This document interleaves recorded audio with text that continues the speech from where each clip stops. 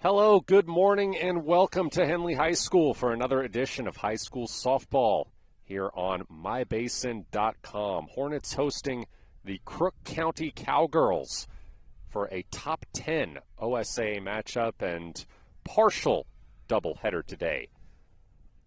Matt Bowling here alongside Kevin Petrick. A bit of a unique situation. These teams initially met for a doubleheader at Crook County on April 3rd. They got the first game played. That was a 15-12 Henley win. But the second game was eventually called because of darkness with the score tied 2-2 after 4 innings. So we're going to finish that game here today first, essentially playing a 3-inning game, followed by a new game at 12, scheduled for a 12:30 start, which really makes a lot of sense, Kevin, because, no sense in one team driving 3 hours to essentially play at most 1 hour of softball. Yeah, right. They had to figure out what to do with that game that couldn't be completed, so it was a good idea to add another game. So we'll play 1.5 today, and this will be interesting. This is a good setup for these teams. It's been a while since they saw each other last, so we'll see if the teams have improved. I have a feeling that they have, and that's game one score was 15-12. We haven't seen teams score 12 on Henley, so I think these bats will be something that Henley will have to address here in this first game. 12 runs is tied for the second most that Henley's given up all year. But the Hornets' defense has improved pretty significantly since then. This week they held Hidden Valley to 3 runs on Tuesday and Thursday. That is the lowest scoring output of the season for the Mustangs. Their previous low was 6 against Marshfield. Yeah, I have a feeling Henley's defense is better. I think Annie Campos is pitching better and better every week as well. So add those two things together, and we'll see if Henley can keep the scoring low. Hornets 14-2 overall. They come in on a 10-game winning streak, ranked number 1 in 4A by the OSAA computer rankings. Crook County, meanwhile, 11-4, ranked number 8. They were previously ranked as high as number 4, but as we all know, the computer can be fickle sometimes. Yeah, there's been a little bit of shuffling in that top 10, but Crook County, they're definitely one of the best 10 teams in the state, so this will be a good matchup. It's been a good schedule for Henley. They've kind of played more difficult teams. Hidden Valley was a little step up from the weeks previous, and then I think this will be a step up. So a nice gradual improvement of your opponents. I think it makes for a good schedule for Henley. Yeah, league-wise, Henley doesn't have a lot of opportunities to face off with top teams. Hidden Valley is currently ranked number 11. That's the second highest ranked team in the Skyline Conference. Phoenix is 15, Klamath Union's 18, Mazama is 26. Meanwhile, Crook County is going to be a little more battle-tested heading into the postseason because they're currently tied atop the Tri-Valley Conference with the Dowls, the defending state champions, who are currently ranked number 2. It does drop off a little bit there. Also, you have Estacada, number 17, Madras, 22, Gladstone, number 25, and Malala at number 27. But you have to think that both of these teams appreciate the opportunity to test themselves against another top team. Sure, and one thing in Crook County's favor, too, is they have to deal with the Dalles twice a year. So that's always a good test. They're always one of the top 2 or 3 teams in the state. So they know what it's like to play a good team. So I'm sure they won't be phased today playing Henley here in Klamath Falls. One thing to note, Henley will be batting in the top of the 5th and the top of every inning because, this is a continuation from the game that was played at Crook County, in which Crook County was the home team. So even though we're now here at Henley, the Cowgirls, will keep to the same format that we started with, and presumably that will change for the second game. Yeah, this first game is going to just be picked up right where it left off. No changes at all. The score is 2-2, and we'll start off in the top of the 5th. And I assume we'll see all the same players for Henley.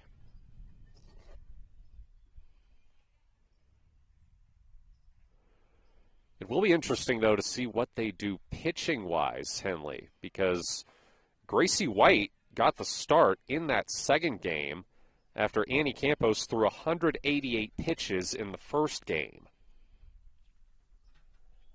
Yeah, that is interesting. That's a lot of pitches. We'll see if they just bring Annie Campos on for this game. White, through 4 innings, had pitched really well. Only allowed 2 hits, 1 earned run, walked 3, struck out 2. Yeah, I would assume that we'll see Annie in the circle, but don't know quite yet. Annie Campos has already thrown 2 complete games this week, Tuesday and Thursday at Hidden Valley. I think, was she around 160 pitches? Is that right? Thursday? On Thursday, yes. Yeah, so she definitely can throw a lot of pitches, and she tends to get stronger as the game goes on. So pitch count really hasn't bothered her too much. She's pretty strong. She can pitch both games today, I think, if called upon. Looks like Anna Harper is getting set to lead things off for Henley. Or is that? It looks like no, it's Annie Campos. Yeah, it looks like Annie might be leading off today. There might be a little. Well, again, we're picking up where we left That's right. off. So she must, yeah, she was probably at bat when the game was halted. That makes sense. So Campos, Segura, and Birch are going to lead things off.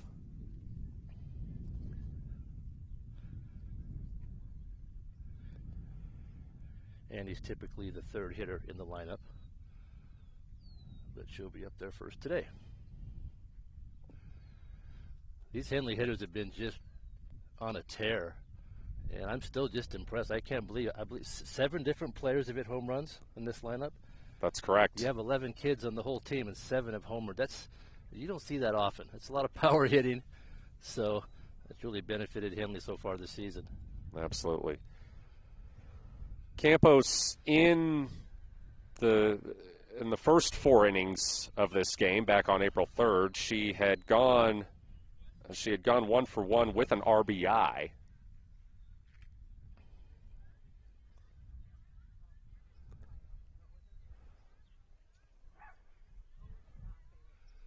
Looks like she's going to face Tylee Cossett in the circle. And Cossett is the one who had started this game on April 3rd. Through 4 innings, she had allowed 3 hits, 2 earned runs, walked 4, and struck out 5.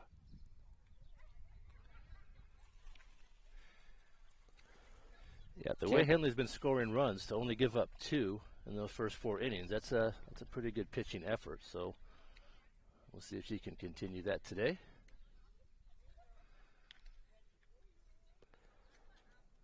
Campos, across those 2 games against Hidden Valley this week, was 2 for 7 at the plate with 2 RBI, including a solo home run. Right now she leads the Hornets with a .540 batting average, tied for the lead with 3 home runs, tied for second with 21 RBI.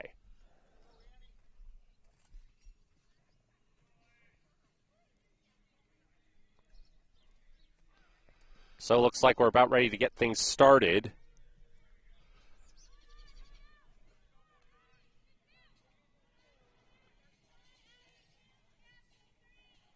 Three-inning game to pick up what would be an important win for one of these teams. Significant resume booster. Yeah, this is a great game for your RPI if you're concerned about your computer rankings, which I'm sure both teams are. It does make a big difference come playoff time where you're seated. So, yeah, this would be a good win for either team. First pitch from Cossett is a ball. Second one is also low.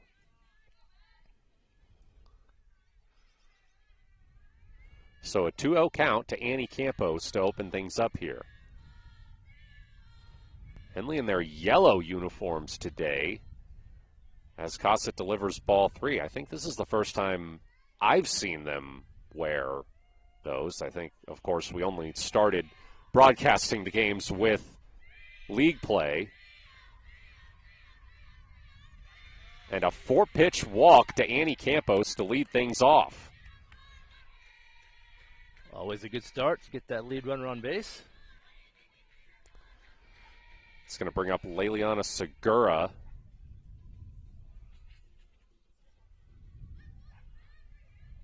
Lely's been hitting well past 3 or 4 games.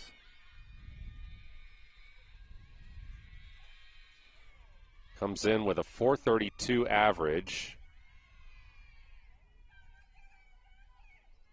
17 RBI. Also tied for the lead with 3 home runs.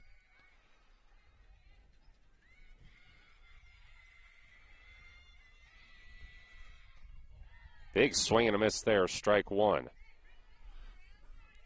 We'll see what Coach Stock does with his runners today. I thought he was a little more conservative against Hidden Valley, with good reason. Their defense was pretty good. We'll see if he's a little bit more aggressive today. 1-1 to Segura. She bunts it foul. You only have 3 at-bats here in this shortened event today, so there's really no time to waste. You need to push some runs across as soon as you can.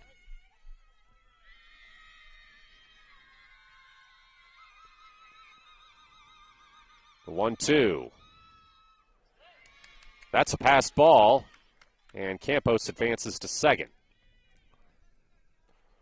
Across the 2 Hidden Valley games this week, Segura was 3 for 5 at the plate. Had a 2-run home run in the first game. Also had an RBI in the second.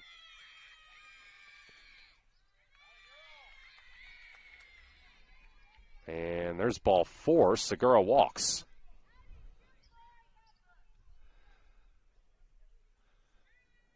Free passes will generally hurt you if you give up a couple walks early. There's actually 3 balls. That's what we thought there was.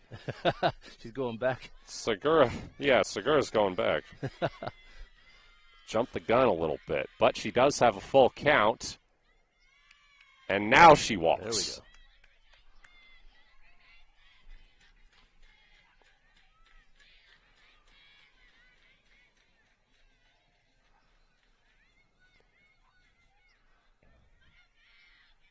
Coach Stock, he'll use that bunt. He uses it quite often to move runners. We'll see if he does here.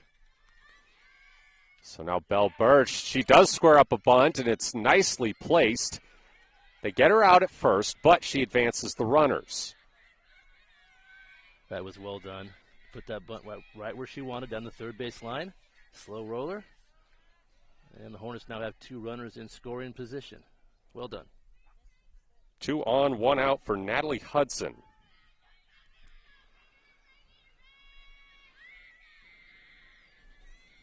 Hudson hitting .244 on the season. Swings and misses at the first pitch.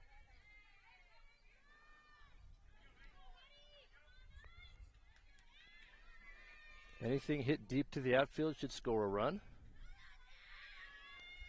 She didn't record a hit in either game against Hidden Valley. Looking to break out of the slump and drive some runs across for Henley. Trying to bunt her way on there. She does have 9 RBI on the season. Facing an 0-2 count.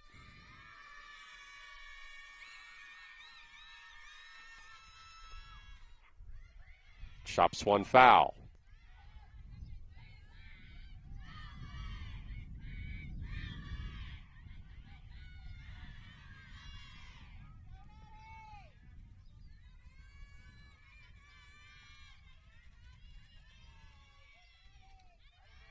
That pitch upstairs for ball 1. Henley dugout has some energy today. You can hear them over there. We're not used to playing on a Saturday morning.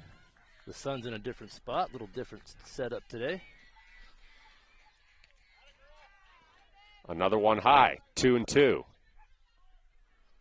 No wind today. We've had a lot of windy games with the wind blowing out, helping the hitters, but none of that today.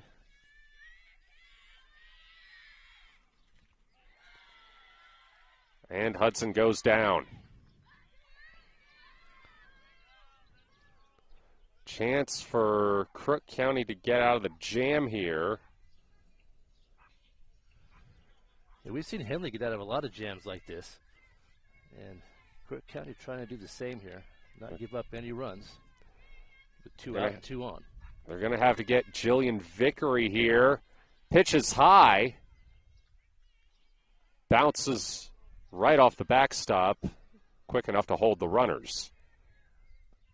Good decision by Campos on third. She was thinking about it, but he got a good bounce off that backstop. Vickery hitting .375. Swings and misses at that one.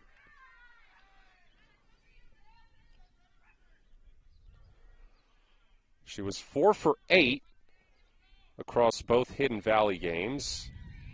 Had 4 RBI in game 2.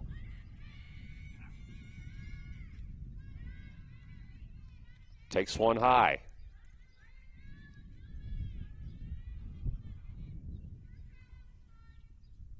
$18 RBI on the season. Can she get to 20 here and give Henley the lead? Strike 2 looking.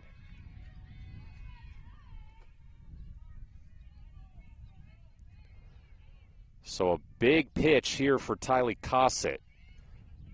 2-2, 2 out, 2 in scoring position. She sends it low. Full count.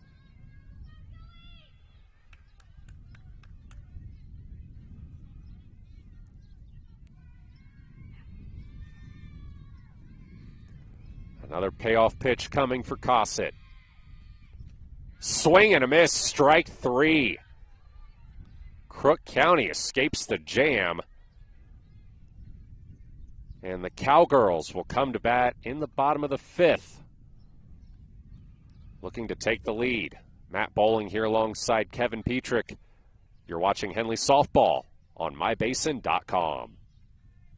Sports was kind of what defined me as a person. I loved to play every sport I could possibly play. The Abbeys was really the family stomping ground for all of our community. Saturday afternoon soccer tournaments, we'd head over to Abbeys afterwards. And then when we got up into middle school, on our way home, we'd stop at Abbeys after basketball games. When I go home, I want to see 2 things when I drive through Winston. I want to see my Abbeys, and I want to see my high school. And those are the 2 memories that stick out the most to me.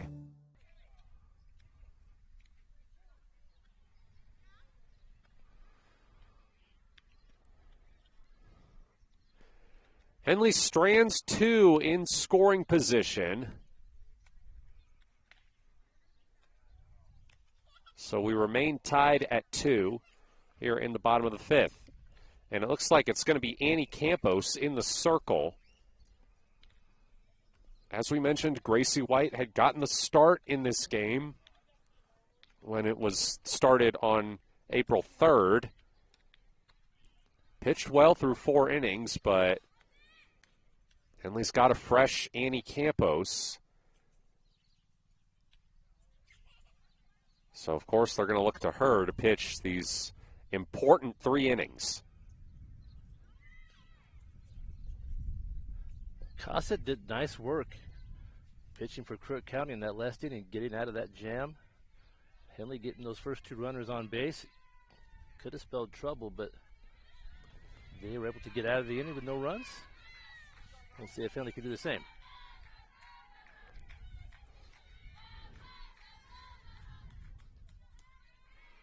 Looks like J.C. Villastrigo is going to lead things off.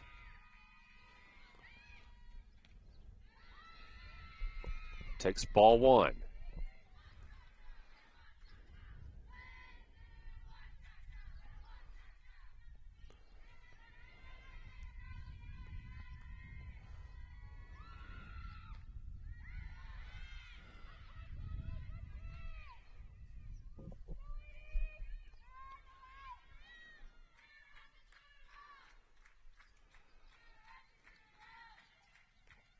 2-0.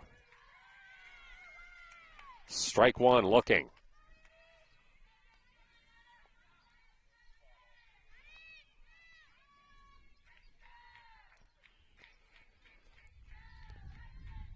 Another one high, 3-1.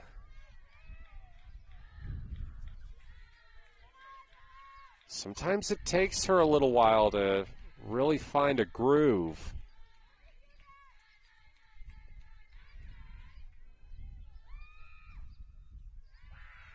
And Villostrigo walks. Both pitchers today walking their first batters. I think you're right, Matt. It takes a little bit of time to find that strike zone.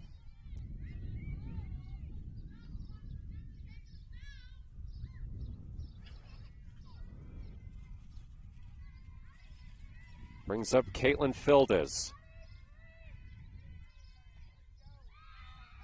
She takes one low.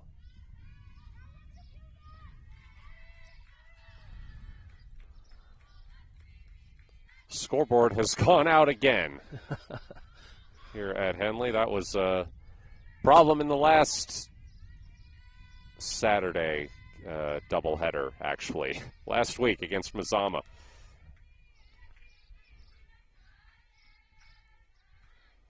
Looks like the count is 1-1. I'm having to rely on the hand signals from the umpire all the way over there now because Game Changer isn't, they haven't really, I don't think they're able to resume the game. Swing and a miss. That one brings up strike two.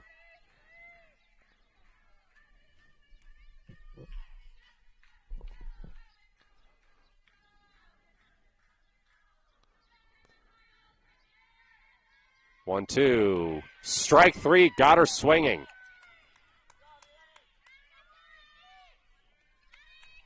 Good pitch there by Campos. She gets 2 strikes on a batter, and she'll put that ball just a little bit out of the zone and make them chase it. And that's how you get a strikeout. So now here is Tylee Cossett, the pitcher, with 1 on and 1 out.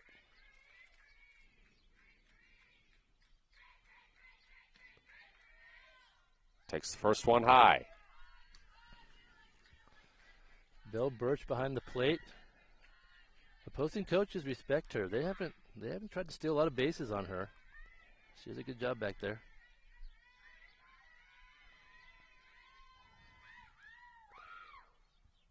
That one bounces in the dirt. Runner goes to second. You knew as soon as I said that they would steal a base. So the old broadcaster jinx.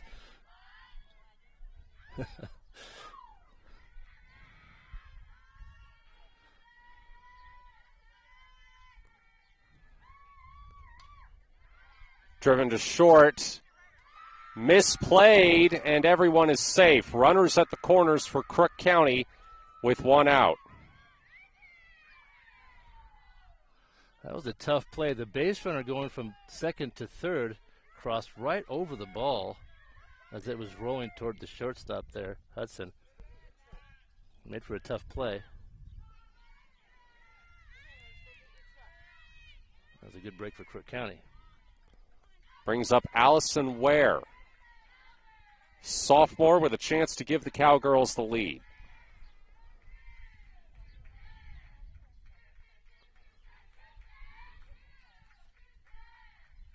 First pitch low.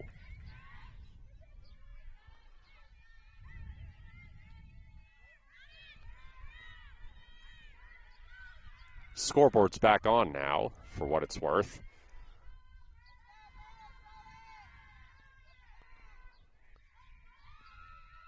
The 1-0. Swung on and missed, but the runner advances, and it's misplayed at third. Run is going to come home and score.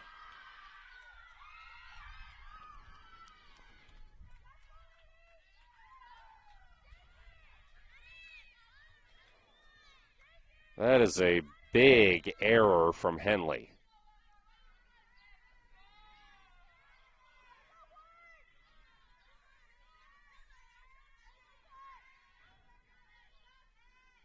Just a routine throw back to third base. Yeah, just an unforced error there, and those will hurt you. Games like this where it's tied at 2 late in the game, every run's going to make a difference here.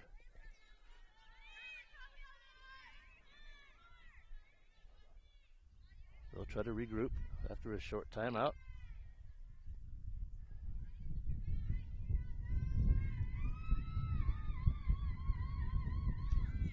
Bunt popped up, caught for the out by Campos. It's going to hold the runner. She's not able to turn the double play. But the Hornets are an out away now from getting out of the inning.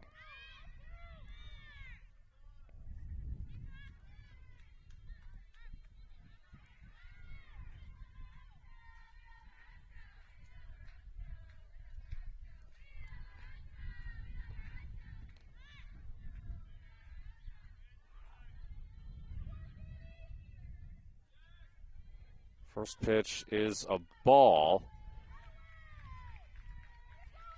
to Asmita Pennington.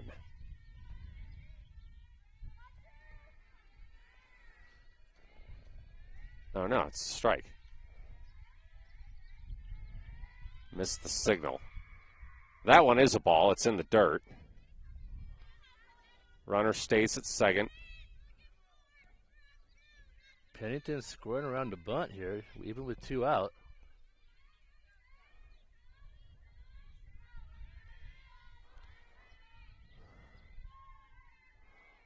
One, swing and a miss.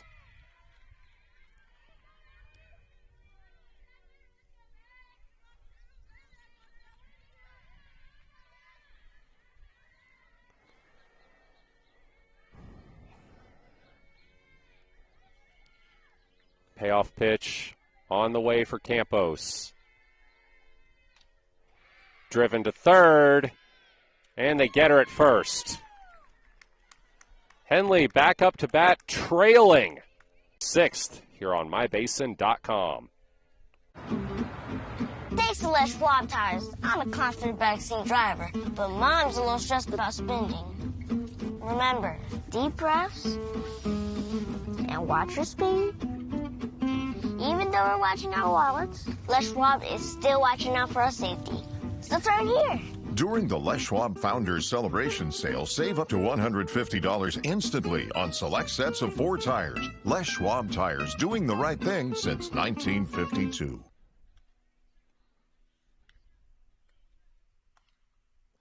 Henley gives up a run on what was really just an unforced error in the bottom of the 5th. This is the first time the Hornets have trailed in a while. Yeah, since we've been broadcasting these games when league started, yeah, they haven't trailed. But they have the lineup to get some runs, so they're down 1, but they've got a couple more at bats here. They had 2 in scoring position in the 5th, but couldn't bring either of them across.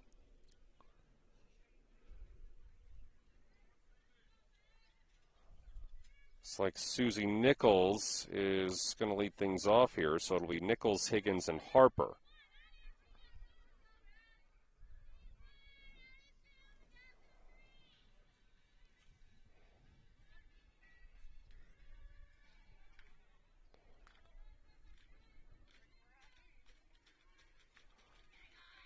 Nichols hitting .438 this season. Swings and misses at the first pitch.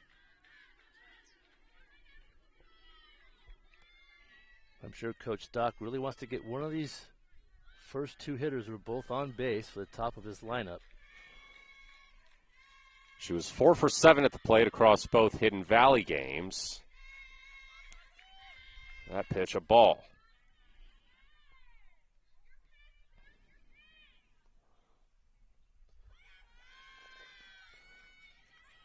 The 1-1. Another one low. 2-1 to Nichols.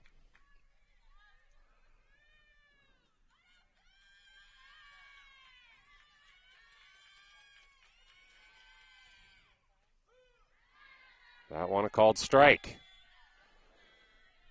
Well, Henley's still in a decent position, even if they can't get anything going in this inning. For their final 3 outs, they're looking at the heart of the lineup up to bat. Nichols skips one foul.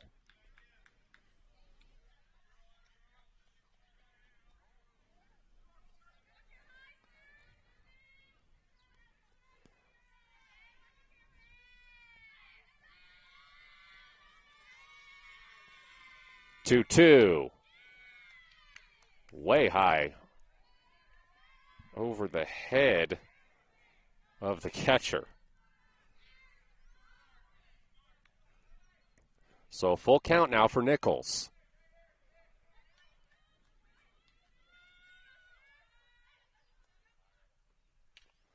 Slaps one towards short, and she beats the throw to first. She does that often. She gets out of the box quickly, hitting from that left side, and she beats the throw. Good speed over there. Just what Henley wants, get that leadoff runner on base. You may notice she almost starts running as she's swinging. She does. It's almost like a drag bunt situation. She's out of the box quick. So now it's Hayden Higgins fouling one off. She hasn't gotten a lot of at-bats this season, only 12 coming into this game. You usually see her as a courtesy runner. She's hitting .333, though, with 5 RBI.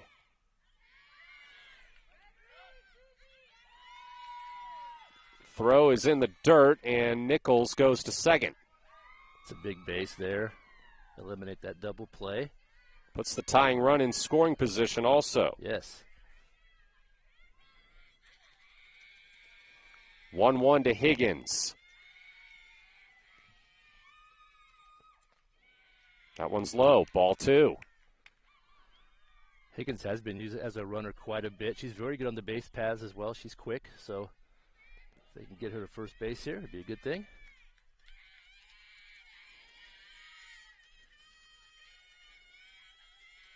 2-1. Another one low. Ball 3.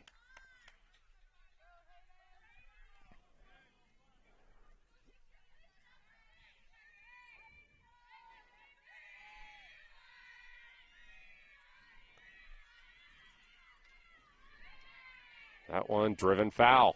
Full count.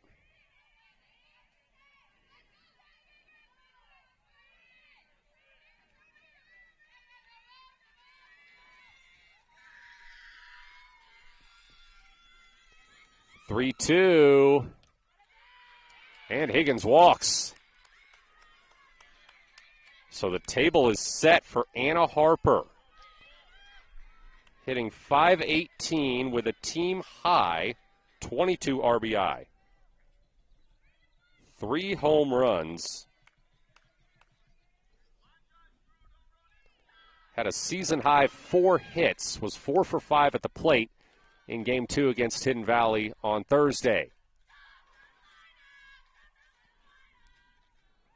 Takes a big swing, misses the first pitch she sees.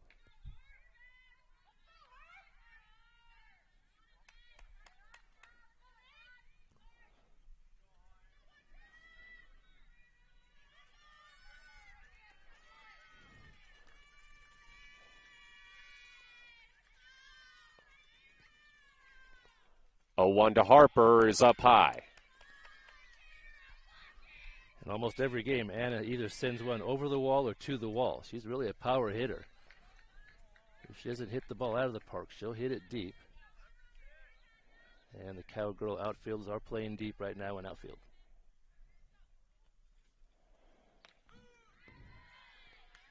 Strike 2. And Harper does have 6 doubles. And that's tied for 3rd on the team. She's one of only 3 Henley players with a triple this season. She's got a 1-2 count now. Pops it foul. Henley's 10-game winning streak and potentially their number one ranking is on the line here.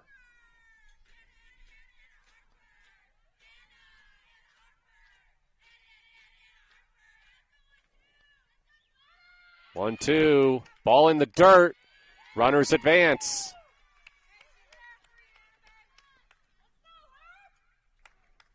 Nobody out.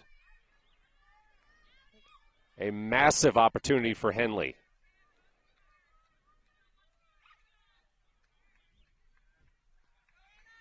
The 2-2. That one in the dirt. Count goes full. I think every hitter this inning's gone full, I believe. Henley hitters being very selective up there.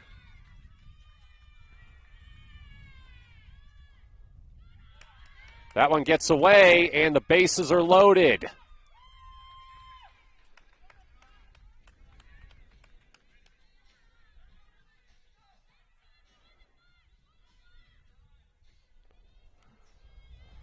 Samantha Moore hitting .475, 1 home run, 17 RBI.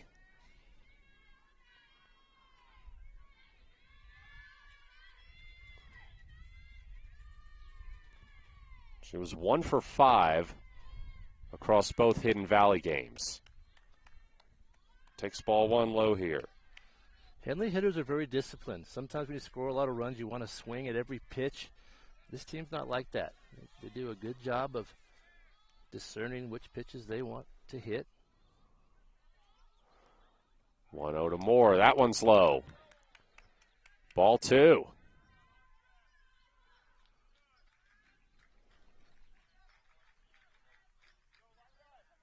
Tylee Cossett got out of a bit of a jam last inning. And she's got a lot of work to do if she wants to get out of this one unscathed. 3-0 count. Bases loaded, nobody out.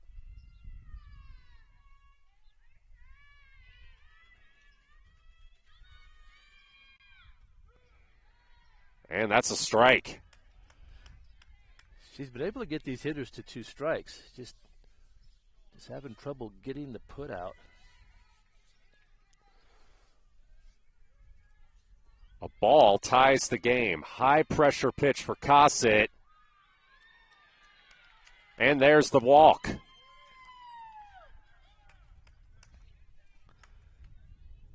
Yeah, Henley's patience at the plate's really working in their favor here in this inning. And the manager's going to come out and talk to his team for a minute.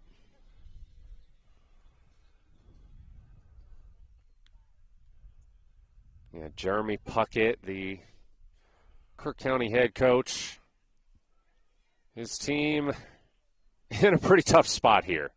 Yeah, you just can't hand out that many free passes when you walk that many hitters. You at least want your pitcher to throw strikes and get the ball put in play to give you a chance. But when you walk runners around like that, it makes it difficult.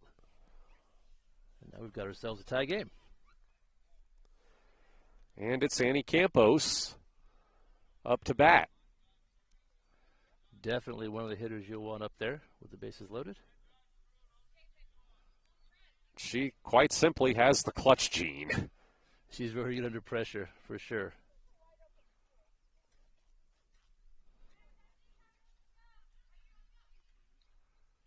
Big chance here.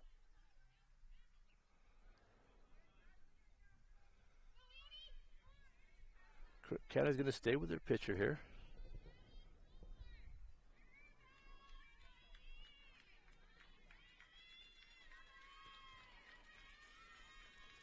First pitch to Campos is drilled towards second. 1 run will score. Throw gets away. Everybody's going to stay where they are, though. Hornets take the lead, an RBI from Annie Campos. Bases still loaded. Nobody out.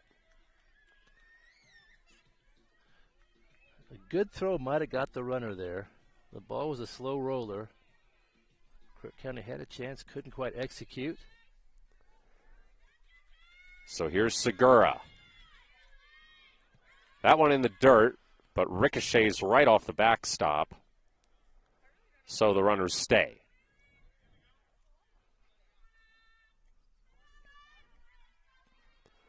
Harper, Moore, and Campos at third, second, and first. Segura pops one toward the bleachers.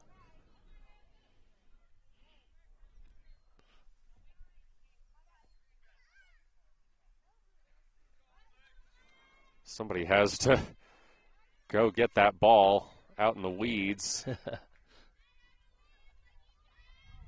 like that might be one of the JV players. Have we seen a ball hit to the outfield yet today? I don't think we have. I don't think so either. It's been a lot of grounders and walks today so far. Waiting for that big hit.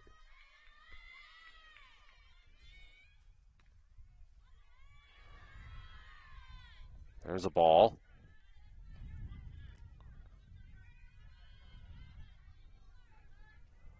Count is 2-1. Make it 3-1. Another high-pressure pitch coming for Cossett.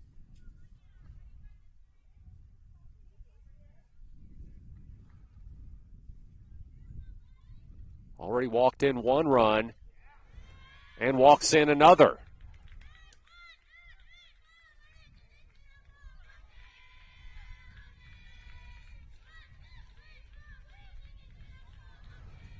And that brings Jeremy Puckett back out. It looks like we are going to have a pitching change.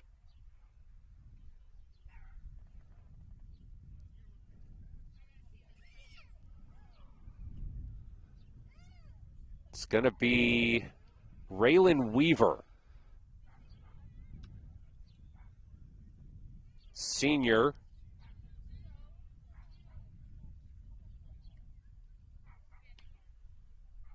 She did pitch in the first game these teams played on April 3rd, went 4 1/3 innings, gave up 11 runs, 7 earned on 7 hits. She walked 7 and struck out 6. Yeah, she's going to be in a tough position here. There's still nobody out, and the bases are loaded, so she's going to have to get right to work.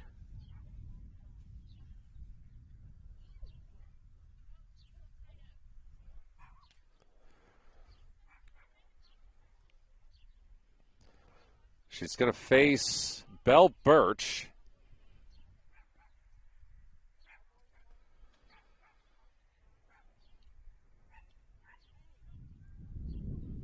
Birch, Hudson, Vickery are due up for the Hornets. Bases loaded, nobody out. They've taken a 5-3 lead after 2 bases loaded walks, plus a run driven in by Annie Campos. Hornets with a chance to make this a huge half inning. Great response after falling behind. Birch takes strike 1 looking.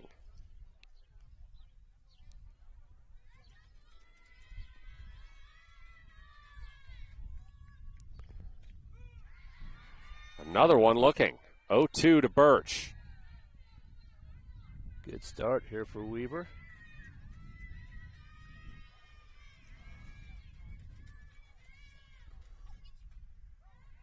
That one fouled off.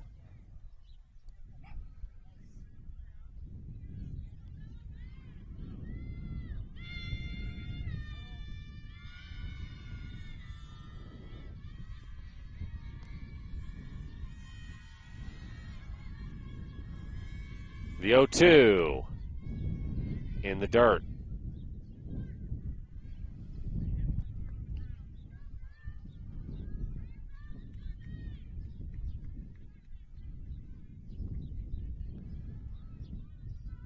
1-2 to Birch. That one's high.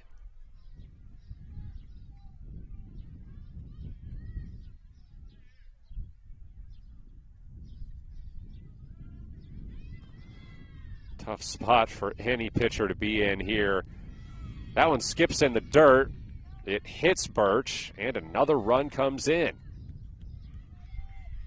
That's an unfortunate break. She was ahead of the hitter and pitching pretty well there. That one got away from her. And that'll give Henley a 3-run lead.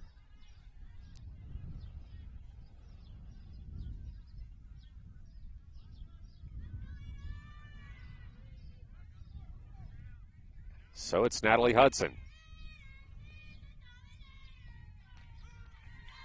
Strike one looking.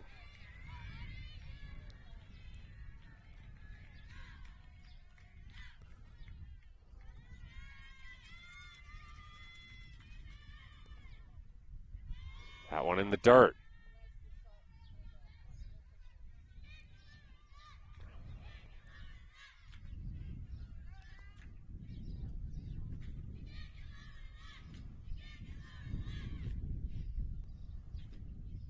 One.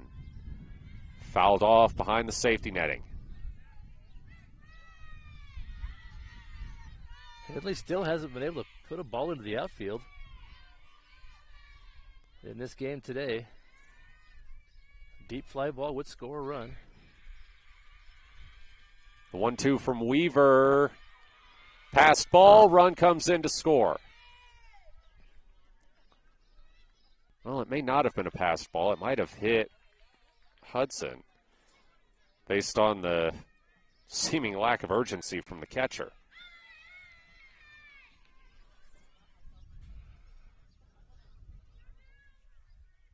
(7-3) Henley. Still bases loaded, nobody out.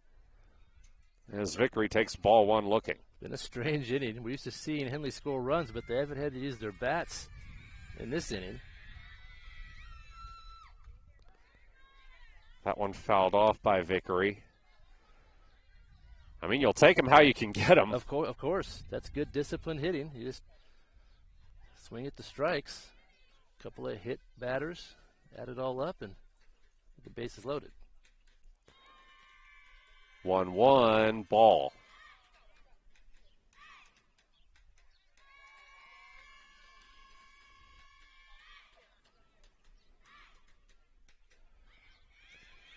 The 2-1.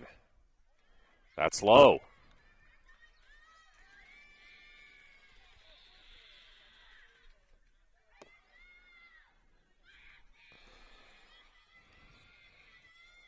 Three one. Strike two looking.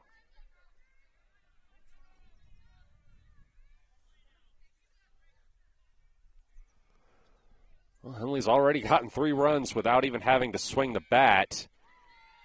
You would expect that they're going to take a pretty conservative approach at the plate here. Sure. But that time, Vickery strikes out looking. So there at last is the first out of the inning for Crook County. Comes after they've already allowed 5 runs. Susie Nichols, who had a hit in her first at-bat today, fouls one off.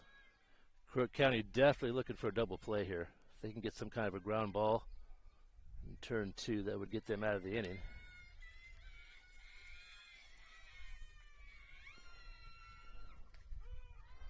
Strike 2 looking.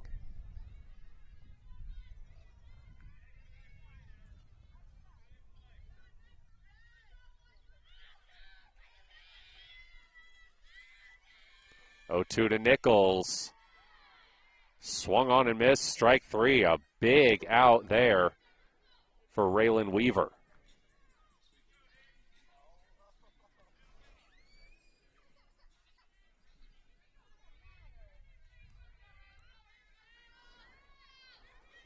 So Hayden Higgins, bases loaded, 2 out.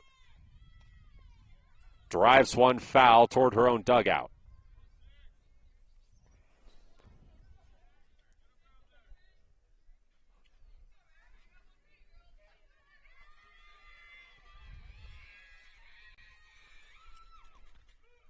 0-1, strike two looking. We were starting to find her way to the strike zone these last couple of batters.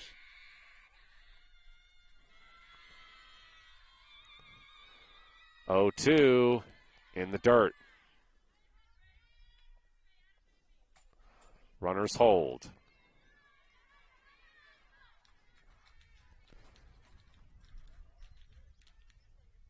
Higgins strikes out looking. Henley puts up 5 in the 6th to take a 7-3 lead. Huge response after falling behind after the 5th inning.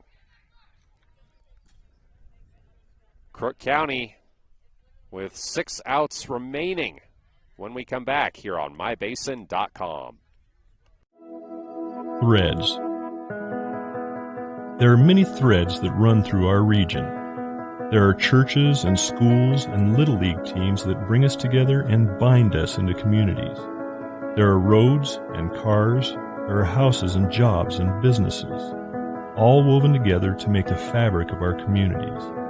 There are financial threads that are part of that tapestry as well.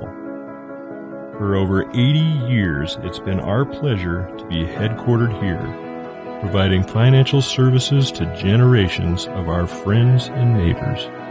From that first savings account, to retirement planning, and all of the cars and houses and groceries in between, we keep your money local, investing it back into our communities, adding more threads to the fabric to make our communities stronger. Pacific Crest Federal Credit Union. Find your path. Andy Campos back to the circle for Henley here in the bottom of the 6th. Bottom of the order due up for Crook County. Starting with Kaya Mazingo.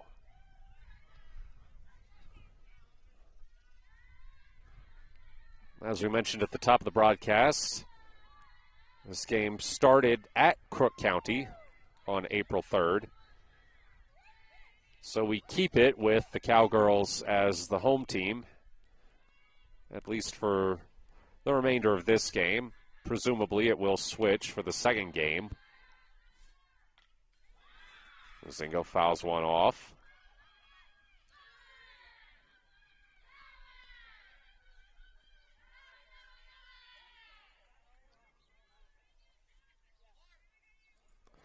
One to Mazingo.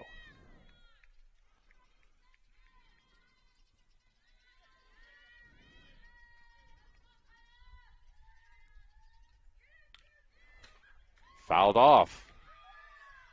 I think that one might have skipped off the Crook County dugout. You can't fall asleep in those dugouts. We see a number of balls go in there this last couple of weeks.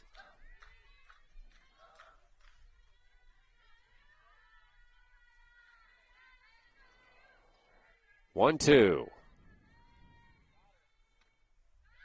Outside.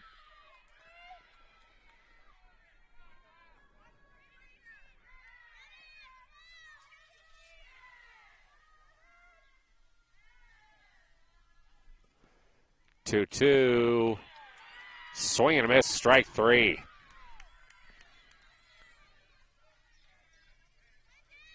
Good velocity on that pitch. Sometimes these hitters just can't keep up with their fastball. That happened right there. Another strikeout. Brings up Addison Luna.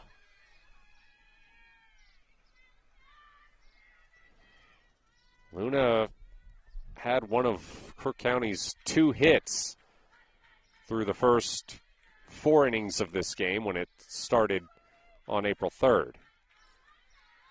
She takes ball 1 here. Of course, in those 4 innings, the Cowgirls were facing Gracie White, Henley's second option at pitcher. Swing and a miss for strike 1.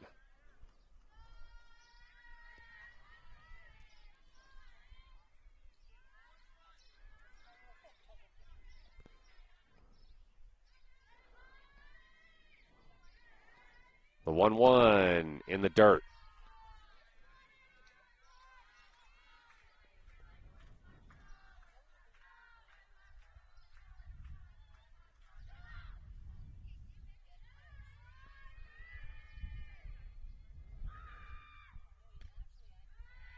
2-1. Ball 3. Outside.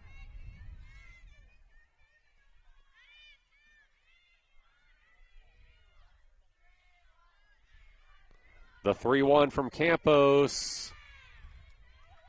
Called strike.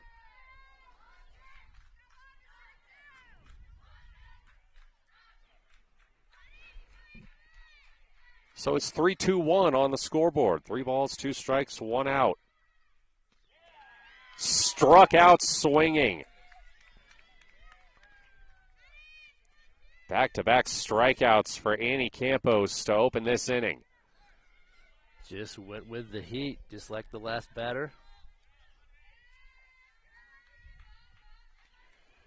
Well done. Kelsey Kensinger squares up a bunt and it was caught in foul territory, looks like, for the out. View was partially obstructed, but a 1-2-3 inning for Henley. They come back to the plate in the top of the second, up 7-3 here on mybasin.com. Comfortable and not corporate. At Clown Falls Subaru, we built our business on that simple promise. Well, that and some of the best people you're ever going to meet. Hi, I'm Rob Cedar, General Manager at Clown Falls Subaru. Our 62 employees make it easy for us to live up to our comfortable, not corporate philosophy. Friendly faces, easy answers, straight talk, fairness, and exceptional service. These are the things you expect. These are the things that all of our people deliver. Our management team, sales pros, certified service and body shop techs, lot attendants, and detail experts are all 100% focused on you. Local people putting their friends and neighbors first. At Clown Falls Subaru, that's the only way we do business. It's comfortable, not corporate. Our team members also spend hundreds of hours each year supporting local charities and events through the Subaru Love Promise. That's the kind of people they are. We're very proud of them.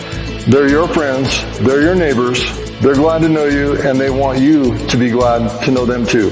I'm Rob, and this is what makes us comfortable, not corporate. A 1-2-3 inning for Henley puts them in great position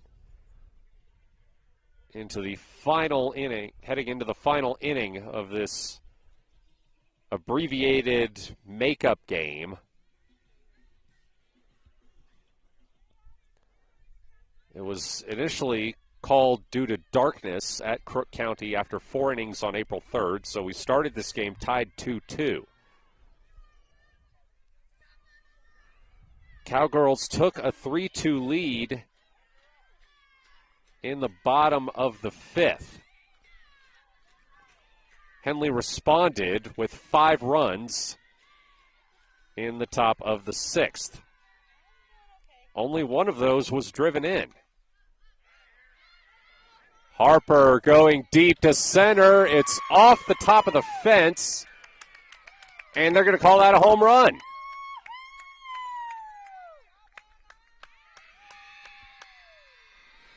We talked about Anna's ability to hit the wall. She seems to hit it every game.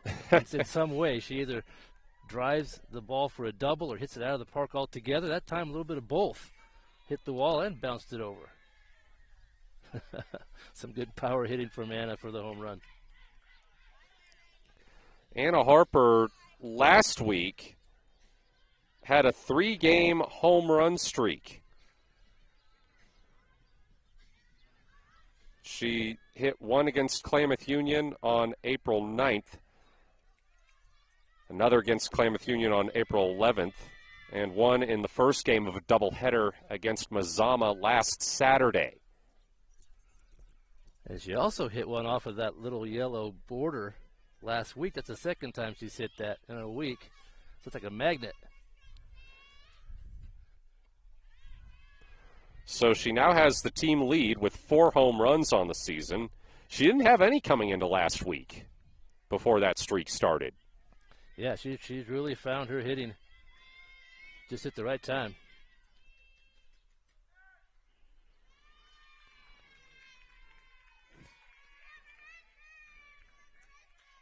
I think, did that one graze Samantha Moore? think it might have. I don't think we were at ball 3 yet. So up comes Annie Campos, who had the lone run driven in last inning. The other 4 were all from either walks or hit by pitch with the bases loaded. Anna's home run was the first ball we've seen go out of the infield for the most part here. Now Campos sends one deep, but it's not going to reach the wall. It's a fly out to, we'll call it right field.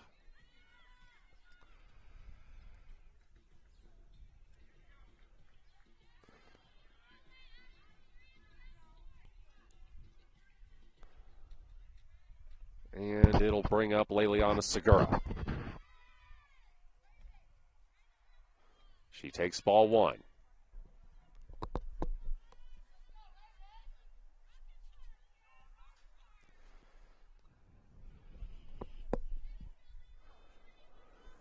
One on, 1 out to Segura.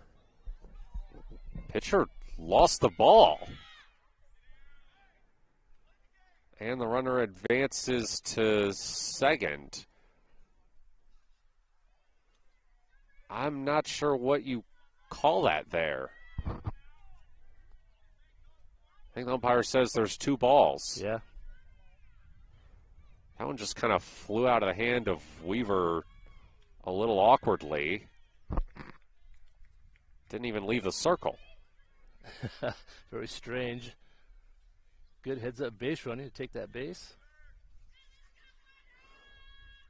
3-0 the count now. And Segura walks. Henley looking for another big inning here, it seems like. Yeah, the base on balls has been a real struggle for Crook County here in this game.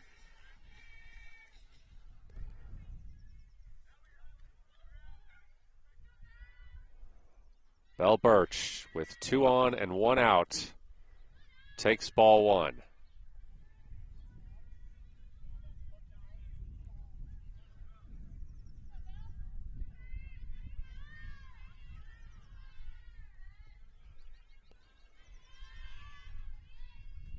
The 1-0. That's a called strike. Henley really hasn't been able to drive in runners. They've scored through different means, but they've left 5 runners on base in 2 innings. Up high, ball 2.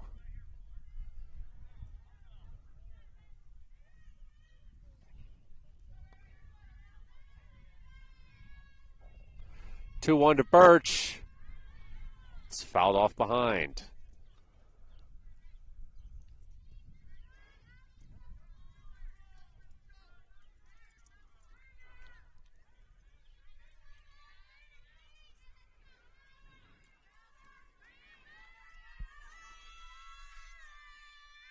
The 2-2.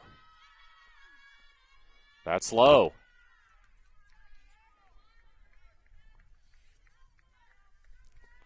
Another full count. We've seen a lot of those today. A lot of pitches thrown today.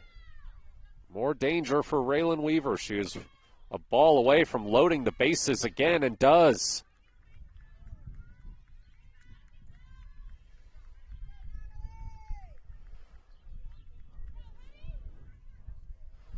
So it's Natalie Hudson. Bases loaded, 1 out.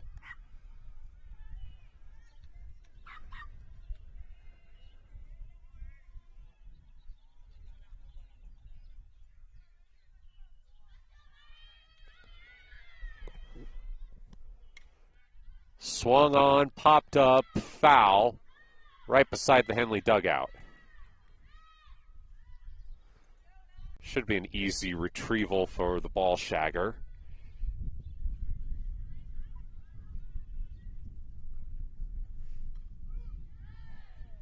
Strike 2 looking.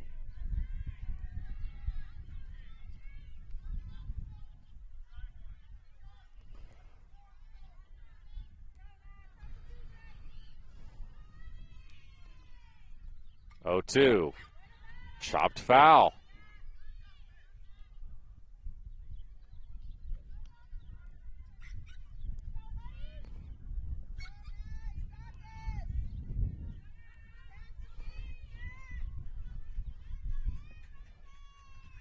To Hudson. Drilled to center field. That's going to score 2. Big hit for Natalie Hudson, and she's into second on the throw to home after initially waiting at first. More heads-up base running for Henley, and the Hornets have scored 10. There's that hit Coach Duck was looking for. Had the bases loaded and got a good, strong hit to the outfield, scored a couple runs. Henley now with a commanding lead.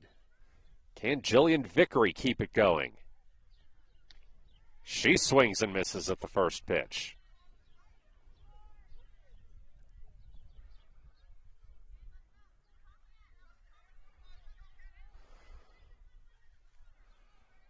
Ten runs is tied for the second most that Crook County has allowed all season, and Henley may not be done yet.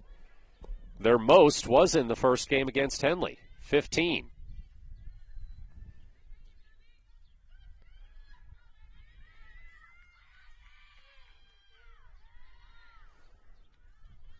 One and two, the count to Vickery.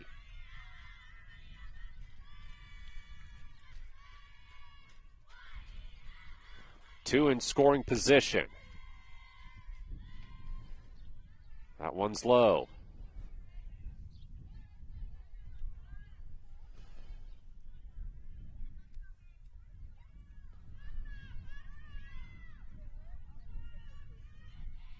Two. Got her swinging.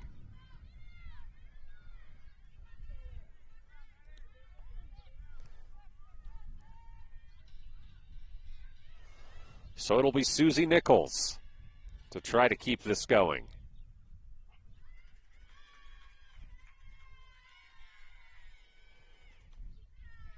First pitch is low.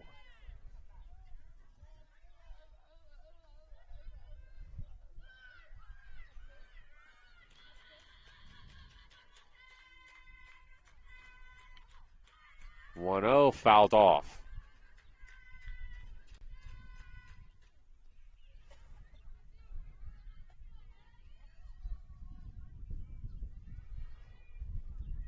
Henley making a statement here in this top 10 matchup.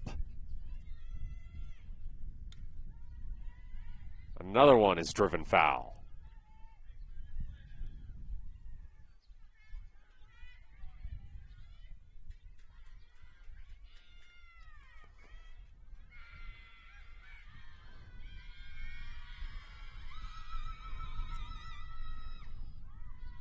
Swung on and missed, and that will end the inning. Crook County with a mountain to climb in their final trip to the plate. Hornets leading 10-3, headed to the bottom of the 7th here on mybasin.com. Wait, all I do is wait. So lonely, I just sigh and moan. Seems like I've been away forever, wondering if you're coming home. I just saw your face, I know you're coming home. I swear there is no place that feels as good as home. And then I heard your voice, I know you're coming home. I know you're coming home. This is where unconditional love and immeasurable happiness reside. This is home. Coltwell Banker, where home begins. Only 5 times this season has Henley not scored in double digits. This game will not be the 6th. After the Hornets put up 3 in the top of the 7th. Yeah, Henley finally got a couple of extra base hits there. A home run and a double. That's more what we're used to seeing out of this team.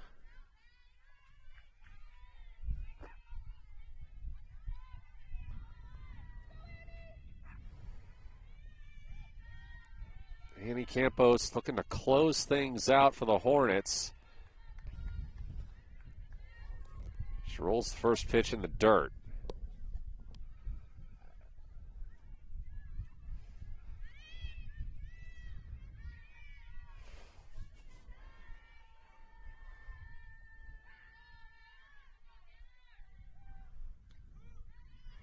Called strike.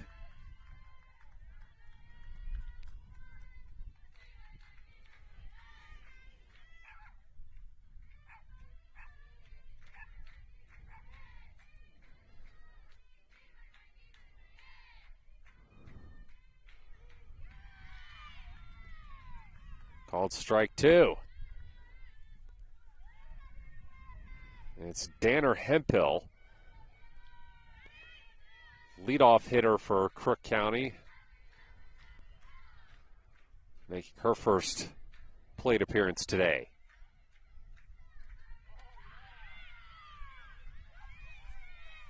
Ball 2. Yeah, Campos has had the better of these hitters since that 5th inning. Crook County hasn't had much to show for their plate appearances. The 2-2. Popped foul.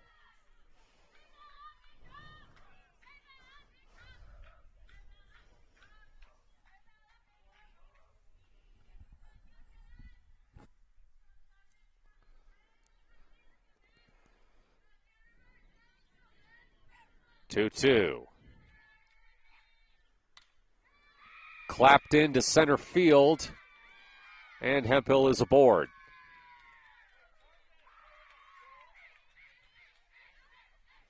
It was a well-hit ball there for the Cowgirls. And we're back to where we started today in the bottom of the 5th inning for Crook County with J.C. Villastrigo. 1 on, nobody out.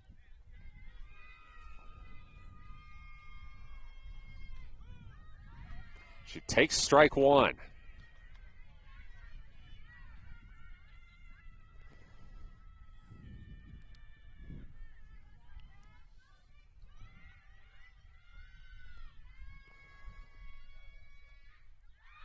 That one's in the dirt. Runner stays.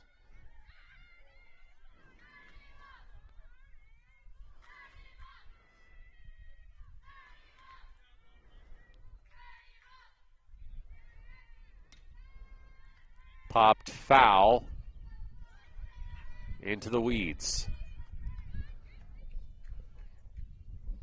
We've seen a lot of foul balls today. Hitters were really battling up there.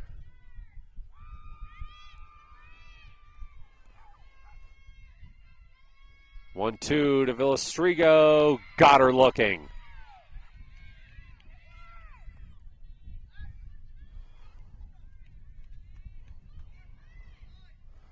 Hornets a double play away from ending this game.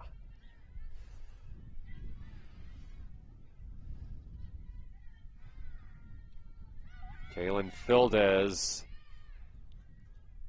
watches the first pitch get away from Birch.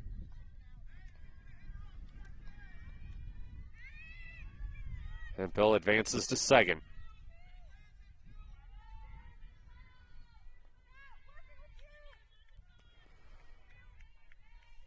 One-oh. Big swing and a miss. That one was up high.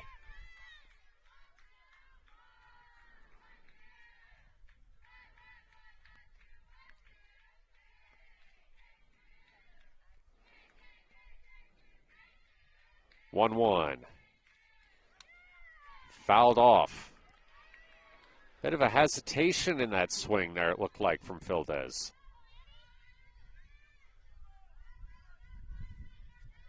Campos in a good spot here with 2 strikes on the hitter.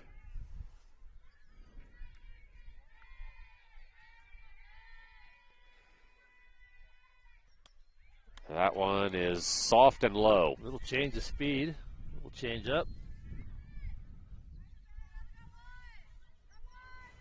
So it's 2-2.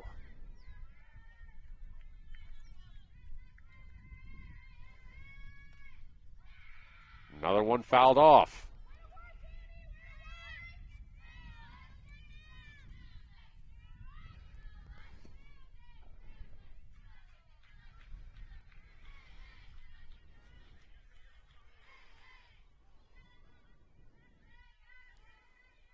Two, the count still.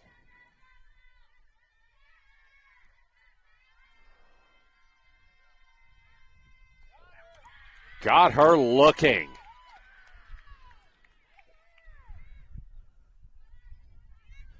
That was right on the inside corner of the plate. Right at the knees. Good pitch, good location. Back-to-back strikeouts looking.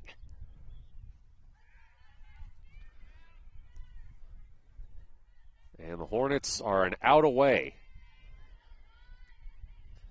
from securing their second win of the season over number 8, Crook County.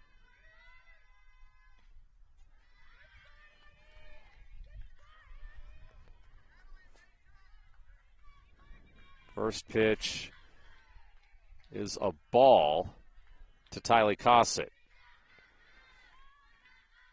Still hitting, even though she was pulled from the circle. Sends one to short. The throw to first is off target. Runner will come around to score. And Crook County stays alive. Ends up as a double for Tylee Cossett. And it'll bring up Allison Ware.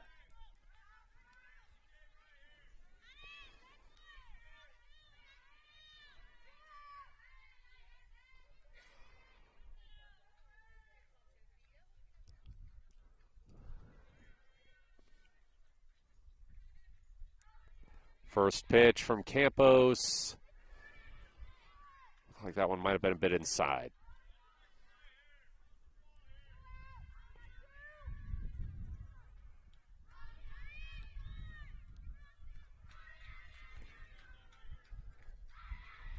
One-0. Upstairs.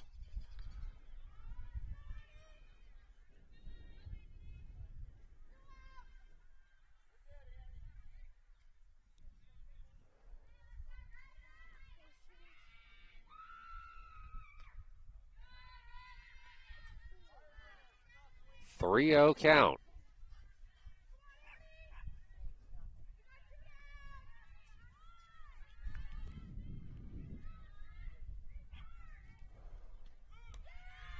And that's a strike on the bottom edge of the zone.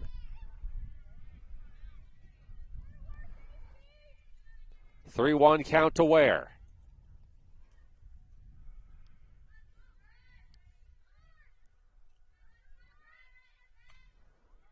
Popped foul.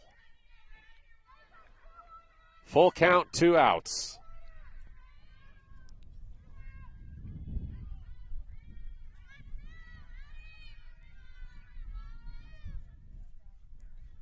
Trying to get the ball situation figured out. There's so many balls hit foul.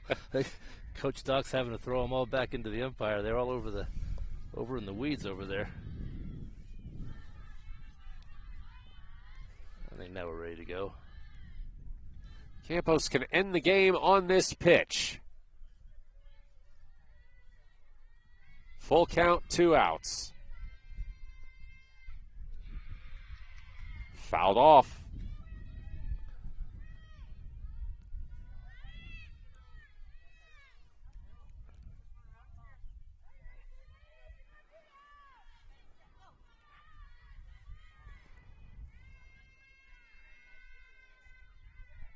The 3-2. Driven past second, and that's going to score another run.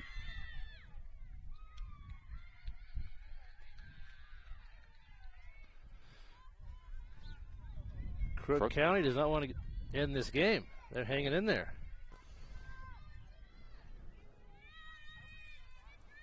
It's their second run here in the 7th.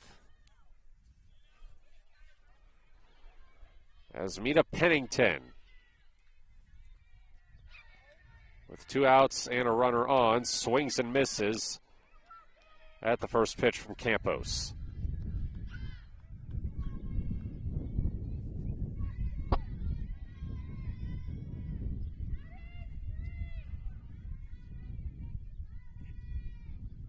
The 0-1. Into the backstop, and runner goes to second.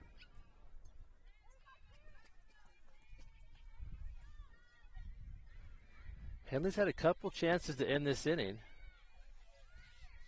but weren't able to make it happen.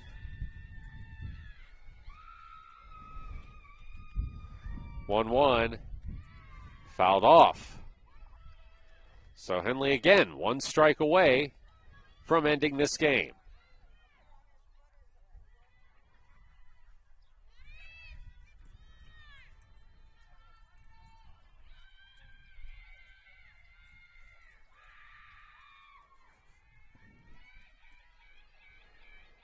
The 1-2 from Campos. Outside.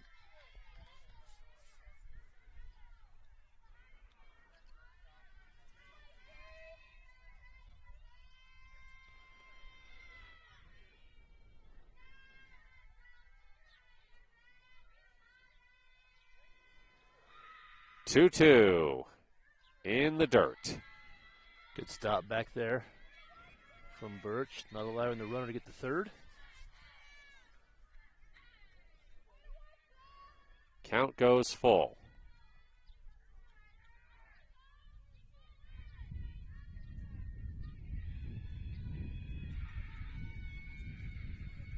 Fouled.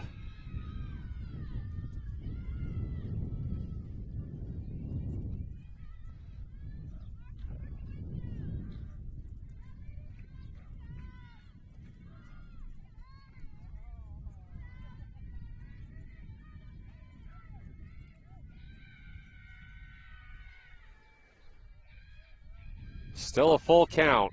2 outs, bottom of the 7th. Fair, throw to first, in time. Bit of a blooper to second. And Henley makes the play to end this game. A 10-5 win over Crook County.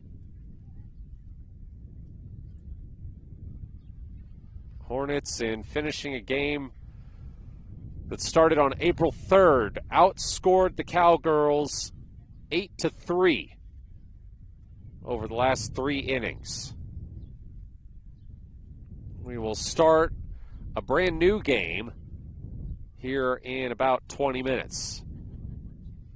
But, Kevin, I mean, not a whole lot to discuss with really a 3-inning game.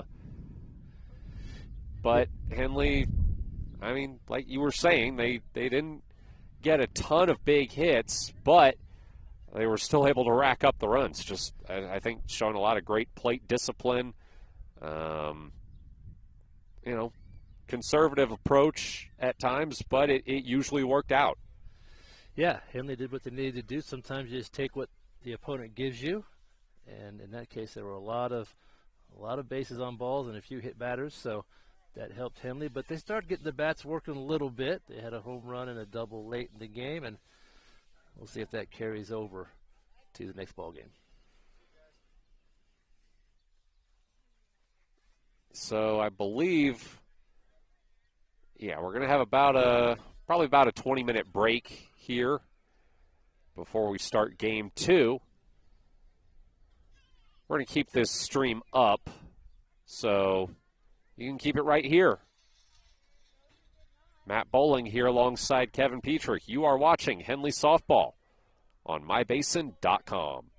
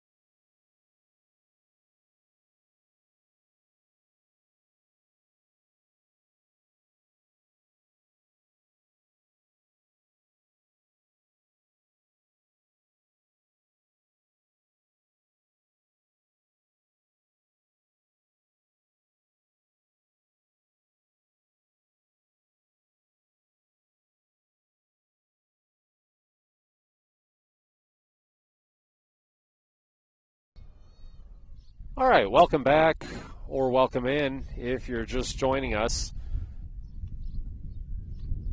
Game 2 of this partial doubleheader between Henley and Crook County about to get underway.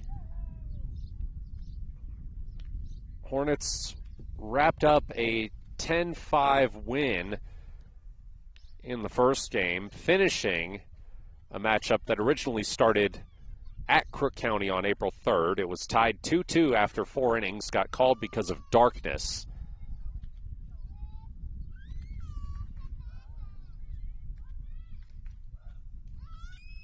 So now we start a brand new game. And Gracie White is going to be in the circle for Henley. She also started initially the second game at Crook County back on April 3rd. Through 4 innings,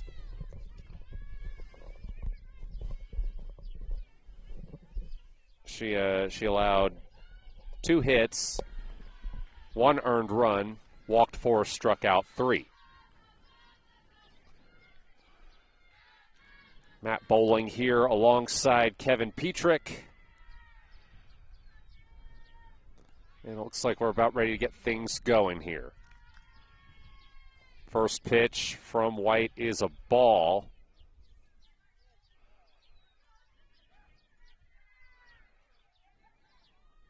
And I think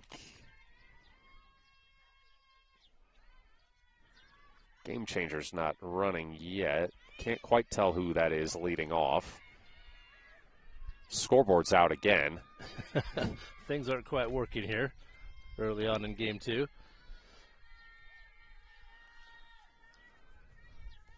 Two-0 count. Swing and a miss for a strike. Leadoff hitter is Danner Hemphill. Coach Doc using this game to get a few different players in the game in some different positions. I think Anna Harper's over at first. Sometimes she'll play there, of course. Gracie White pitching. 2-1 count. 3-1.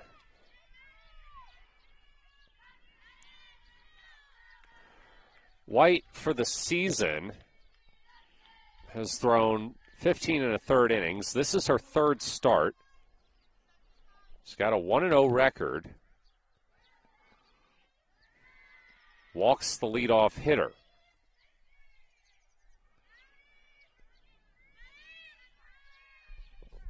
ERA of 4.11. Has walked 11, struck out 7. Well, walked 12 now.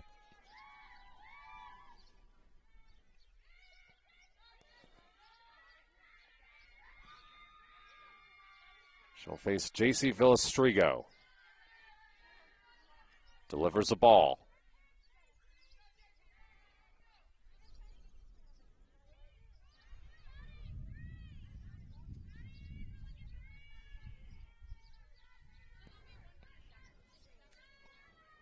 One-0.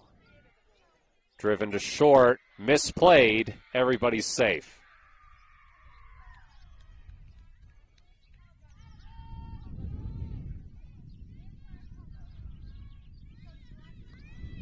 Natalie Hudson just not quite able to get her glove on that one. And right away, Brian Stock's going to come out to have a word with the infield in the circle. Yeah, he wants to keep those runners right where they are. You don't want to start the game down 2, 3, 4 runs. So he wants to instruct his infield what he wants to see from them right here. Giving some instructions to Gracie White as well.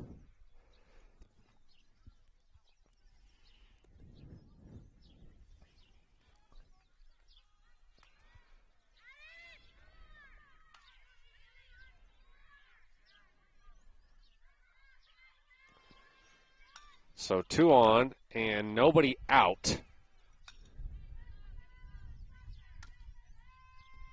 for Kaylin Fildes.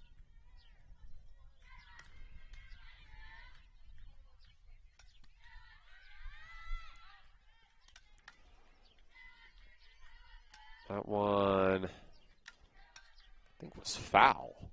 As you might expect, Crook County will try to push these runners over with a bunt if they can get away with it there. No, it didn't hit the bat. It's a ball. Took a little bounce off the backstop. And ball 2.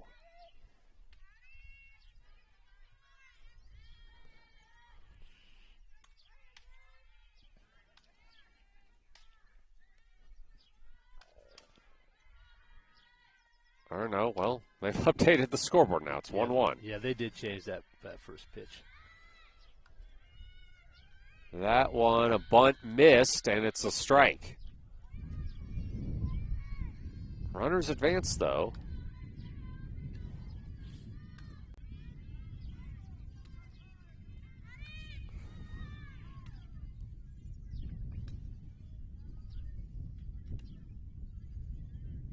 One, two, the count on Fildes. 2 in scoring position, nobody out. Top of the first. Driven toward first. This will score 1 run. They get 1 out. And Villastrigo heads to third. Samantha Moore played that well at second. On this infield, you have to really charge the ball. That's the most important thing on those ground balls. You've got to get to the ball quickly so you can make the throw in time. And she did that time. But Crook was able to get a run, and they'll take the early lead.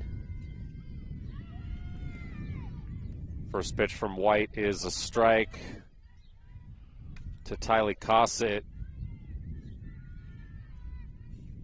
She was in the circle for the first game. Henley chased her. We'll see if she gets the start again in the bottom of the inning. That one up high.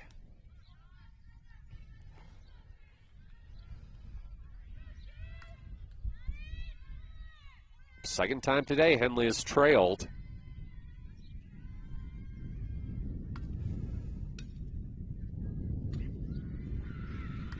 Shot to third, past third. Another run comes in to score.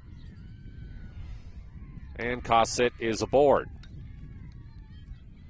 It's 2-0 Crook County here in the top of the first. Crook County making the most of this new game with a new pitcher. Henley yet to record an out here in the first. Well, he got one. It's just not on the scoreboard for some reason. That will help. They could turn 2 here and get out of the inning. Raylan Weaver takes ball 1.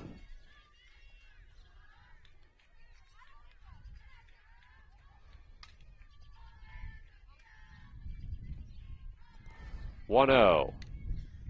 Driven to third. They go straight to first. And there's the second out. Good decision to get the out. They weren't going to be able to get that runner at second, so a good throw to first. For out number 2.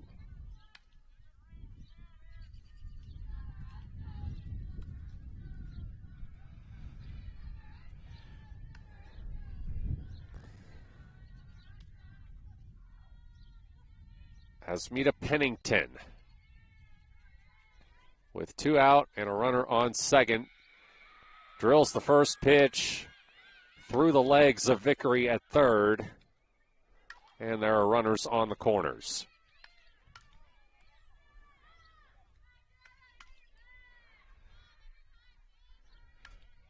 She was in the right spot, just didn't get that mitt down on the ground quickly enough. And another scoring opportunity for the Cowgirls.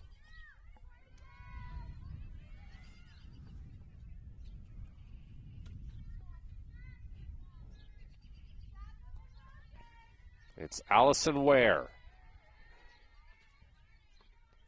She Chance to really put some pressure on Henley here. She bunts one. No play. It's 3-0 Crook County.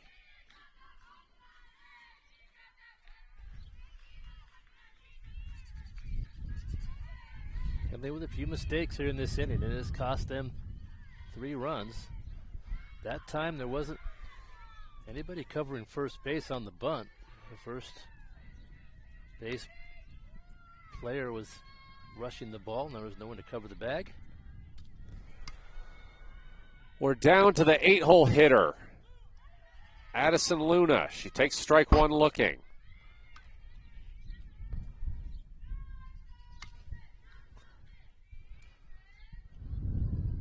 Two on, 2 out for the Cowgirls.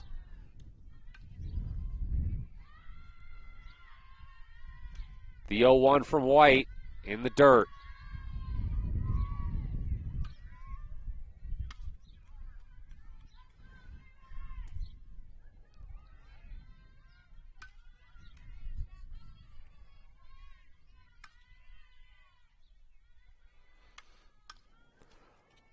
The 1-1. Swing and a miss, strike 2. Chance to get out of the inning for Gracie White.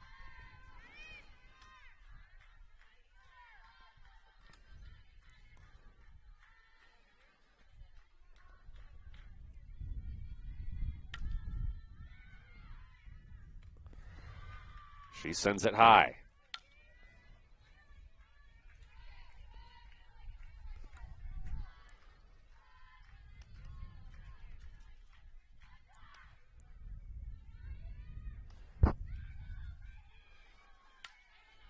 The 2-2.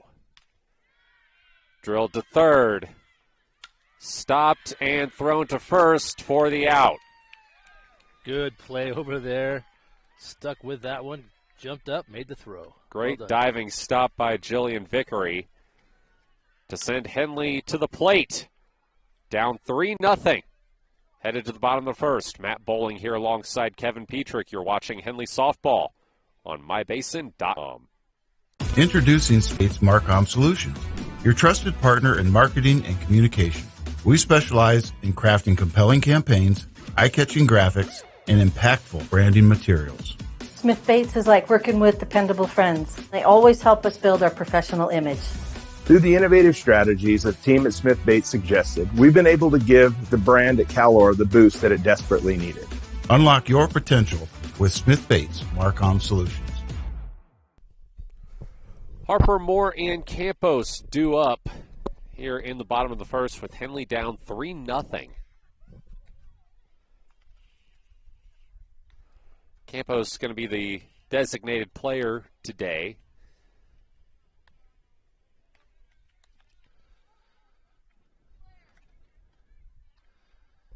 White will get to hit. Looks like as the pitcher. She'll be in the 9-hole.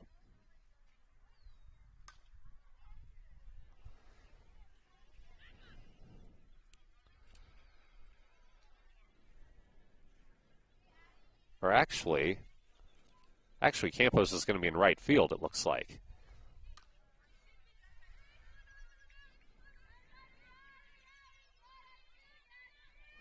Anna Harper to lead off. She's already hit a home run today. Now leads the team with 4.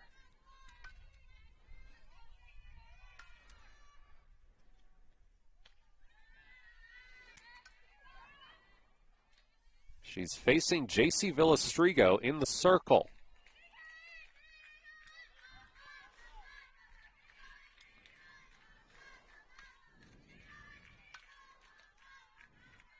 Two-0.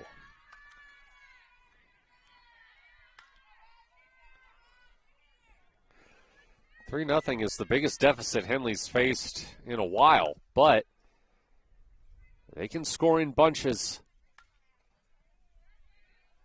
Yeah, if there's any lineup that you would like to have down 3-0, it's Henley's. They can score runs, and there's a lot of game left.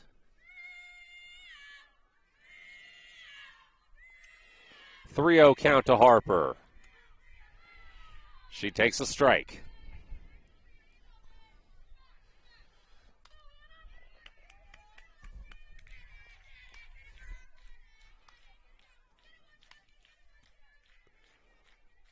Three-1 to Harper. She takes strike 2.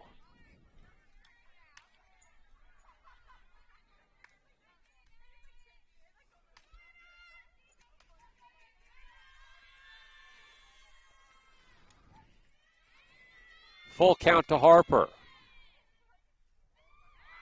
And she goes down swinging. Like a little change of speed there. It's a good pitch for the out.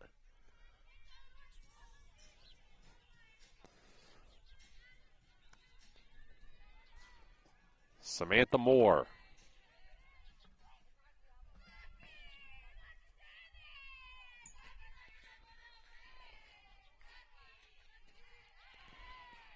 First pitch, strike looking.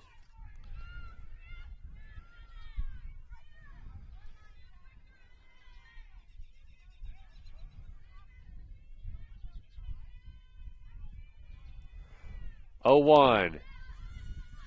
Driven into foul territory down the third baseline. Kaylin Fildes was unable to make the catch there. A good diving effort, just couldn't quite get there.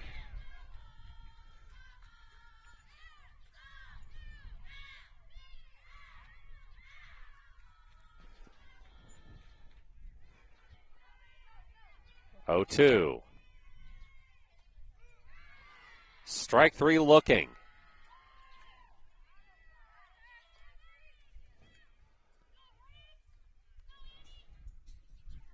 Great start for Crook County in the circle. Couple quick outs.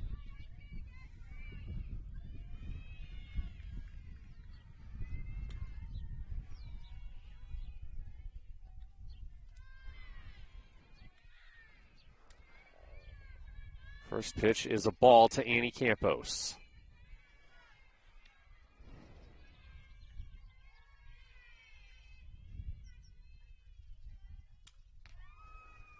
Upstairs, ball 2. Campos not pitching this game at this time, but Coach Stock definitely wanted to get her back in the lineup, down 3. And she's got a 3-0 count.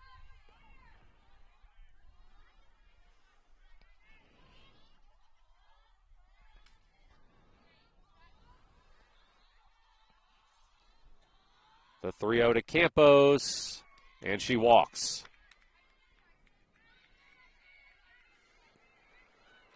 One on with 2 out for Belle Birch.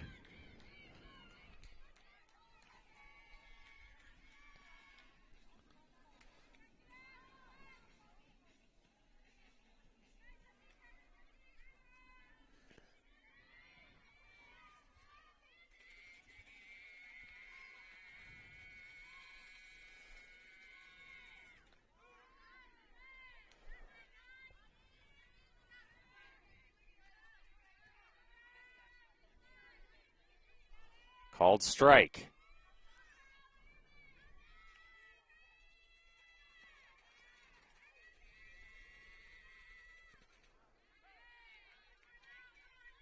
Swung on, fouled off. I think that one also hit Birch as she fouled it off.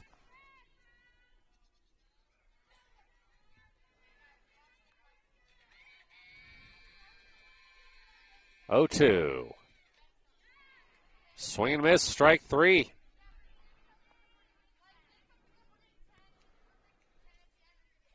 Henley only gets 1 on in the bottom of the first. Crook County back up to bat in the second, leading 3-0. Matt Bowling here alongside Kevin Petrick. You're watching Henley Softball on mybasin.com. Sports was kind of what defined me as a person. I loved to play every sport I could possibly play. The Abbeys was really the family stomping ground for all of our community. Saturday afternoon, soccer tournaments, we'd head over to Abbeys afterwards. And then when we got up into middle school, on our way home, we'd stop at Abby's after basketball games. When I go home, I want to see two things when I drive through Winston. I want to see my Abby's, and I want to see my high school. And those are the two memories that stick out the most to me.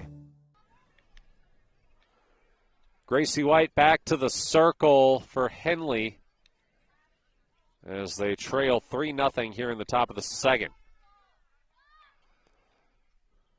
Crook County almost batted around.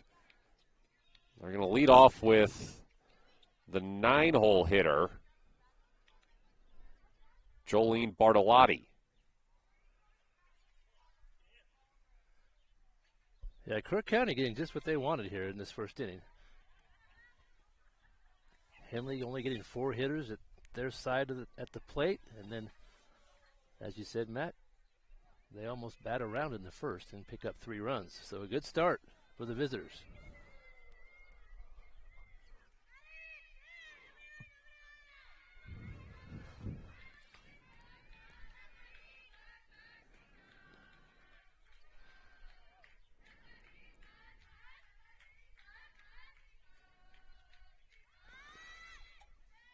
First pitch, a strike. Bartolotti taking, looks like kind of the same approach as Susie Nichols does at the plate. Yeah. Bit of a running swing. 0-1. She bunts it down the first baseline, but they'll get her. Anna Harper was ready for that at first base. Had plenty of time to make that throw. Danner Hemphill walked her first time up.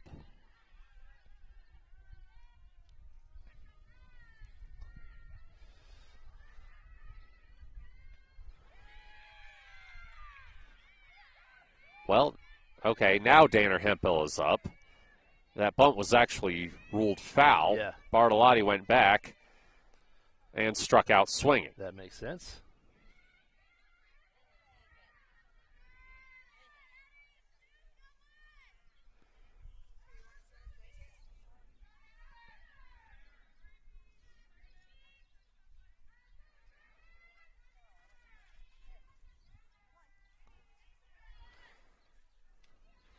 First pitch to Hemphill is high.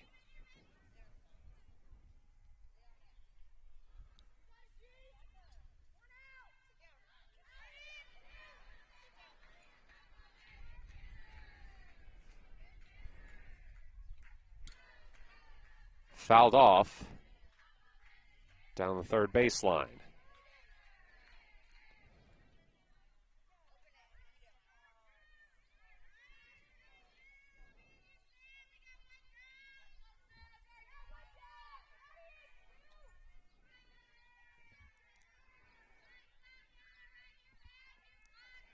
The 1-1. Up high. High and inside.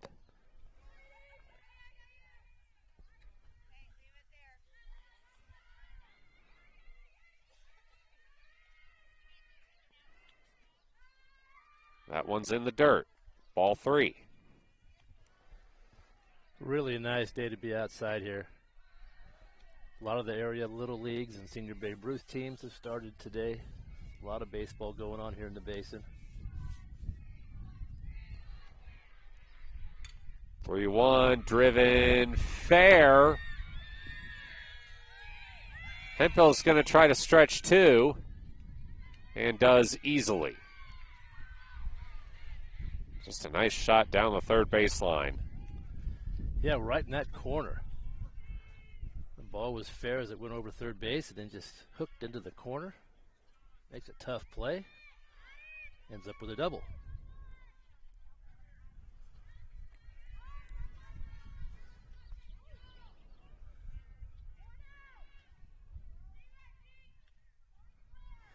So 1 out with a runner in scoring position. Strigo lines one right to second, and that's going to be 2. Wow. Great play, Samantha Moore.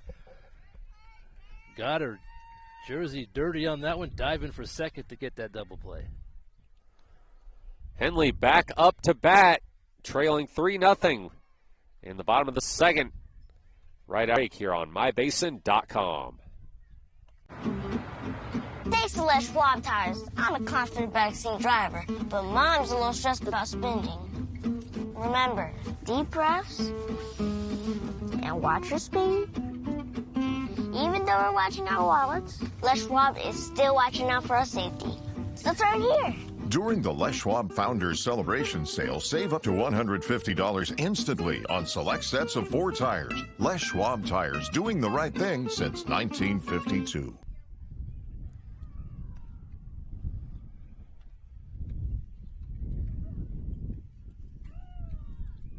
A 1-2-3 inning in a bit of an unconventional fashion for Henley. Or for, I guess well, either way, in the top of the second. White struck out first batter. Then Hemphill doubled, but got doubled off on the next batter. Yeah, Gracie settled in a little bit in that inning. Threw more strikes. When you throw strikes, she did record a strikeout. Then you let your defense do a little work behind you. And it turned out to be a good inning for her. So Segura, Vickery, and Hudson will try to cut into this Crook County deficit.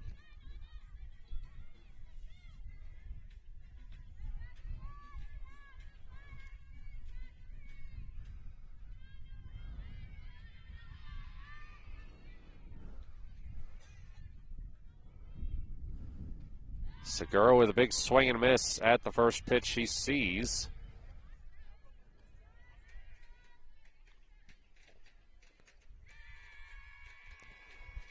Villastrigo looking pretty good in the circle.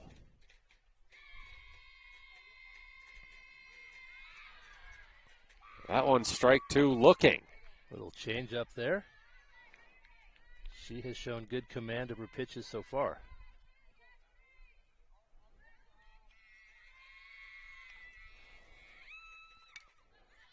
Popped up towards center, and Weaver makes the catch.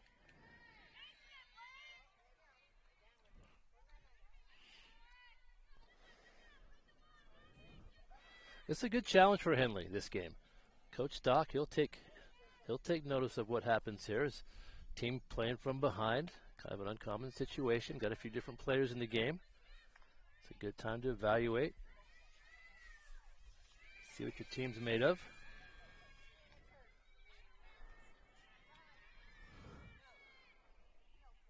Vickery takes ball 1.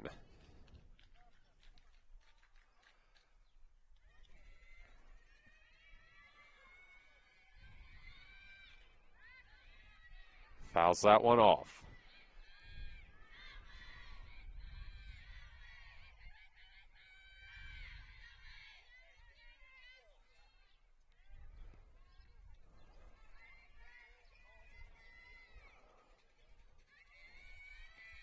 One. Swung on and missed, strike 2.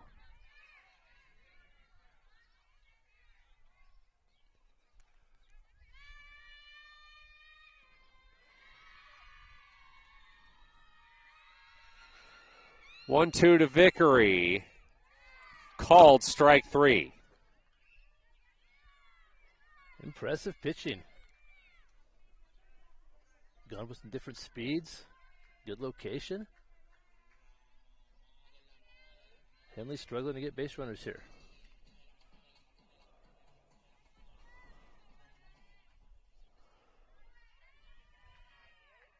So here comes Natalie Hudson. She fouls that one back behind the safety netting.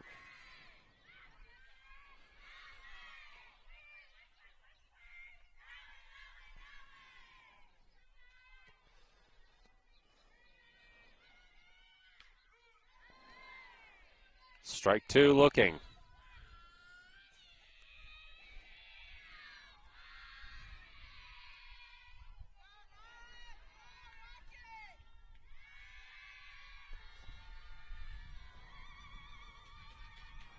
0-2.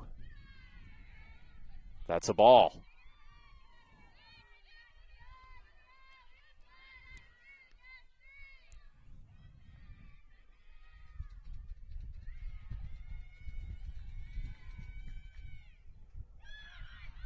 Dropped third strike. They will get her at first. Henley down in order. Crook County back up to bat, leading 3-0 in the top of the third when we come back here on mybasin.com. Threads.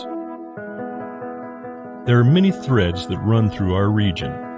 There are churches and schools and little league teams that bring us together and bind us into communities.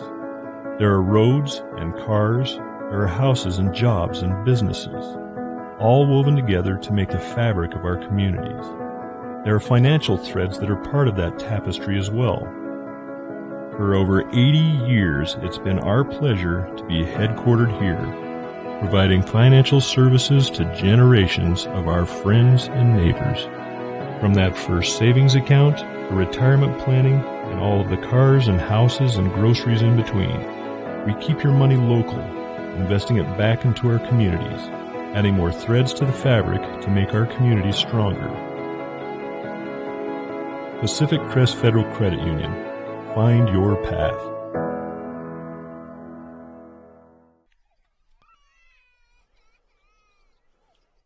Crook County leading 3-0. Headed to the top of the third as Henley's really struggled to get it going at the plate. Villastrigo might be the best pitcher that we've seen on an opposition. I think she's throwing very well, and Henley will have to adapt. They want to get some runs across here in this game.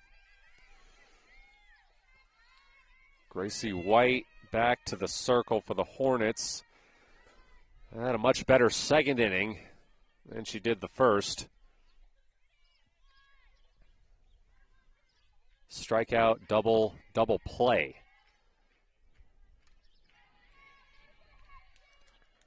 First pitch is fouled off by Fildez.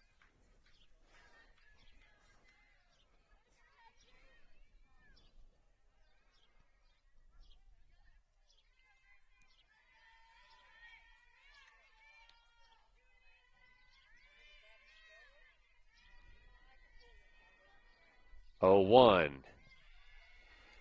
in the dirt.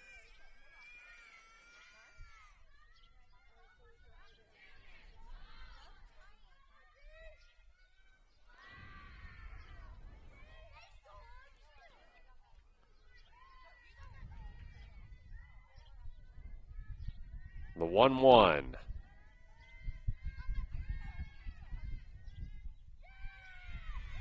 That's low, ball 2.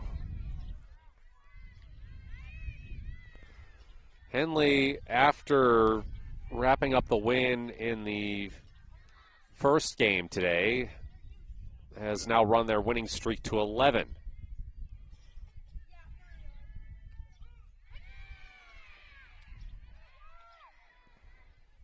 Two-two count to Fildez.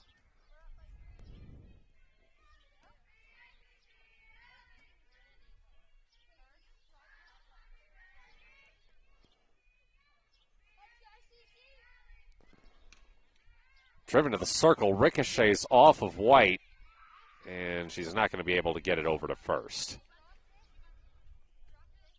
That looked like it might have hurt. Yeah, it did. She did a nice job to just stay in front of that ball and keep it from going through into the outfield, but looks like it might have dinged her up a little bit. Coach Stott's going to come out and check on her.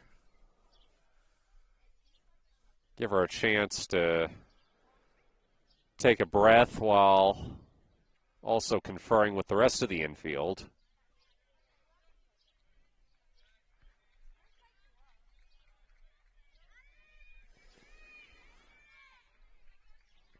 So 1 on and nobody out for Cossett, who drove in a run in her first at bat.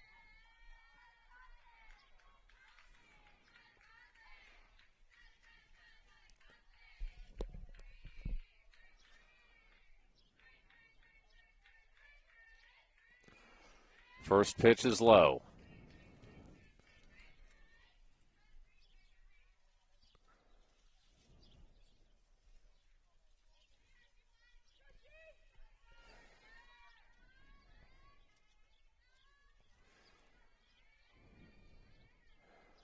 One zero, driven foul down the third baseline.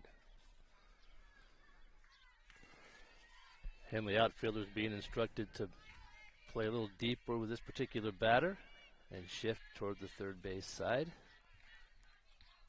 And sure enough, we saw that foul ball pulled to the third base side.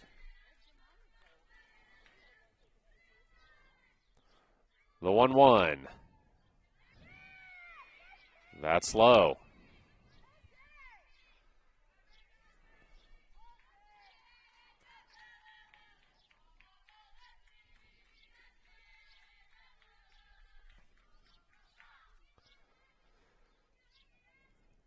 Two one. Up high. It's a strike, but it's dropped. And Valdez advances to second.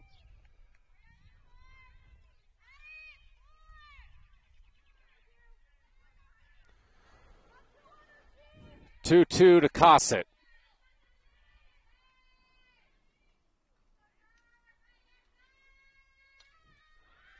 Popped up toward the Henley dugout and behind.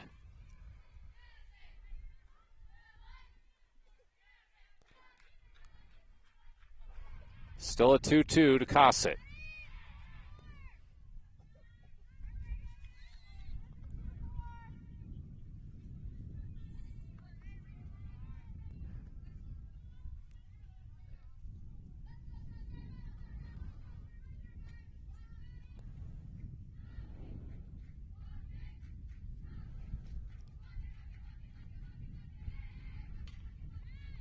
Driven foul again. Well down the third baseline. Another one pulled foul.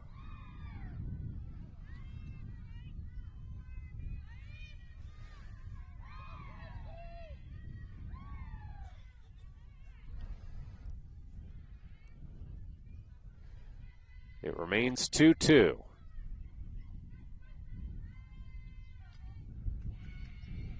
Another one foul.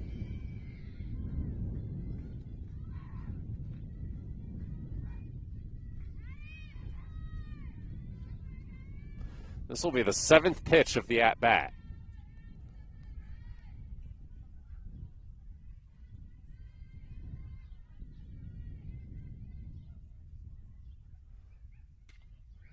It's skipped foul.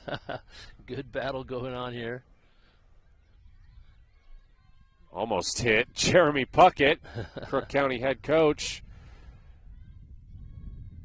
standing in the third base box.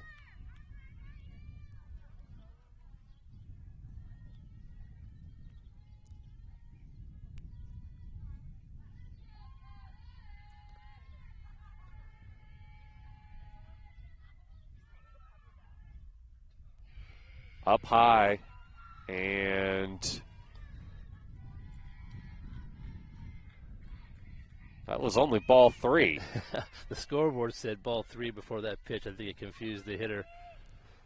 It is, in fact, ball three. That's the second time that's happened today.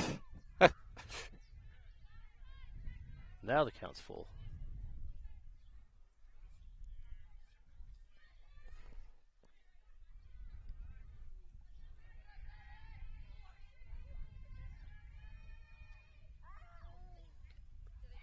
And Cossett walks. On the 10th pitch of the at-bat. It's a tough break losing that hitter. A lot of pitches thrown there, but you have to just forget about it and move on to the next batter. Raylan Weaver takes the first pitch upstairs.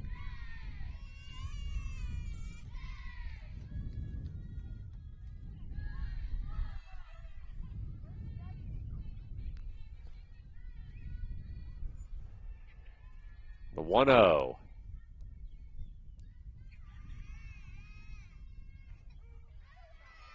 called strike.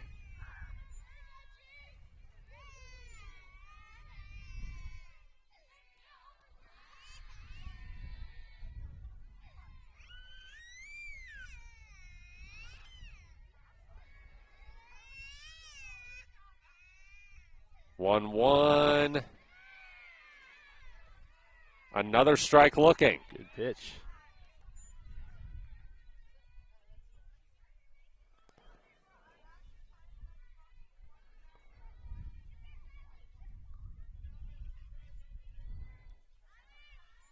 The 1-2 to Weaver. Skies it towards second. It's caught for the out. First out of the inning for Henley. The old infield fly rule into effect right there. Good call by the umpire.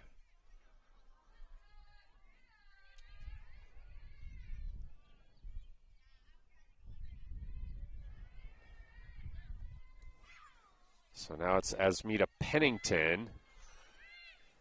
Runner goes to third. Throw on target. There's a collision at third. It disrupted the throw. Yeah, Hudson was hustling over to get the throw and ran into the runner. And both runners will advance.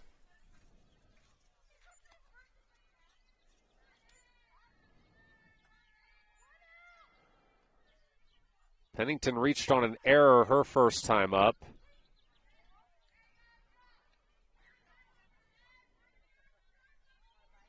Looks like here she tried to bunt, but it was foul. 0-2 count to Pennington.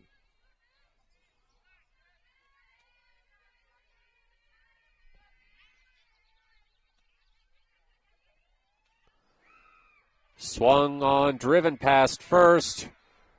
Runners gonna score.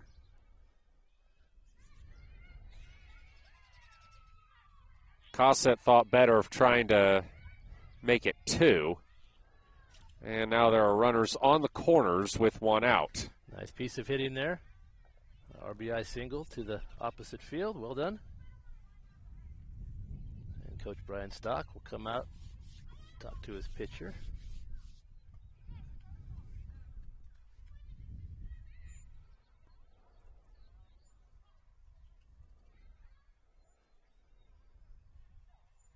It's not really something we're used to seeing from Henley. Just having a hard time getting outs. Yeah, Crook County hitters get a little more confident with every at bat here. They're starting to get runners on the bases, score some runs. And they've got a nice lead here in the top of the third. Again, Henley now on an 11-game winning streak.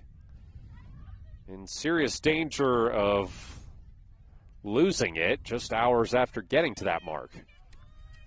Coach Stock taking his time out there. Annie Campos is in the bullpen. She's throwing a bit over there. Maybe we'll see her soon.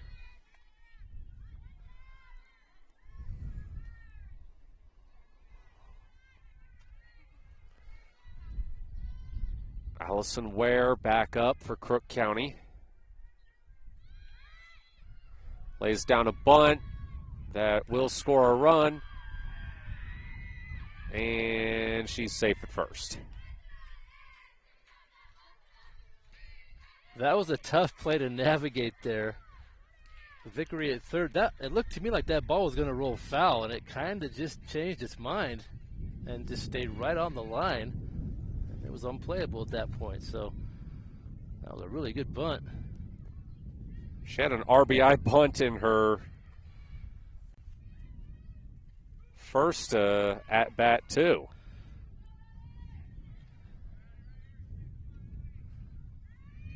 These coaches will use the bunts. Even with a runner on third, if they could force that throw to first and they can sneak in, get a run, they'll try it. 0-1 to Addison Luna. Pass ball, runners advance.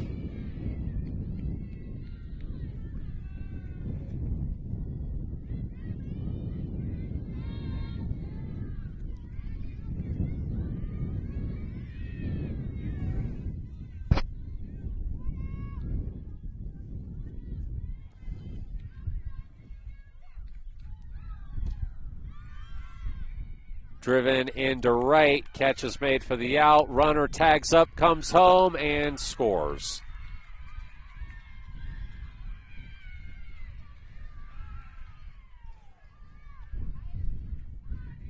That play was closer at the plate than I thought it would be. It was a good effort. Good running throw out there in right field by Higgins. Almost got the runner, but not quite. It's 6-0 Crook County. Almost a complete 180 from what we saw in the abbreviated Game 1.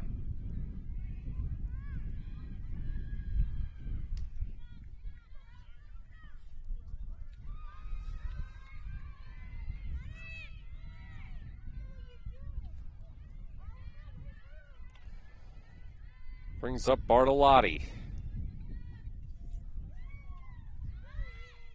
Struck out in her first at bat.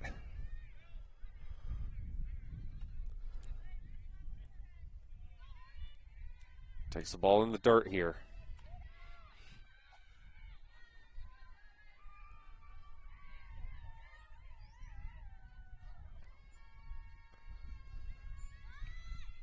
Bunt goes foul.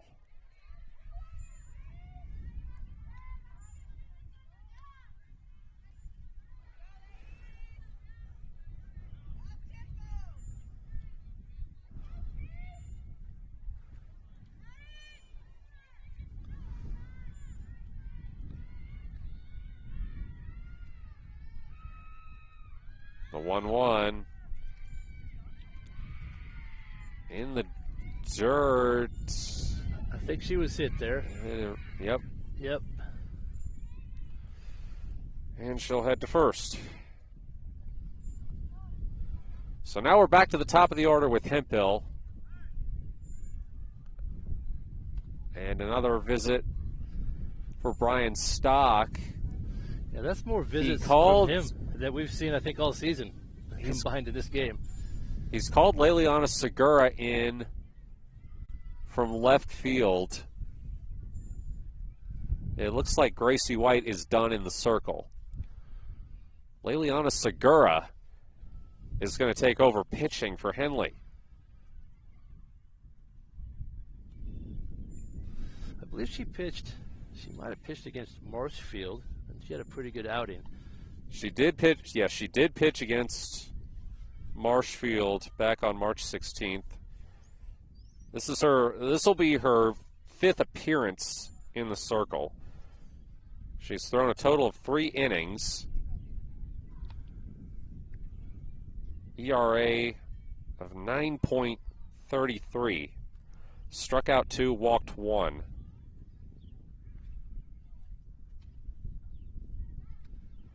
Allowed 4 runs in 1 2/3 innings against Scappoose. Henley lost that game 12-2, but Scappoose ended up forfeiting that game along with pretty much their entire non-league slate. That's right, they did. Likely due to an issue with player eligibility. We never found out why, but that's usually what happens with these things. So young pitchers getting a shot today. Gracie White, a sophomore. Laley is also a sophomore. Getting some experience in the circle.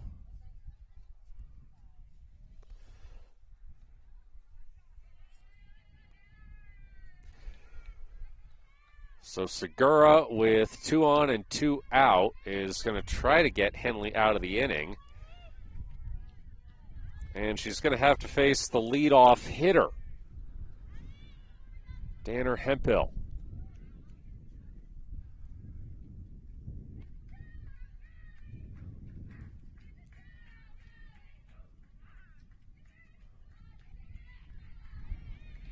First pitch outside.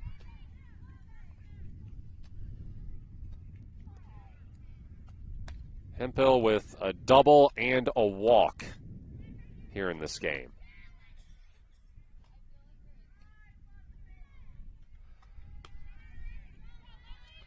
Checker swing there. They say she went, so it's strike one. It's the first breeze we felt today. Pretty significant wind blowing out toward the outfield.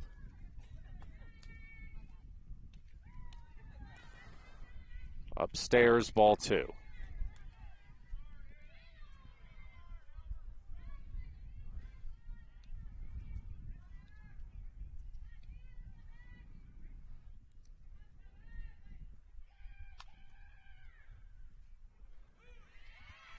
Strike two.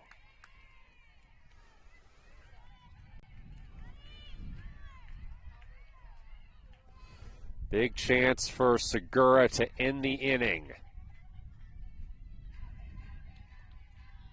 The 2-2. Popped foul near the Henley dugout.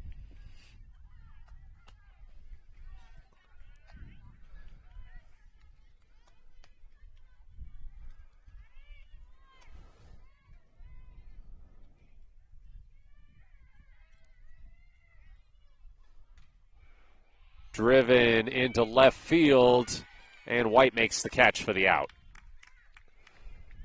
Henley with a mountain to climb, down 6-0 as we head to the bottom of the third on mybasin.com. Wait, all I do is wait. So lonely, I just sigh and moan. Seems like I've been waiting forever, wondering if you're coming home. I just saw your face, I know you're coming home. I swear there is no place that feels as good as home. And then I heard your voice, I know you're coming home.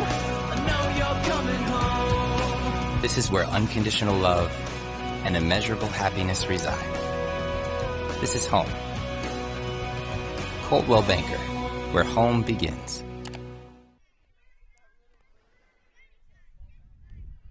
White, Nichols, and Harper due up for Henley to try to rally from this 6-0 deficit here in the bottom of the third. This is a stacked Henley lineup, so you never really feel like they're out of a game. But they have yet to record a hit today.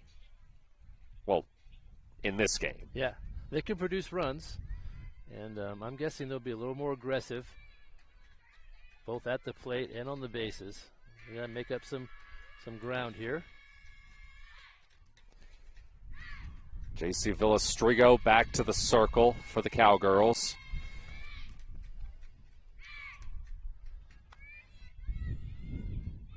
First pitch to White is a called strike.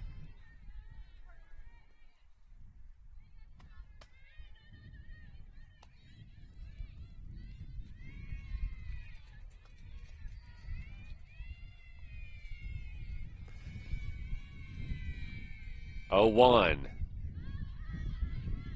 Popped to third and caught for the out.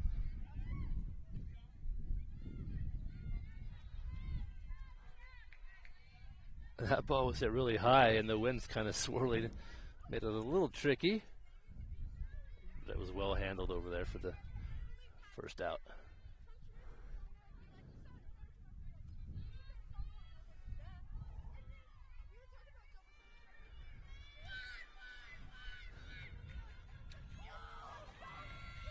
Running swing from Nichols, and they're unable to field it. First hit of the day for Henley, or the game for Henley. Nichols finds her way on base again. She's been good at that recently.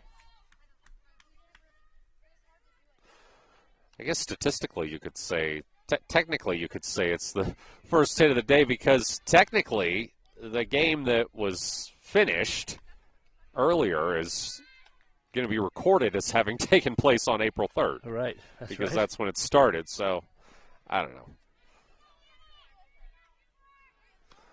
Anna Harper takes ball 1.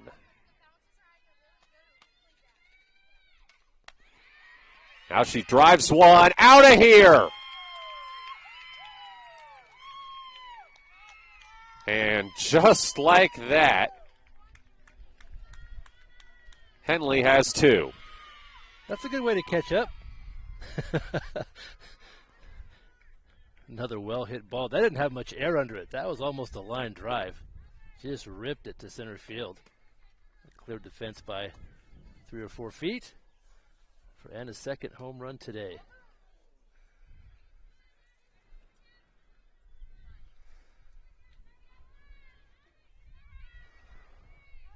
Could this be the spark Henley needs to climb back into this game?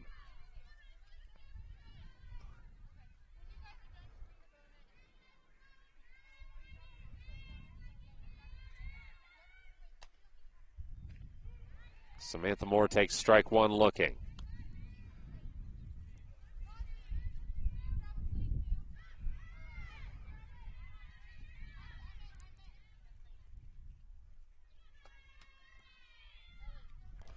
The 0-1 popped foul.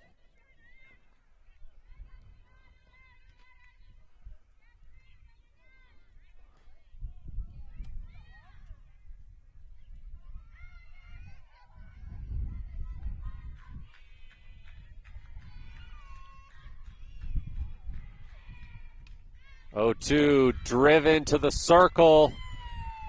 They're unable to field it cleanly. And Moore is safe at first. We'll bring up Annie Campos, who walked her first time up.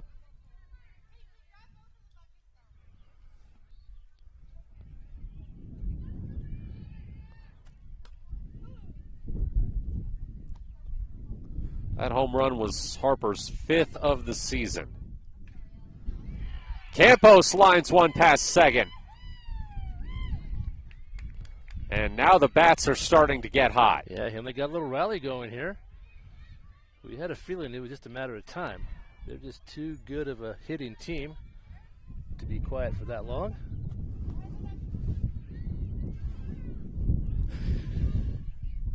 Belle Birch trying to keep things going.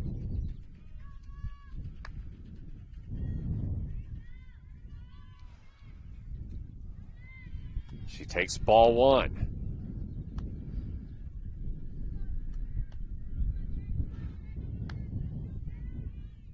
Birch struck out in her first at bat. Takes the strike here.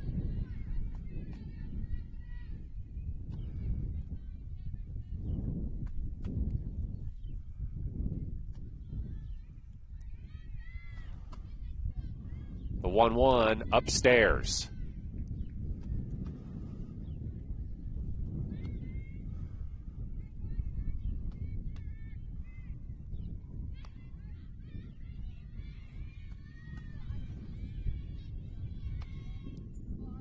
Two-one. Dribbler to second. They get one. No, safe. Everyone's safe. It's a little indecision there at second base. She was going to flip the ball to the shortstop, but then decided to take it herself, and by the time she had made up her mind, Campos was at second base. So good break for Henley. They load the bases. And now it's Jeremy Puckett's turn to confer with his infield. That's first time this game I think we've seen him do that. But Henley's got the bases loaded with one out. And Leliana Segura up to bat. Illustrigo's pitched very well, but sometimes, not always, but sometimes when a team gets a second look at a pitcher the second time through the lineup, it helps a little bit. And that may be the case here for Henley. They've had much more success here in this third inning. Segura popped out to center her first time up.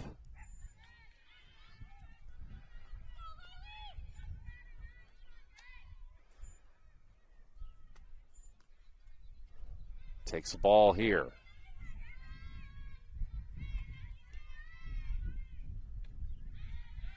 Another one high, ball 2.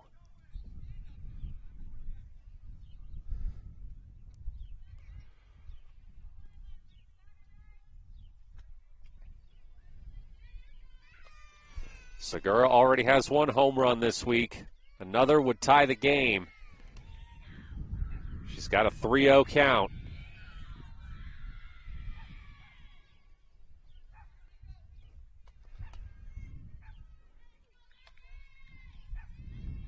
Two-one, actually. Drives that one to third. They get 1. The throw to first is in time. They tagged her on the base paths. Henley cuts into the deficit, but leaves them loaded in the bottom of the third. Crook County back up to bat in the top of the fourth. When we come back, Matt Bowling here alongside Kevin Petrick. You're watching Henley Softball on mybasin.com. Sports was kind of what defined me as a person. I loved to play every sport I could possibly play. The Abbeys was really the family stomping ground for all of our community. Saturday afternoon, soccer tournaments, we'd head over to Abbeys afterwards. And then when we got up into middle school, on our way home, we'd stop at Abbeys after basketball games. When I go home, I want to see 2 things when I drive through Winston. I want to see my Abbeys, and I want to see my high school. And those are the 2 memories that stick out the most to me. Leliana Segura back to the circle for Henley in the top of the fourth. Hornets scored 2 on a 2-run home run by Anna Harper in the bottom of the third, but left the bases loaded after grounding into a double play with 1 out. We've talked all season about defense and how defense, it does matter. And that was an excellent play at third by Crook County to end that inning and get that double play. So the team that plays consistently good defense definitely has the edge. They got them out of trouble in that last inning. Villastrigo, Fildes, and Cossett are due up for the Cowgirls.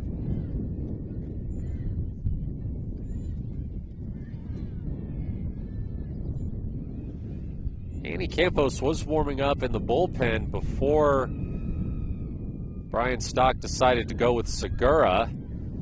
Now Segura fields a grounder to the circle. And 1 pitch, 1 out.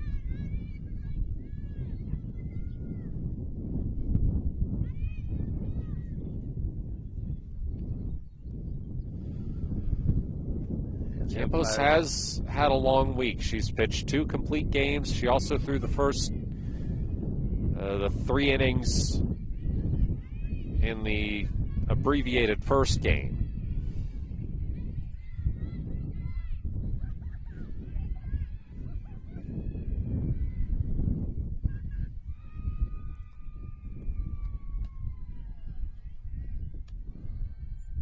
Well, it looks like they're saying that Villastrigo's hit was a foul ball. Yeah, the umpires were having a discussion over there, and I think that's what they came up with. Yeah. Fouls off another one. So nobody out, but an 0-2 count.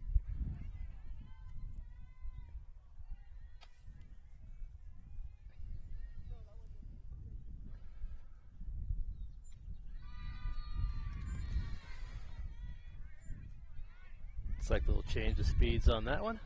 A little bit out of the zone.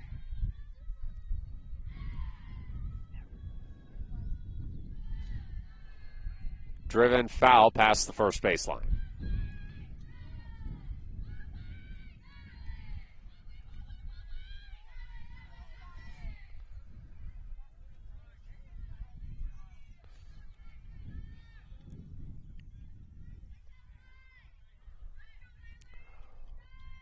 One, two. upstairs.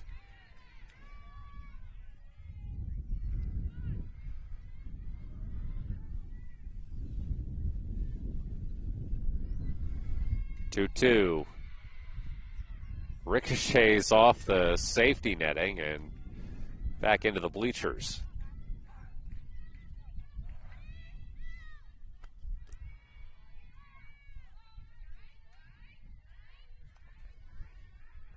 Two. Again, fouled off. Another good battle. We've had a few of these today between the pitcher and the batter. 7th pitch of the at-bat coming.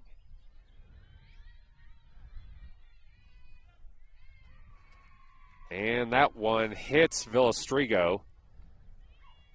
So she's aboard with nobody out.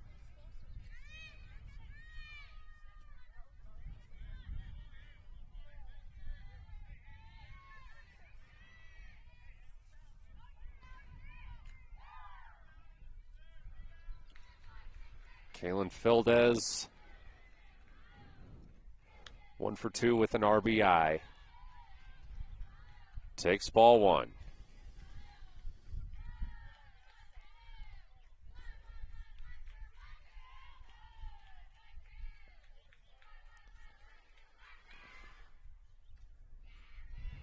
That one foul.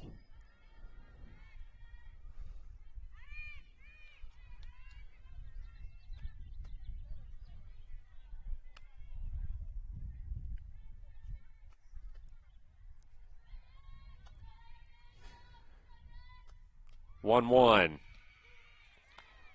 In the zone, strike 2.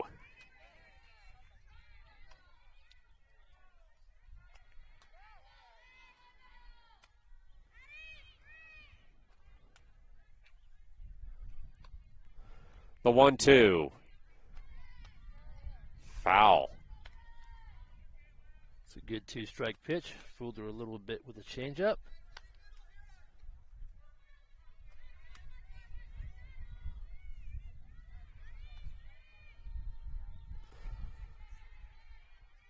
Again, a 1-2. That time got her swinging.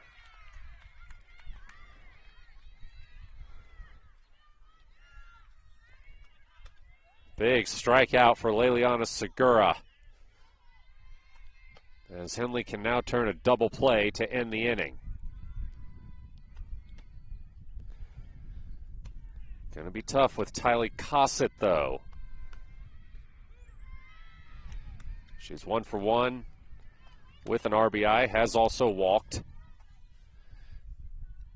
The Henley outfield doing the shift, as they always do when Cossett comes to the plate. 0-1, fouled. And she pulls it again. Some good coaching there by the Henley assistants over there. They know what they're looking at. They've probably seen some tape and some stats, and she tends to pull the ball, so they move their fielders that way.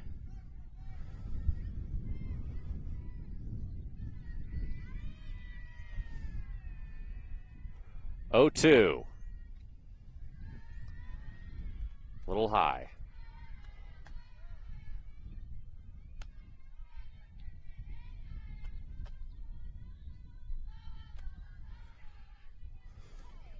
One, two. Got her looking.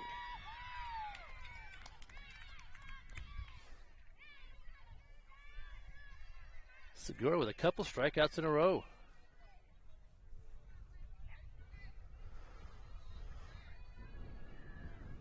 Making the most of her appearance here in the fourth. She'll face Raylan Weaver.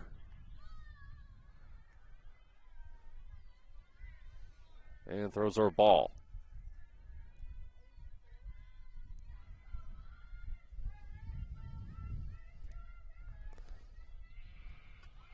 Weaver 0 for 2. Ball in the dirt, runner goes to second.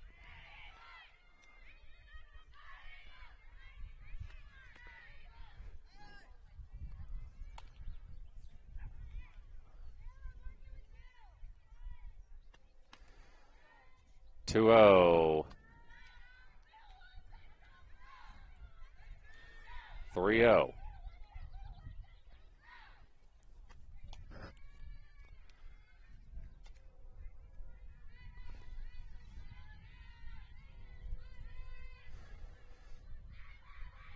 3-0.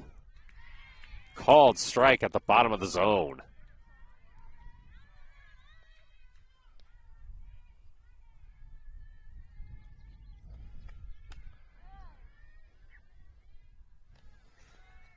Three-one. Popped up. Back, right field, and caught for the out. Henley holds Crook County scoreless in the top of the fourth. Hornets going to try to continue to chip away at the deficit when we come back. Matt Bowling here alongside Kevin Petrick. Your watch softball on mybasin.com. Thanks to Les Schwab Tires, I'm a confident backseat driver, but Mom's a little stressed about spending. Remember, deep breaths and watch your speed. Even though we're watching our wallets, Les Schwab is still watching out for our safety. So let's right here. During the Les Schwab Founders Celebration Sale, save up to $150 instantly on select sets of 4 tires. Les Schwab Tires, doing the right thing since 1952. Henley back up to bat, trailing 6-2. Hornets bats finally woke up in the bottom of the third inning.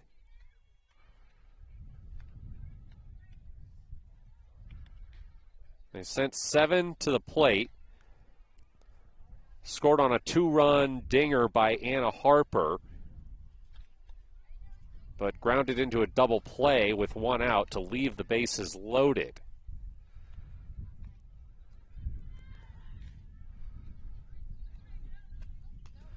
I mentioned the Henley coach is doing a good job scouting teams, looking at tape. That shows you how old I am. I don't think anybody's looked at tape in about 10 years. I don't even know why I said that. I don't think they're watching this on VHS. But I mean, people still use that expression. Okay. Tape, film. I mean, they don't watch film anymore, but that's what it's called. I got to get with the times, Matt. Got to wake up.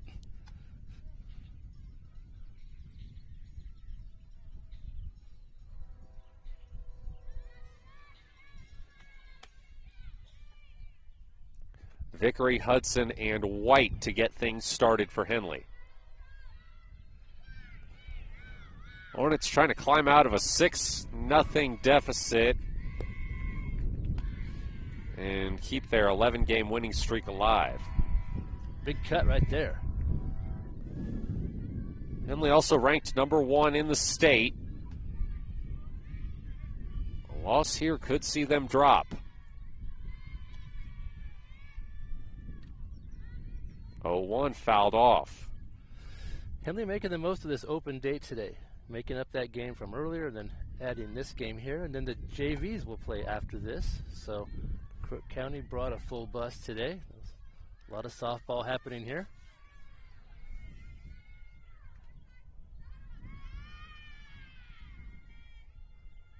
0-2. Popped, foul into the bleachers by the Cowgirls dugout.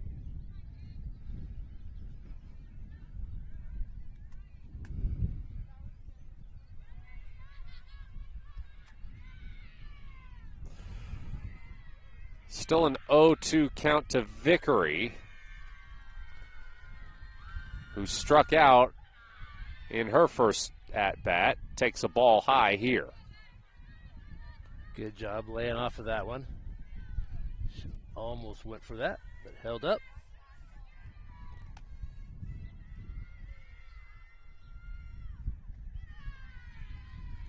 Another ball. 2-2.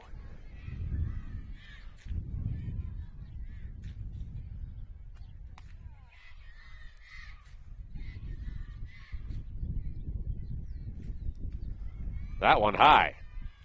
Count goes full.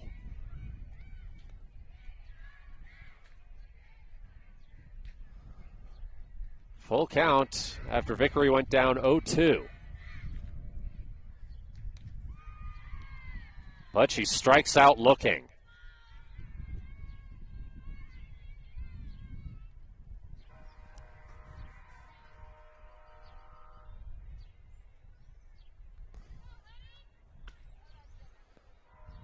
Natalie Hudson struck out in her first at bat.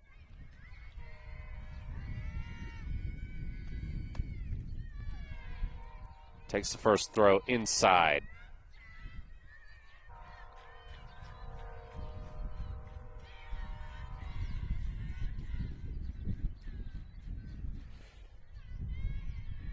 The 1-0.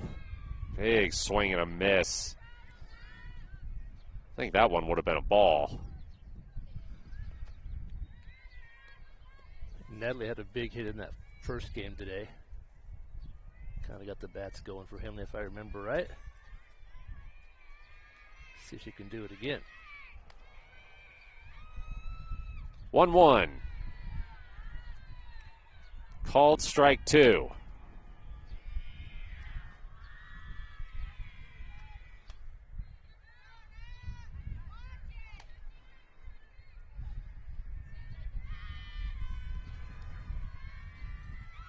The 1-2. Outside.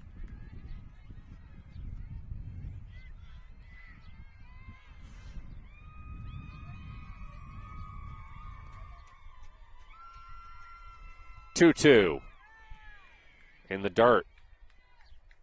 Another full count for Henley.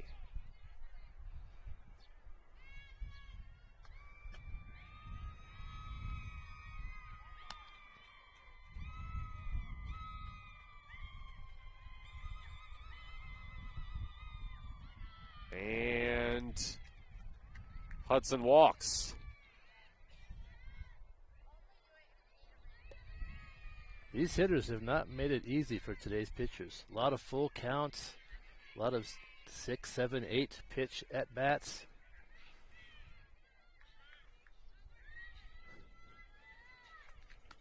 Gracie White 0 for 1.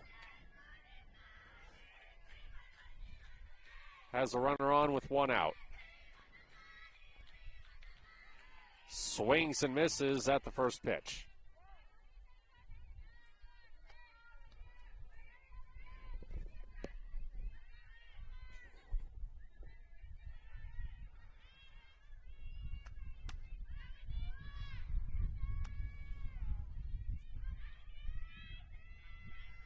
The 0-1. Upstairs.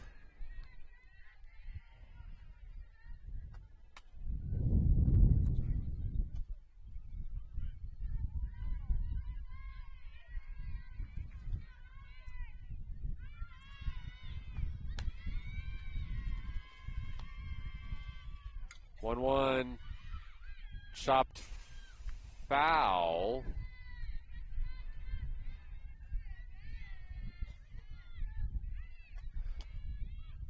That was going to be ruled fair. And that out will count over there. Good throw to first, but the runner does move to second for Henley. That ball bounced right on the chalk. Yeah, it seemed like everybody stopped. Not sure. Brings up Susie Nichols.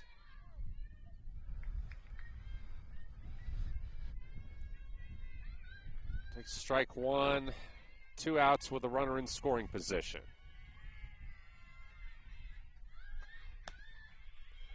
Oh, 1. Popped up. Can't make the catch. Runner comes home. Nichols wisely retreats to first on the throw. But Henley trims it to 3. Once again, she finds her ways onto first base somehow.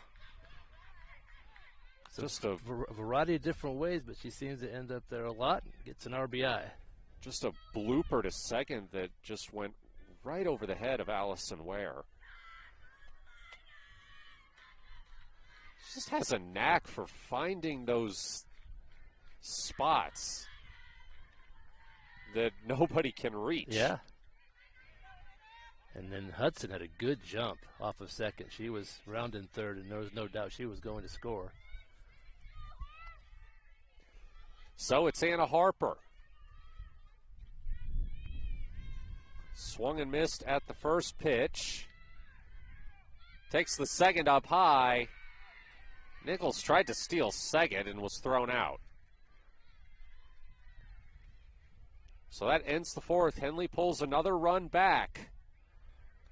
Going to try to keep it to a 3-run game with Crook County up to bat in the top of the fifth here on mybasin.com. Threads. There are many threads that run through our region. There are churches and schools and Little League teams that bring us together and bind us into communities. There are roads and cars.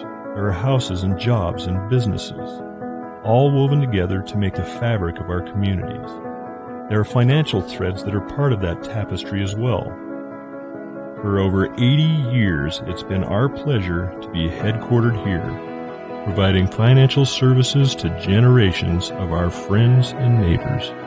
From that first savings account to retirement planning and all of the cars and houses and groceries in between, we keep your money local, investing it back into our communities, adding more threads to the fabric to make our communities stronger. Pacific Crest Federal Credit Union. Find your path. Leliana Segura back in the circle for Henley in the top of the fifth inning. Pitched well in the fourth. Hit the first batter she faced, but went 1-2-3 with a couple strikeouts after that. 6, 7, 8 are due up for Crook County, and they've been hitting well. Asmita Pennington is 1 for 2 with an RBI, and she takes ball one here. Drills that one, but it's caught at second.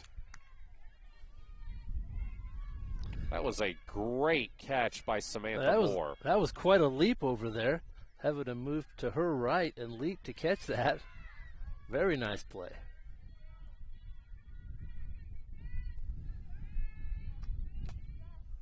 Where another great catch. Another over the shoulder there. This time it's Segura. Where was 2 for 2 with 2 RBI? Make it 2 for 3 now. Some good defense right there from that Henley infield. 2 pitches, 2 outs. Here's Luna. She drills one foul almost into the Henley dugout.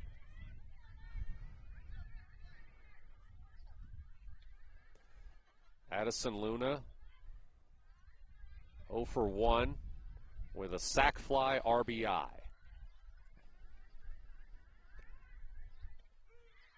Looks at strike 2 here.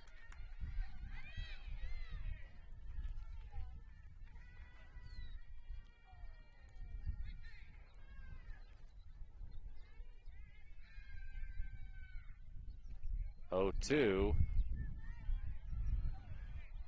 And that one's outside.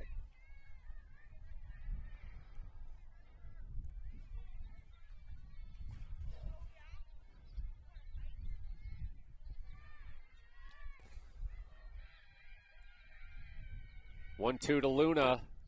That's low.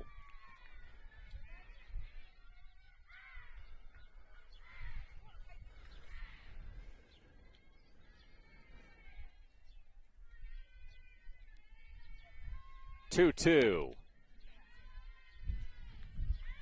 Full count.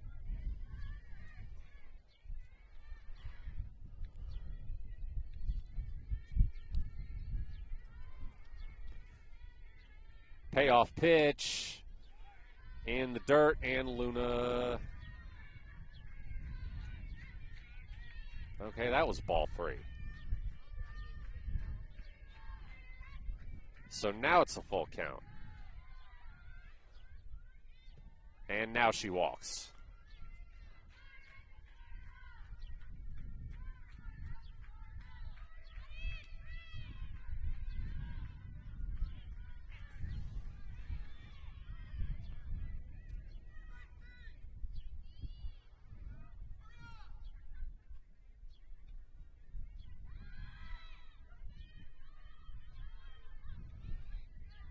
Jolene Bartolotti struck out in her first at-bat. She tried to lay down a bunt there.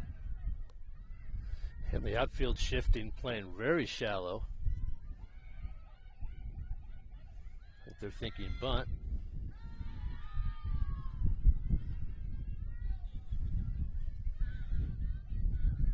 That pitch in the dirt.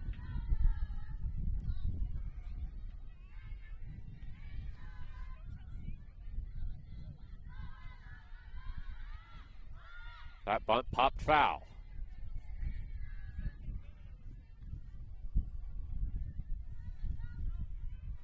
Two on the count to Bartolotti.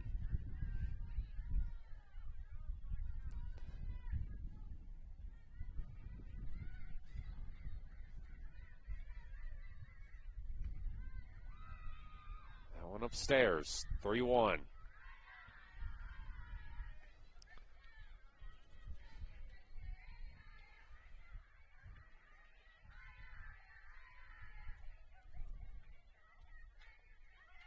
That one fouled off. Well, okay, they changed the count again. It's 2-2 now. I believe it is 2-2. Yeah, there was some confusion on one of those earlier pitches. We're back at 2-2.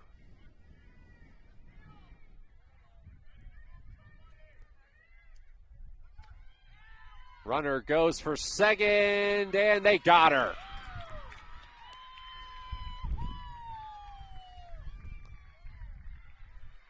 Henley escapes another inning with no runs.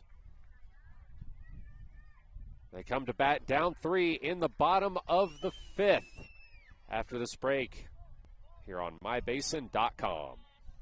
Comfortable and not corporate. At Clown Falls Subaru, we built our business on that simple promise. Well, that and some of the best people you're ever going to meet. Hi, I'm Rob Cedar, General Manager at Clown Falls Subaru. Our 62 employees make it easy for us to live up to our comfortable, not corporate philosophy. Friendly faces, easy answers, straight talk, fairness, and exceptional service. These are the things you expect. These are the things that all of our people deliver.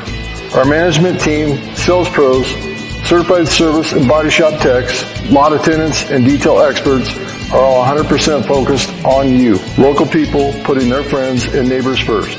At Clown Falls Subaru, that's the only way we do business. It's comfortable, not corporate. Our team members also spend hundreds of hours each year supporting local charities and events through the Subaru Love Promise. That's the kind of people they are.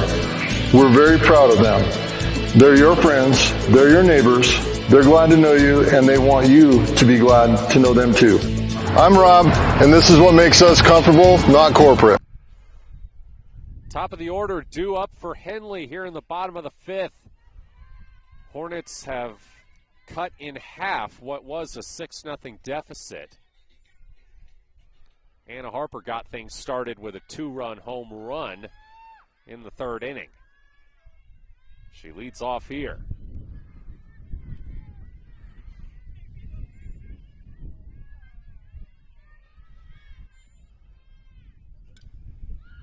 Drives the first pitch to 3rd, but it goes foul. J.C. Villastrigo still in the circle for Crook County.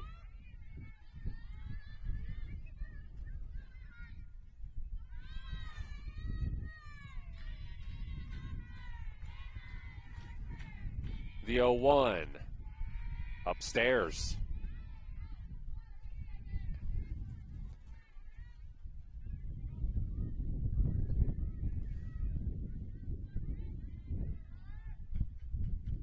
One to Harper. Fouled off.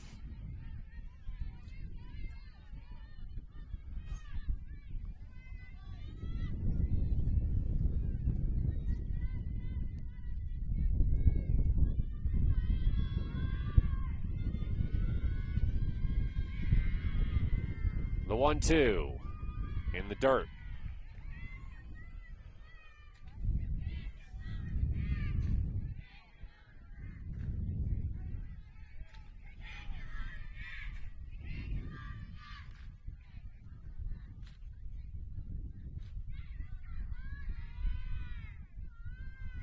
The 2-2. Full count.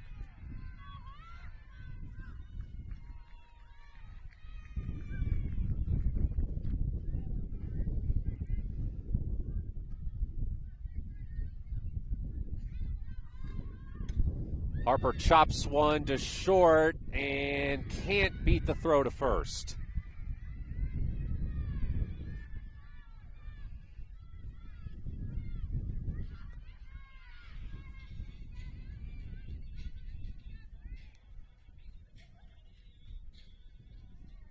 Henley would really like to generate some runs with the top of the order here in the fifth.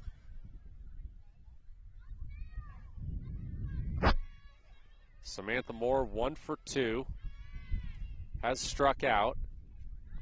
Takes a big swing and a miss at the first pitch here.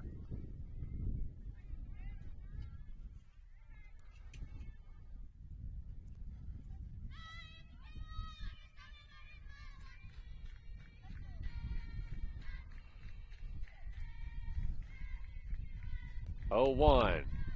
Popped up and caught for the out.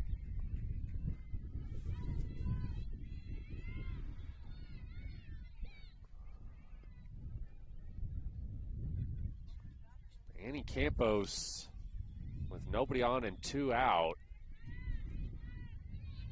Going to try to avoid a 1-2-3 inning, which would be quite a letdown for Henley after what they managed to do in the fourth. She fouls one off.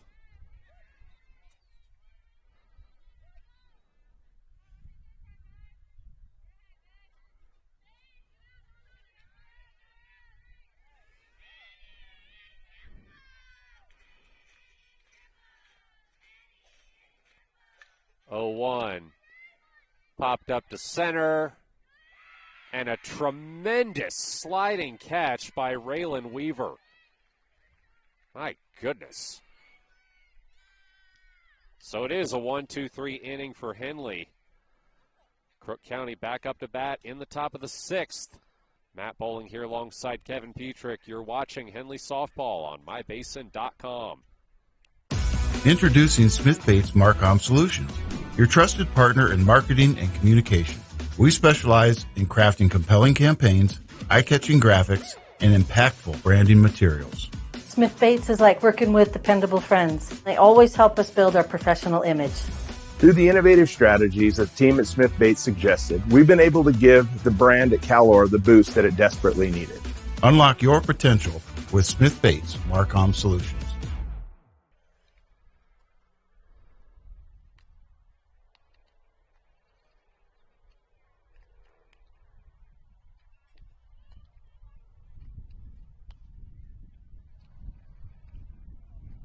Still Leliana Segura in the circle for Henley as Crook County comes up to the plate in the top of the 6th.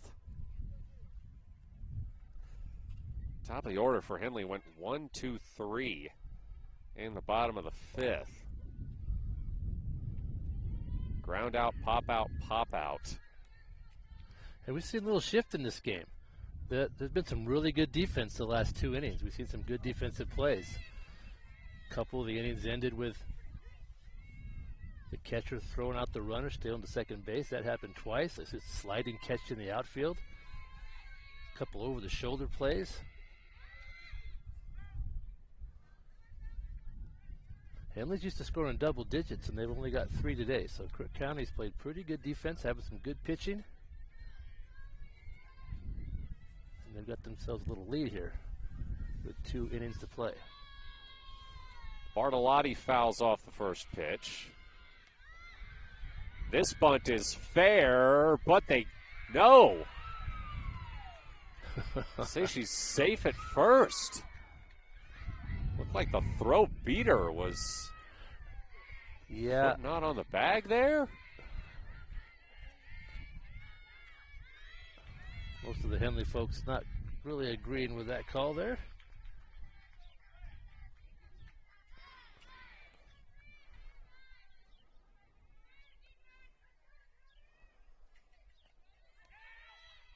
Runner goes to second.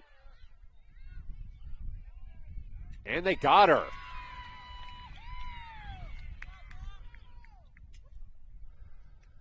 And now this time, Jeremy Puckett is going to come out to contest that call. Yeah. The Henley fans didn't like the earlier call. Now the Crook County fans are not thrilled with this one. Well, you'd have to say it evens out. It's a good throw from the catcher, Birch. She put that thing right on the corner of the bag, right where you want it for the tag. Didn't have to move the mitt at all, just catch the ball. Umpires talking it over. And now they're going to say she's safe.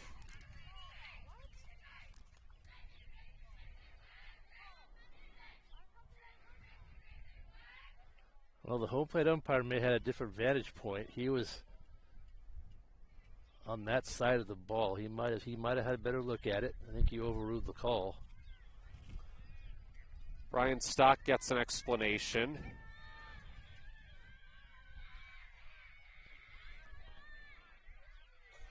So, well, now Stock's going to have a word with his infield. It's an 0-1. It's an 0-1 count to Hemphill. There were a couple of questionable plays there, and they both went against the Hornets, unfortunately. So, Crook County will have a runner at second with nobody out.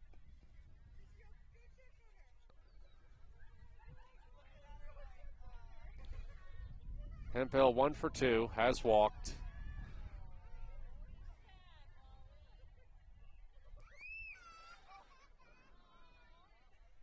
Well, Henley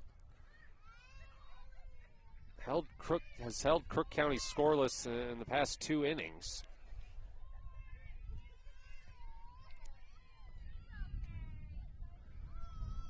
This is crunch time now. It's 6th inning.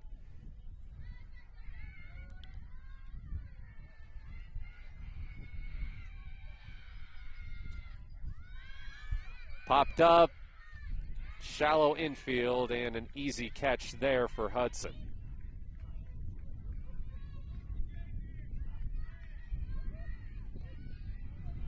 Segura working nicely through the lineup.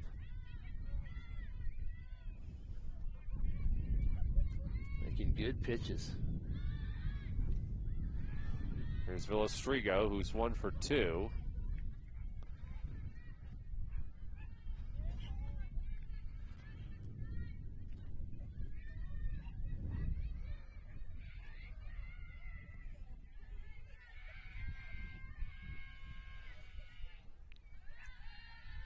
That one low. 2-0 the count.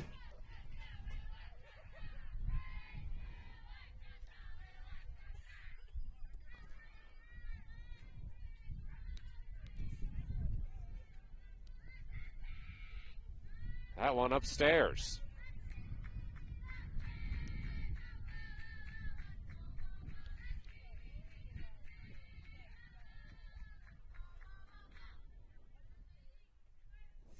To Villastrigo.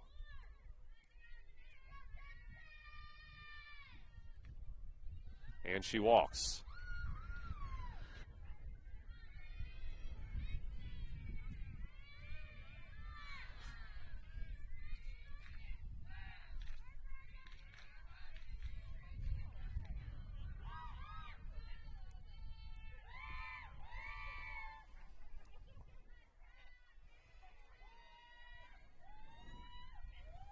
Kaylin Phil does 1 for 3 with an RBI. Has 2 on with 1 out. We've seen a couple of double plays today. This would be a good time for one for the Hornets. Fouls one off.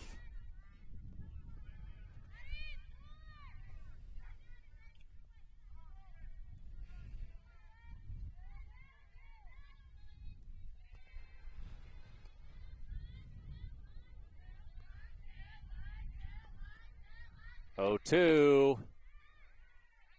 Drilled to second. They'll get 1. But now 2 in scoring position for the Cowgirls. Good decision there. Just get the out and work on this hitter. And it's Tylee Cossett Big hitter. Drills one to center. That's off the wall. One scores. They throw home. Two score.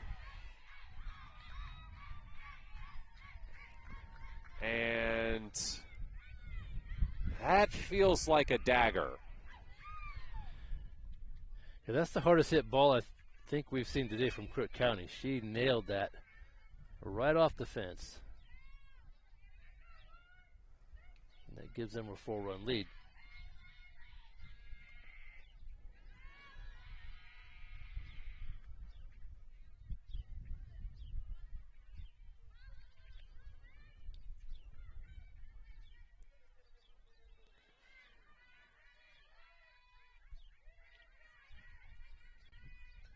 That one fouled.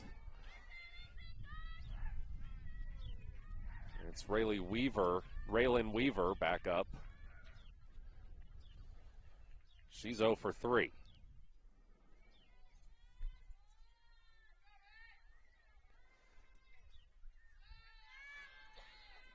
Takes the ball.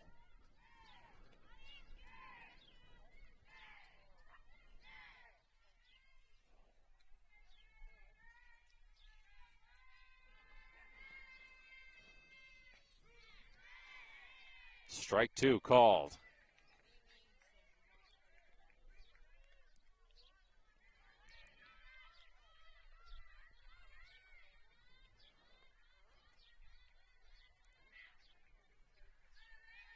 There's one in the dirt. Count goes full.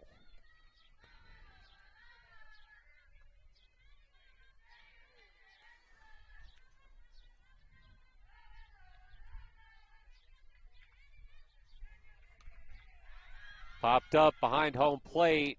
Birch unable to get there.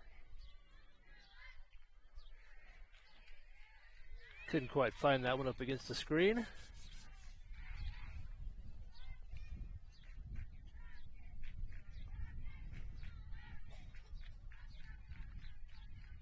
Three-two. Fouled off.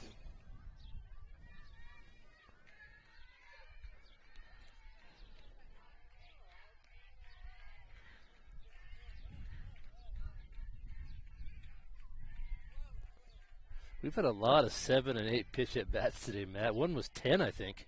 Had a 10 pitch at bat earlier, yeah.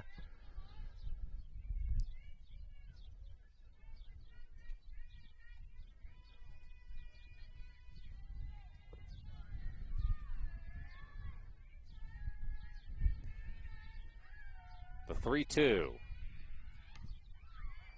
That one fouled off again.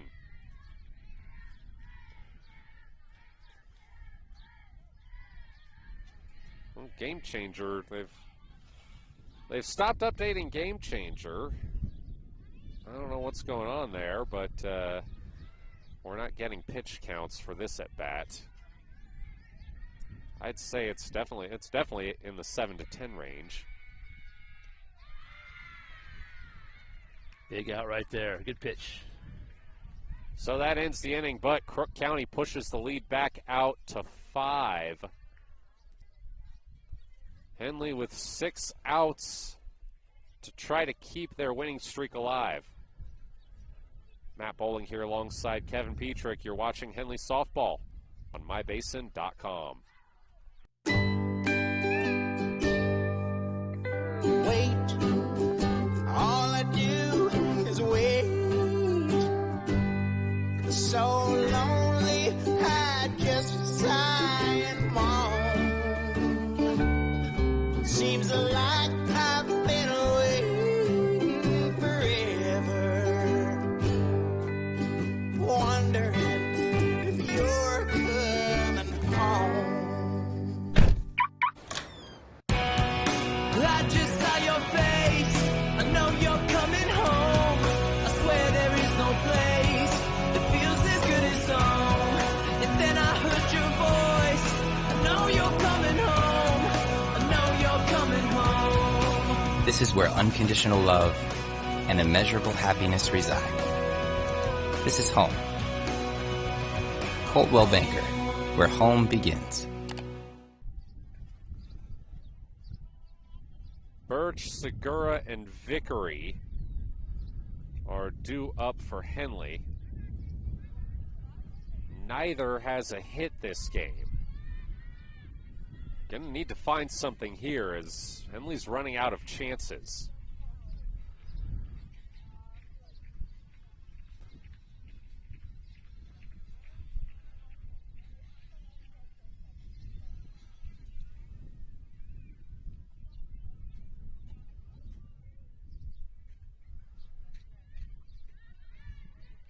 Driven foul on the first pitch by Vickery, or by Birch.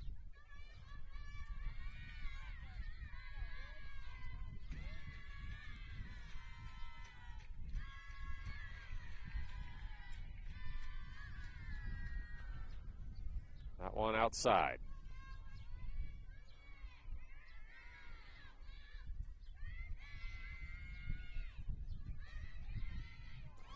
The 1-1.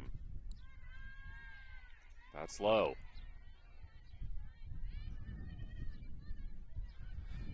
Villastrigo has been solid for Crook County today. Pitching very well. She's pitched this whole game. 2-1. Upstairs.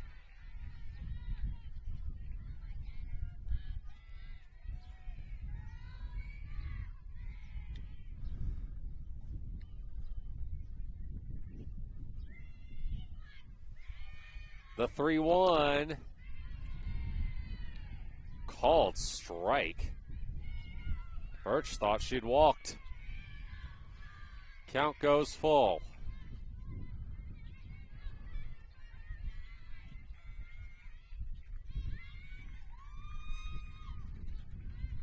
Fouled off.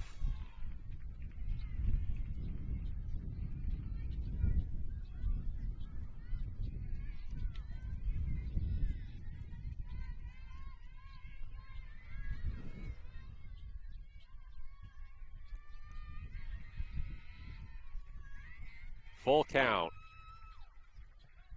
Another foul.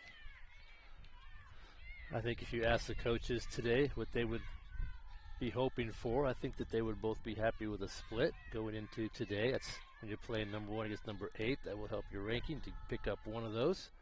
Of course, you'd like to win both, but Chopper to short. They can't field it cleanly. And Birch beats out the throw.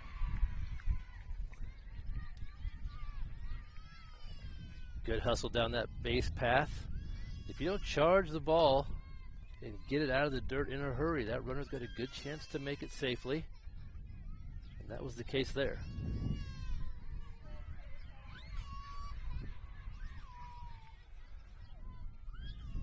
Looks like a courtesy runner in for Birch. Can't quite tell who it is. Segura drives one foul into the bullpen. Nice catch there by Annie Campos.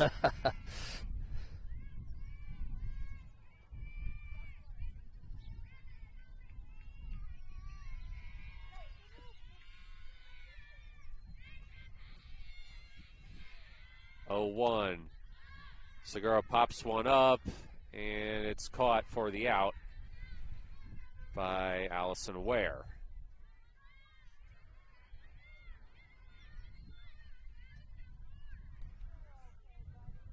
Jillian Vickery 0 for 2 with a couple strikeouts.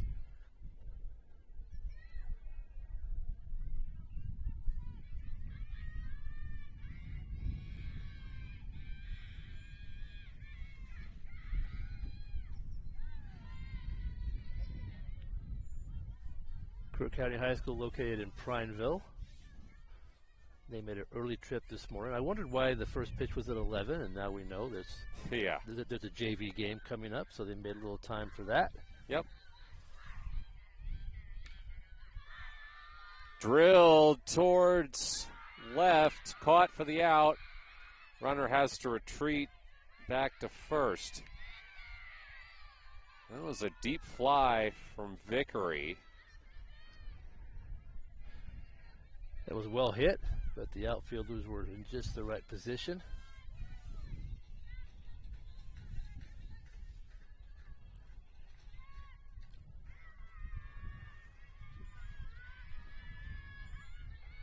Natalie Hudson has struck out and walked.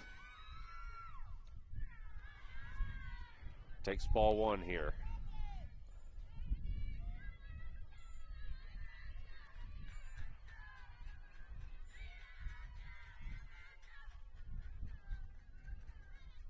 One 0.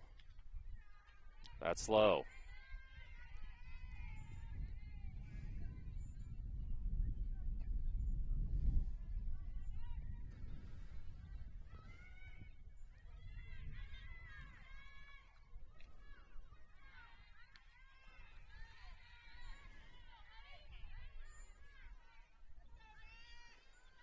Three-0 count to Hudson.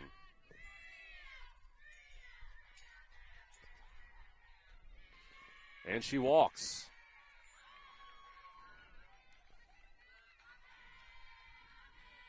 Two on, two out for Gracie White.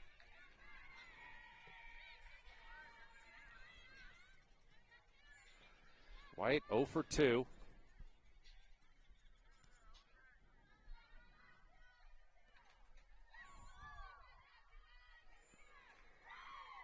Last week, White hit 2 home runs in a game against Klamath Union. There she drills one foul past the Cowgirls' dugout.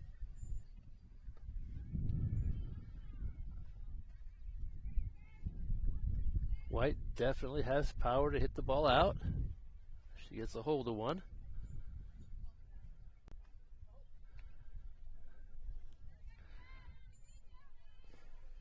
Taking a minute here to retrieve all the foul balls.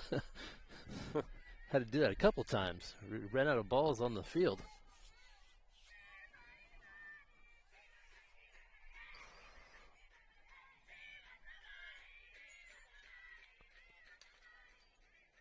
Drilled to first, and that will end the inning.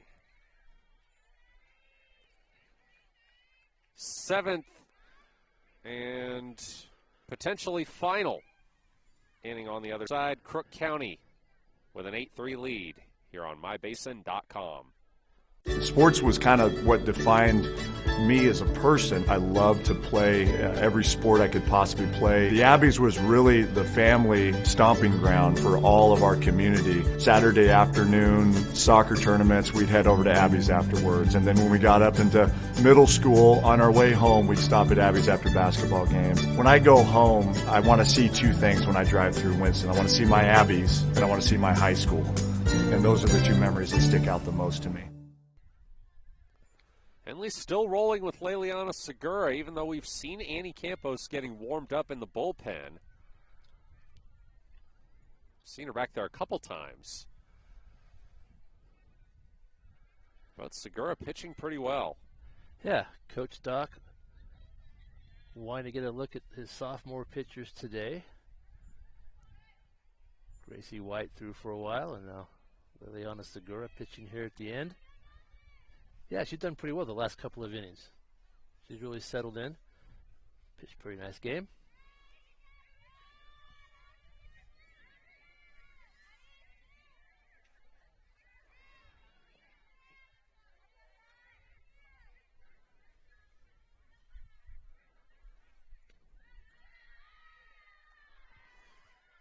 First pitch she delivers here is a strike.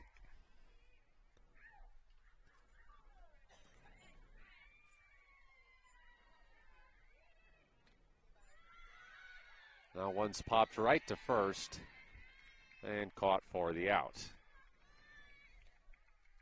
That was Pennington.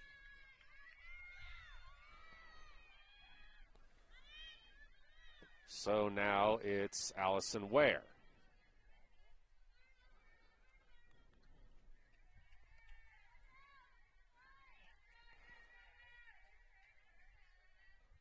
Swing and a miss.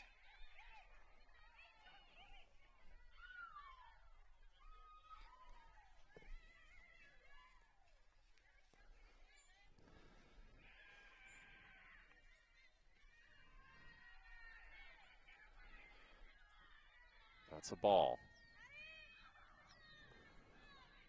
1-1 the count.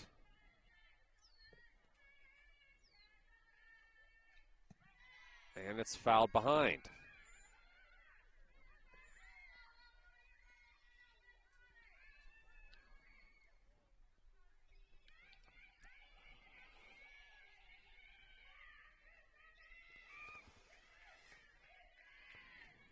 The 1-2 to Ware. That's outside.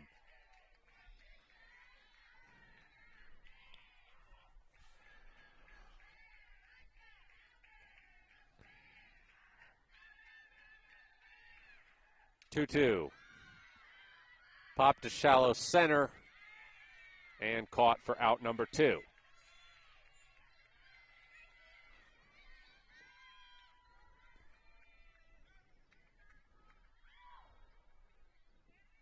It sounds painfully obvious, but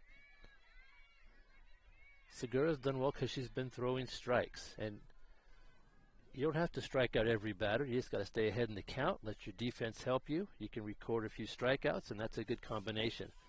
And she's done that these last few innings. Looks like we got a pinch hitter here for Crook County. Instead of Addison Luna, it's going to be Mariah Riley. One of 2 freshmen on this Cowgirls roster. Takes strike 1 looking.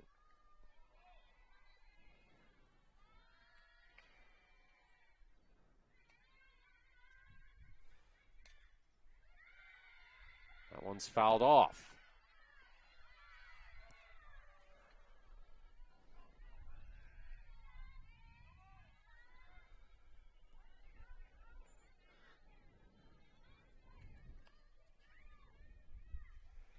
Oh, 2. Fouled off.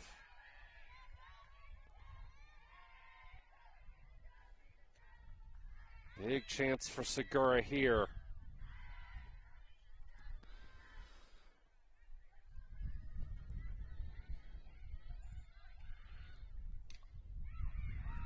Rocketed down the first baseline, foul.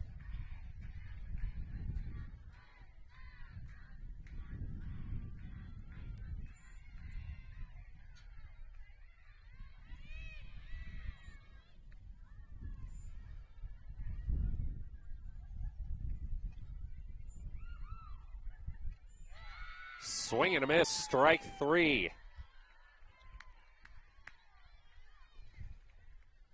Three outs remaining for Henley if they want to keep their win streak and potentially their number 1 ranking.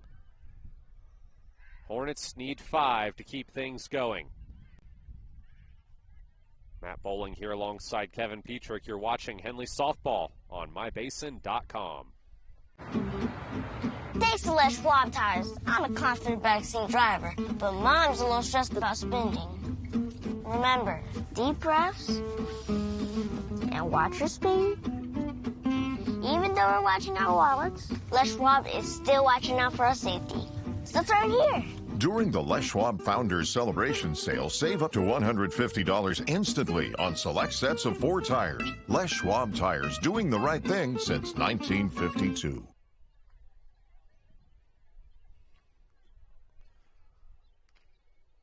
Well, J.C. Villastrigo has done what very few pitchers have been able to do this season, and that is tame this Henley lineup. Yeah, most certainly. You know, of course, Annie Campos isn't pitching, so on that side of the ball you could say, well, Henley's not at full strength. But this lineup is still, those bats have still been hot for 3 weeks. And you're right, she's been able to cool them off today. The Henley lineup has not been able to score like we're used to seeing. So she's pitched a very good game. This would be the fewest runs Henley has scored. This would be the second fewest of the season. They lost 16-1 against South Umpqua at the North Medford Spring Break Tournament back on March 26th. South Umpqua undefeated, the number 2 team in 3A.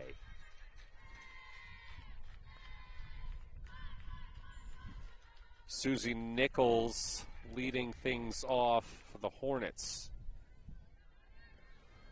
Good news for Henley is you will have your top 2 hitters to the plate here in this final inning as they try to get the rally going. Nichols sends one fair over the head of the third baseman, and it's a leadoff double for Susie Nichols. Nichols had a good day at the plate. She finds her way on those base paths almost every time. That was a good hit right there.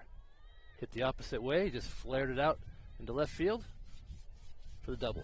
She's now 3 for 3.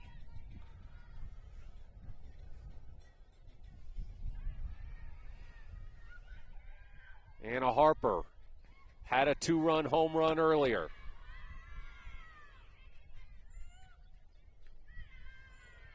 Takes ball 1 here.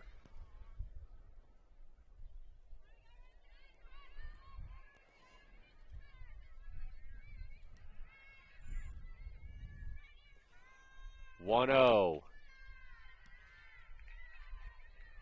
Ball 2.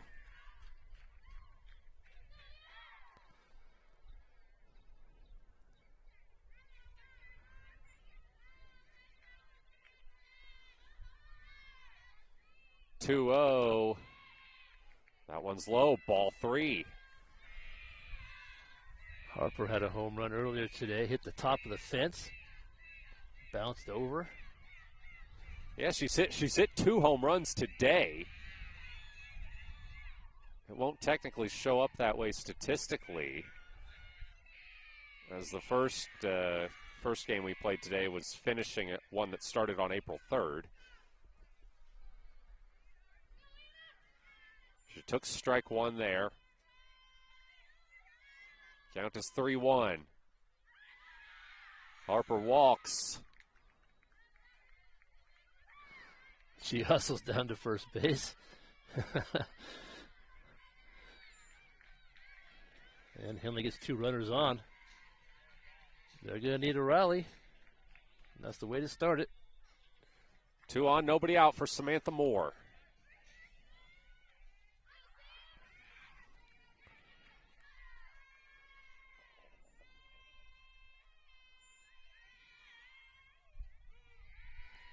Moore takes strike 1.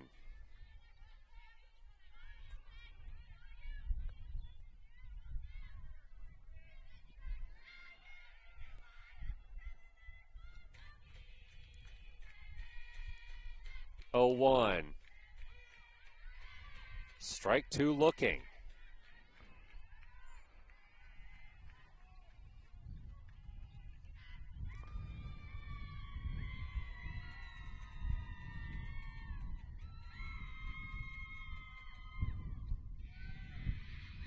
That one, I guess it hit Moore. Bases loaded, nobody out for Annie Campos. She gets hit a lot. We mentioned that. She really does. She stays in that box no matter where that ball is. And that time she got hit again. I don't think they track how many times an individual player gets hit. May have to ask Brian Stock.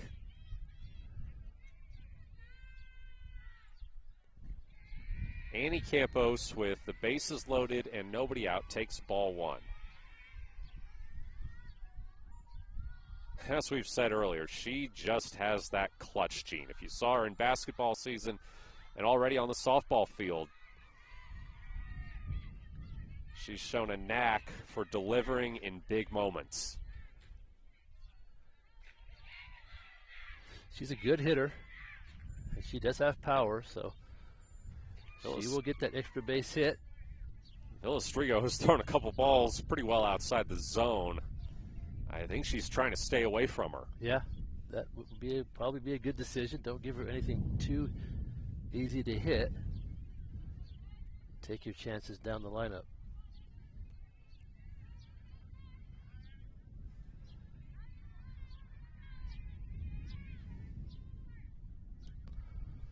Two-0 count to Annie Campos.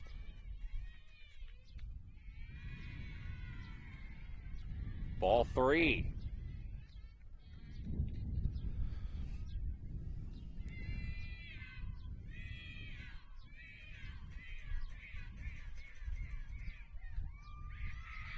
And a run walks in.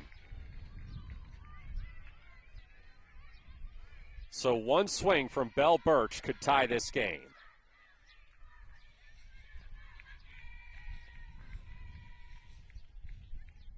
Crook County calls time. Jeremy Puckett wants to talk things over. Things getting a little interesting here. He's probably telling his team that right now the out's more important than the run, so don't necessarily go for the lead runner. If you can get two or get the sure out, make sure you get that. Don't make any errant throws. And try to finish off this game.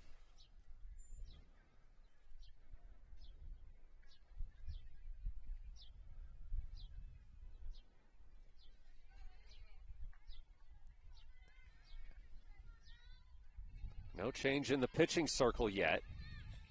They're sticking with Villastrigo.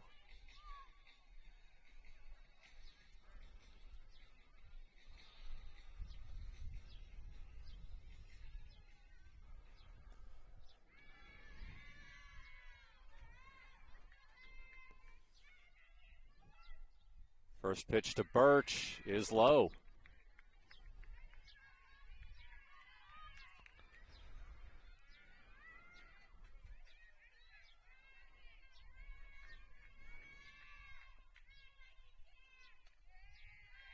Upstairs, ball two.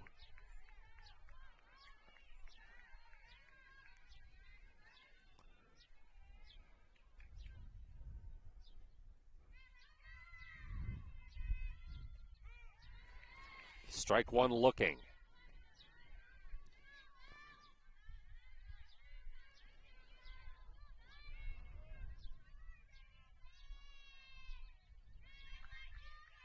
The 2-1. That's low, ball three.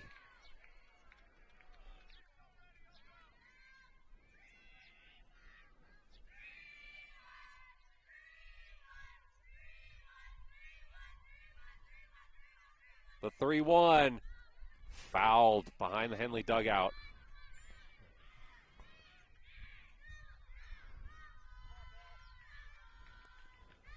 Huge pitch coming up here with the count full.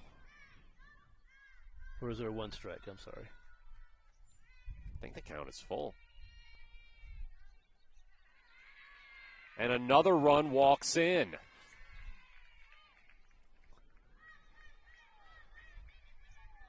So Leliana Segura represents the winning run.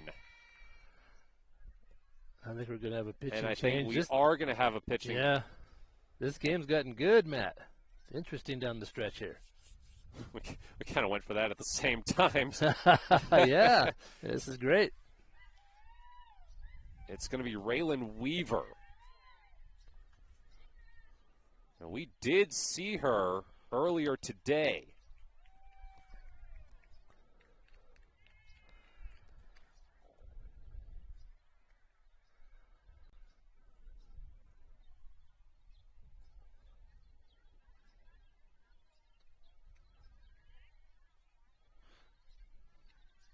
Villastrigo threw a lot of pitches. As we mentioned, there were a lot of high counts against batters, and she may have just gotten a little worn out. But she pitched a good game. We're unable to get the stats from her from the first game. And Weaver will try to finish it up here for Crook County. Henley with the bases loaded, down 3, and nobody out for Leliana Segura. Yeah, they're winning runs at the plate with nobody out. Winning run at the plate, tying run aboard. Henley plays well at home. They did this in a similar game with Marshfield earlier, I believe. They were behind late. That game ended up going to extra innings, and Henley did win. So Henley's been in the spot before.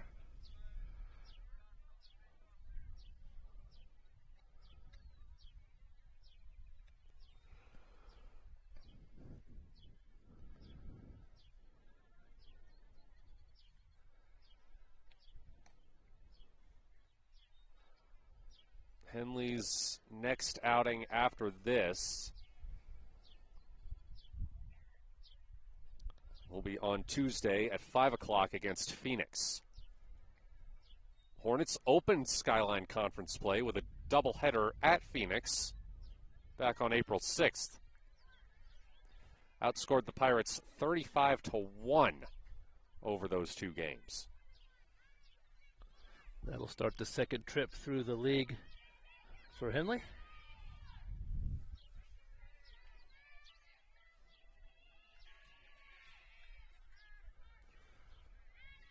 Leliana Segura has a home run this week. She drives one to right. One runner will tag up and score. They got one going to second, and she's out. That's not what you wanted there. Yeah, that's unfortunate right there, that second out. You could live with one. You could live with that first out when you get the sacrifice fly and you score a run, but that second one, that's a tough one. 2 outs with a runner on third. Henley closed the gap. They're only down 2. But they do have 2 outs now. For Jillian Vickery.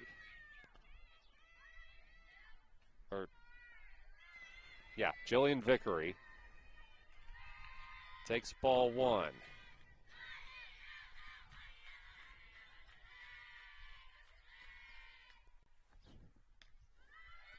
Another one upstairs.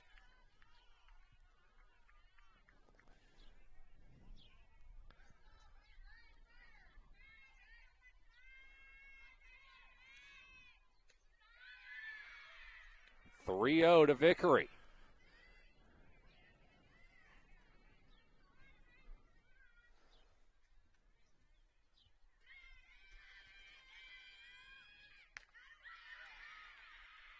And Vickery walks.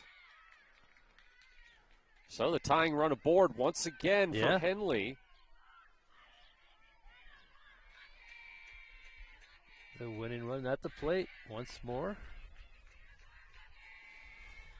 Natalie Hudson getting some instructions from Brian Stock.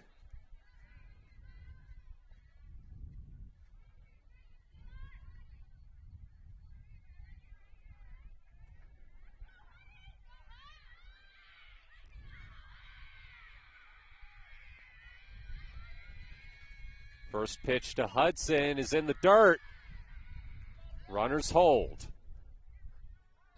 Coach Stock. Probably a smart decision there. Well, Coach Stock was jumping up and down that runner. He wanted that runner to be at second base there. I don't think they would have made that throw with Campos at third.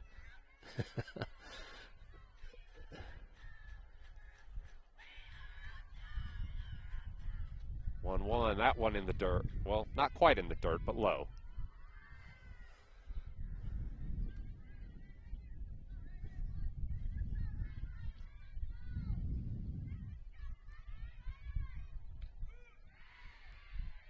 Called strike.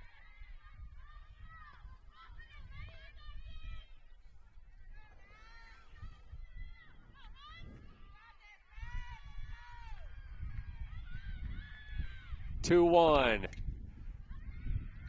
Sent foul into the bullpen.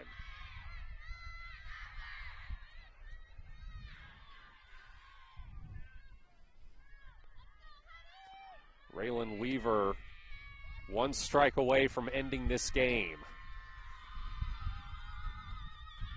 2-2. Sent to the circle. Past the second. They can't make a throw. Run comes in to score. And the tying run is at second. I think it might have gotten past Weaver. It was stopped by Allison Ware before it went into the outfield.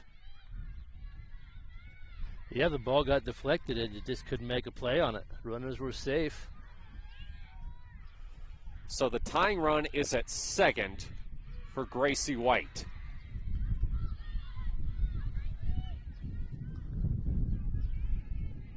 Wild finish. A lot of fun here on a Saturday afternoon.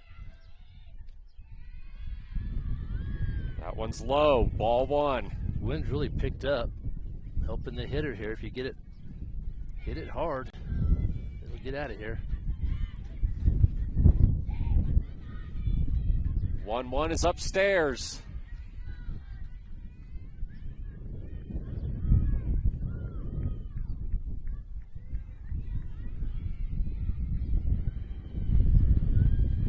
Two 1 to White.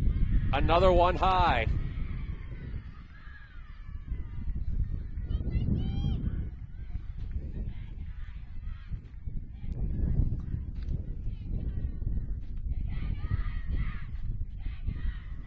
Three 1 on the bottom of the zone, called strike. Another massive pitch here for Weaver.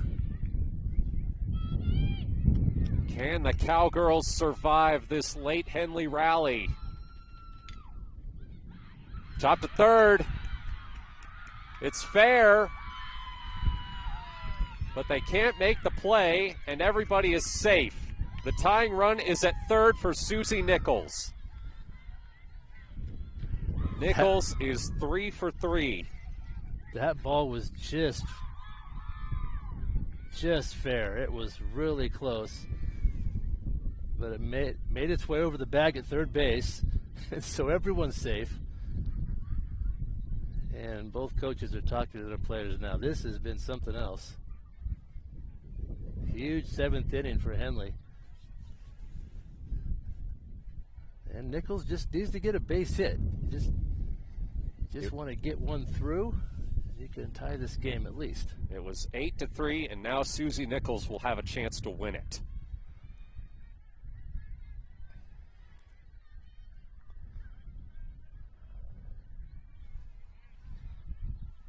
Big moment here for the senior, who's been hitting at the bottom of the lineup. This is where that second out earlier by the runner, perhaps making an ill-advised move to go to second, really hurts though, because you can't get the tie on a deep pop. You can't bunt.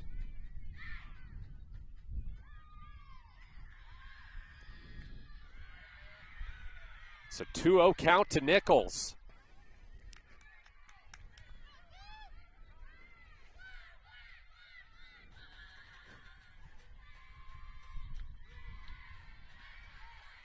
Called strike.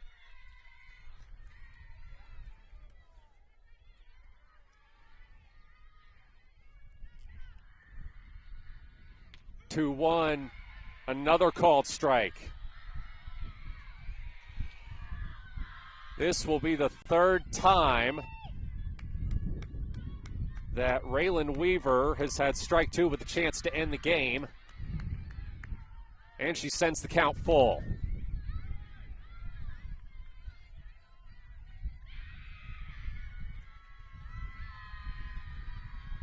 Full count, bases loaded. Henley down 1, 2 outs.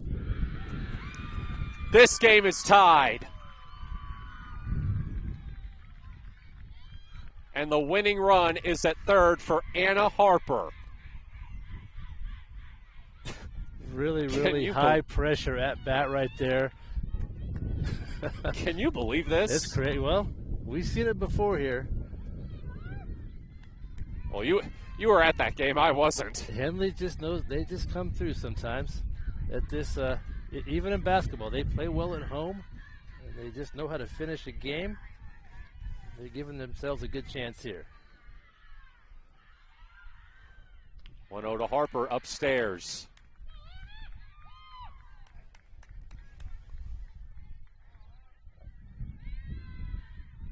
When Crook County made it 8-3 in the top of the 6th, it felt like a dagger.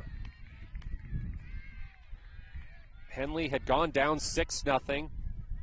They'd cut it to 6-3, but cooled off a little bit.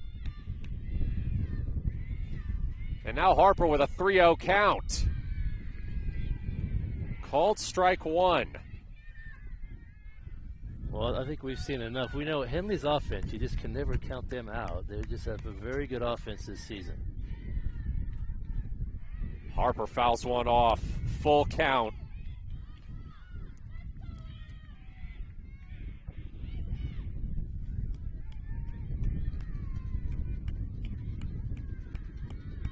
Will we go to extras or will Henley win it here? The 3-2. Strike three. Little bonus baseball, or softball as it were. Yes, indeed. We head to the 8th inning, tied at 8.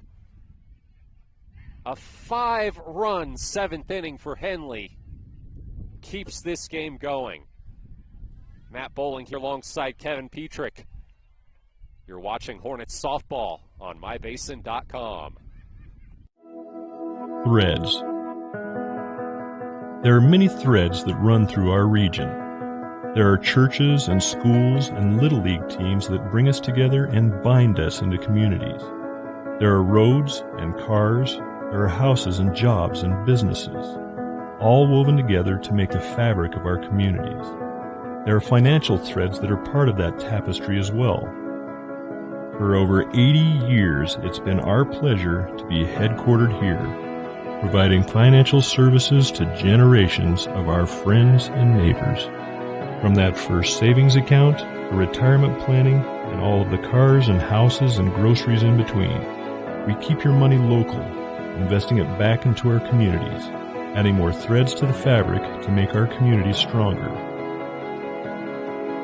Pacific Crest Federal Credit Union. Find your path.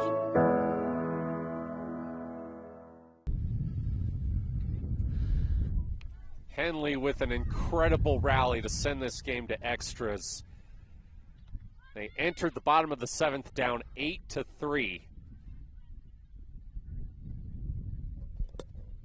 I think their last two or three runs came with 2 outs. Yeah. The old cliches, Matt. It ain't over till it's over. You played till the last out, and that was the case there. And Henley showing why they're ranked number 1. Exactly. And that is what championship teams do. Yep. And they're going to put Annie Campos in the circle here. Yeah. In this extra inning situation. They've got a legitimate shot here to pull this game out. I mean, Leliana Segura pitched well. She did. But in this type of situation, I think you want your number 1 in the circle. And that's what Henley will get here. And he pitched very well in that first game earlier today.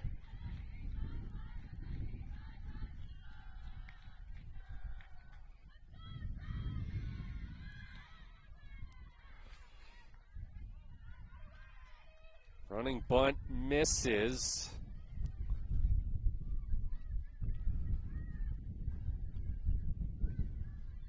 It's 0-1.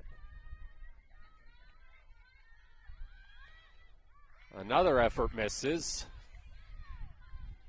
And it's strike 2. Jolene Bartolotti. It's interesting that both her and Susie Nichols, so both of the 9-hole hitters, have that kind of approach, where they kind of take a running swing at the ball.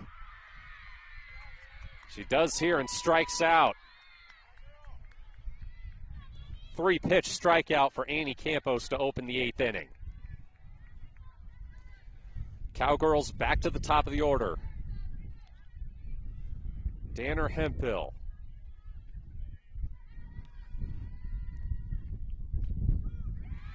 Takes strike 1.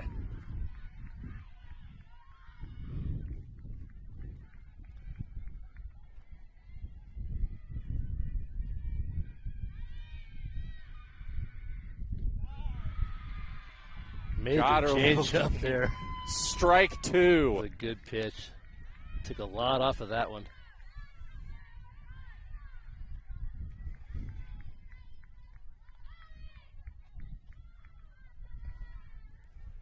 Oh-2 to Hemphill.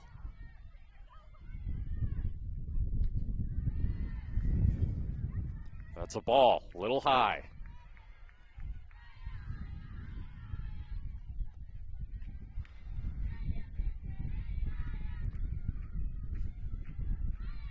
One, two. Another one upstairs.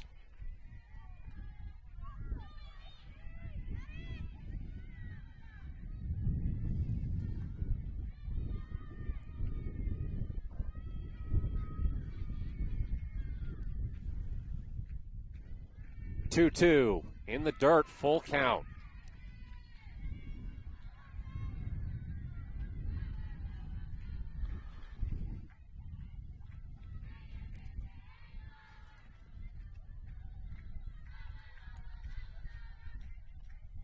Full count, 1 out. Fouled off behind.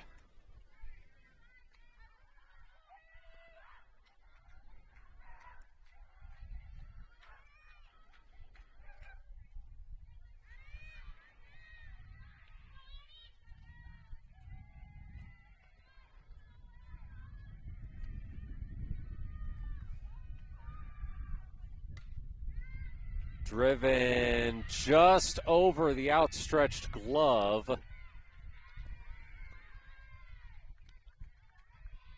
And Hemphill is aboard. That's good at bat.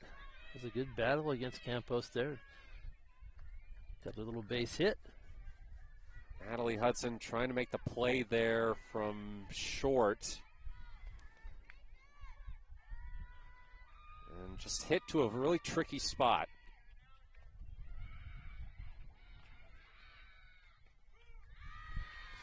Brings up J.C. Villastrigo, who pitched pretty well in this game until the eighth inning.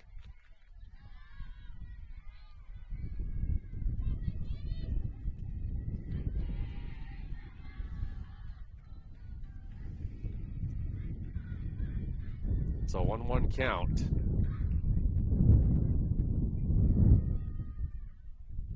Villastrigo calls time.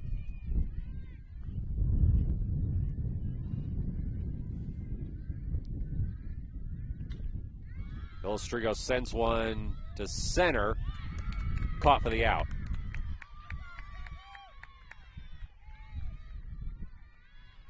Susie Nichols manning center field this game. Anna Harper is over at first.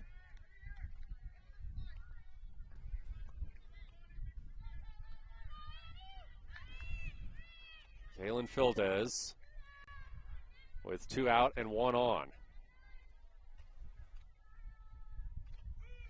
Takes strike 1.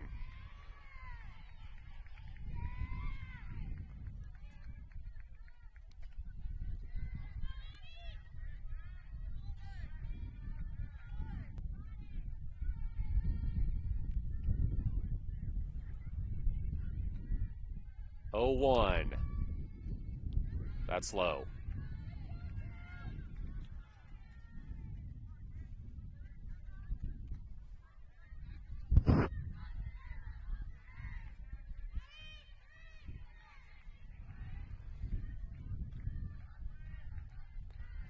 The 1-1 up high.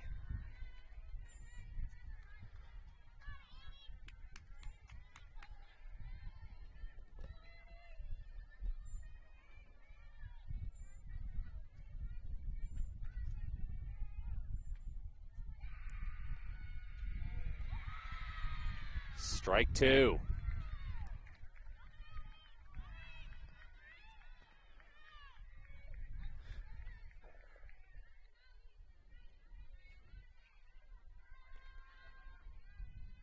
Fildes 1 for 4 with an RBI on the day. She's got a 2-2 count.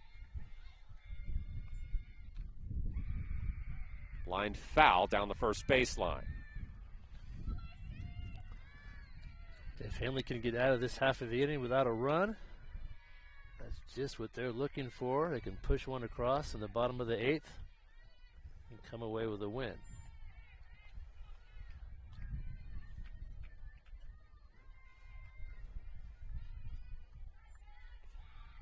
Two. Swing and a miss, strike 3. So Henley will have another chance to walk it off in the bottom of the 8th. Right after this break here on mybasin.com. Comfortable and not corporate.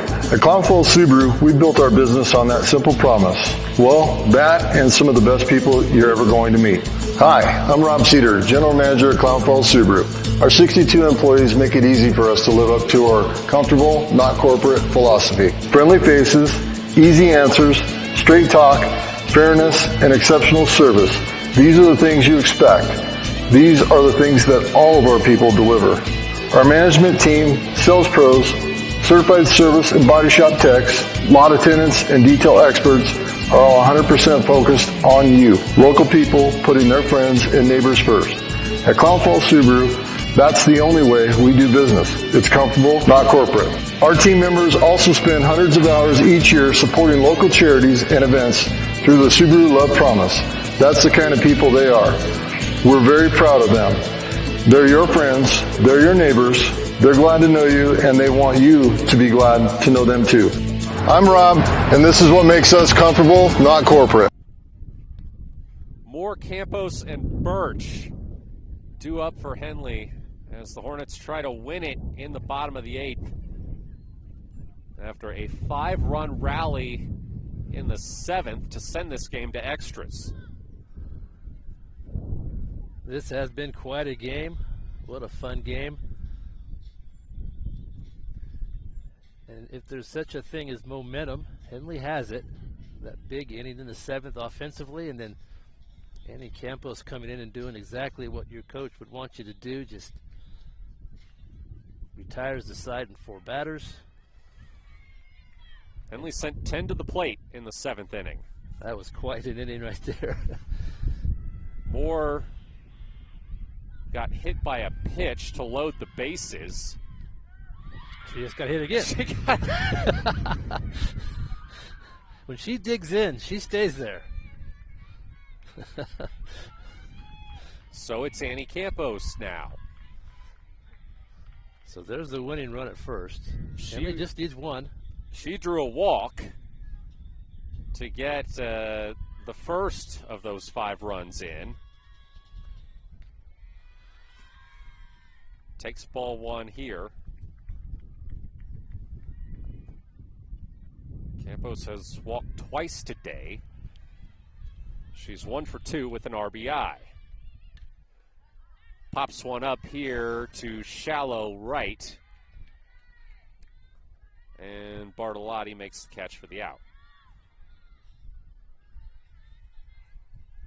That's a big out there for the Cowgirls. Brings up Belle Birch. She also walked in a run.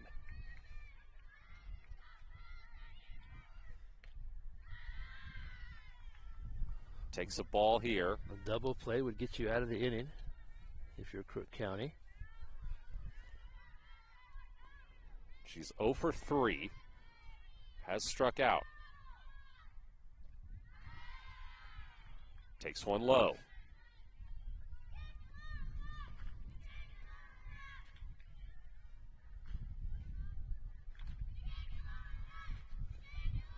(2-0).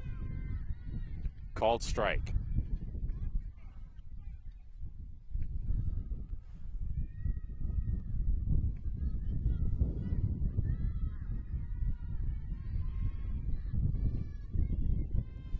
(2-1) to Birch.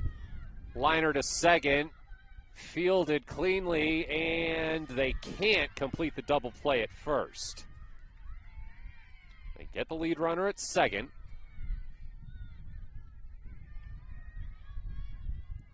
Solid defensive play, made the right choice to take it herself to second. Throw just not quite in time, but well played.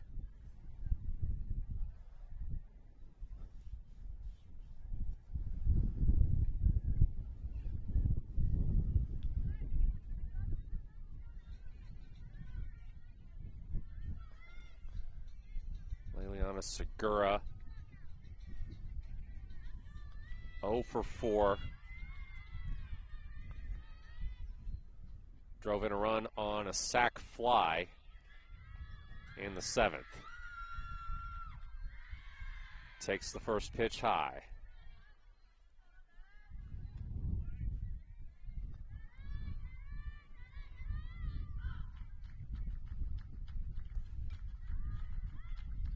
Fouled off. Count goes to 1-1.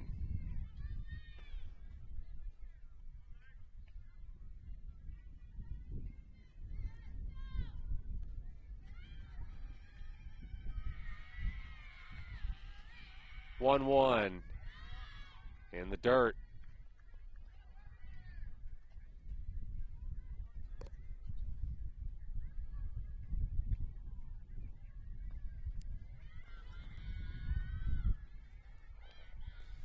The 2-1. Strike two looking.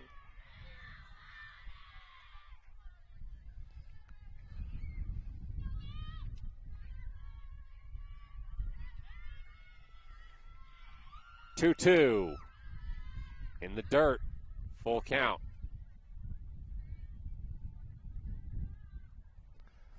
Kind of a risky throw over there. You have a lot of confidence in your defense. That ball gets into right field. Could cause problems, but it all worked out. Full count to Segura. She pops one down the first baseline, and it's caught for the third out. So we go to the ninth inning, still tied here on mybasin.com. Introduce Smith Bates Marcom Solutions, your trusted partner in marketing and communication. We specialize in crafting compelling campaigns, eye-catching graphics, and impactful branding materials. Smith Bates is like working with dependable friends. They always help us build our professional image. Through the innovative strategies the team at Smith Bates suggested, we've been able to give the brand at Calor the boost that it desperately needed. Unlock your potential with Smith Bates Marcom Solutions.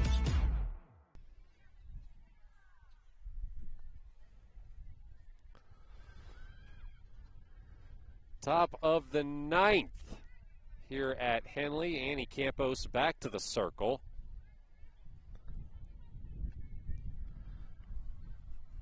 Well done by Crook County. It's hard to come back from a rally like that. You kind of find yourself on your heels as a team, but that eighth inning was a good one for them. Didn't allow any runs, and now things kind of feel like it's back even here for both teams as they start the ninth. Tylee Cossett leading off. She's 2 for 3 with 3 RBI.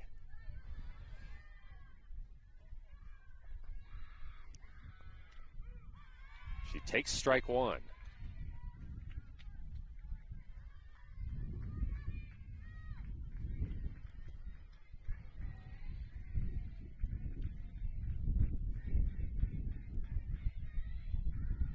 Oh, 1. Fouled. She's been pulling the ball all day to that side. She gets around in a hurry. It's a good hitter. 0-2 count to Cossett. Got her swinging.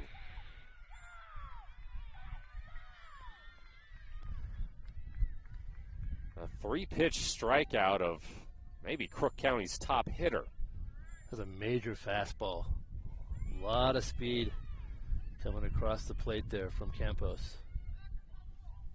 Brings up Raylan Weaver. 0 for 4 with a strikeout. Swings and misses at the first pitch.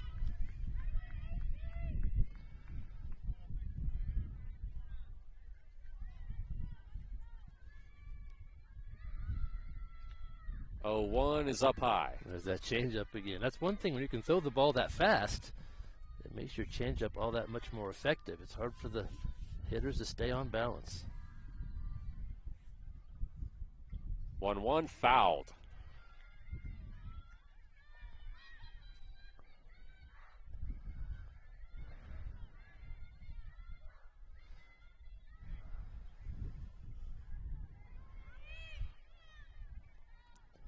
One, 2 count to Weaver.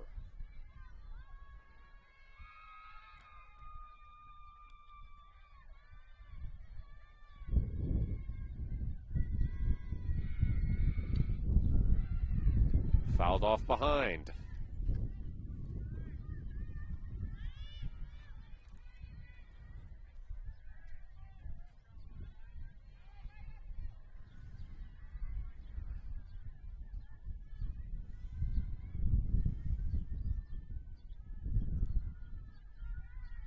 Another 1-2.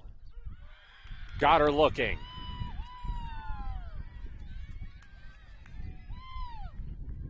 Back-to-back strikeouts for Annie Campos here in the top of the ninth.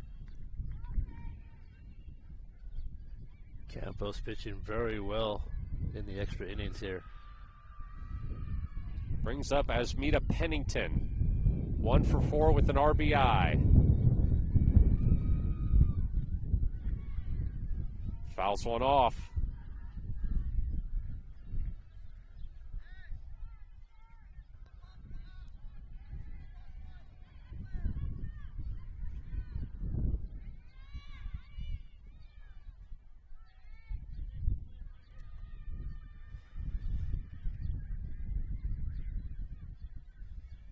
The 0-1.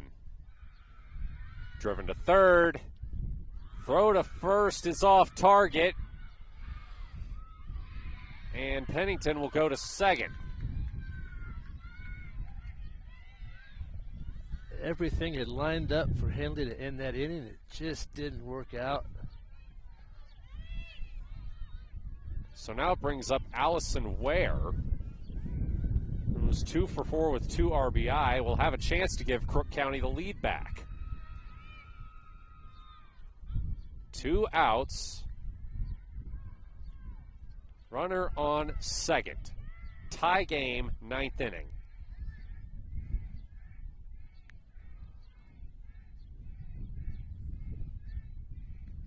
Need to reload the softballs.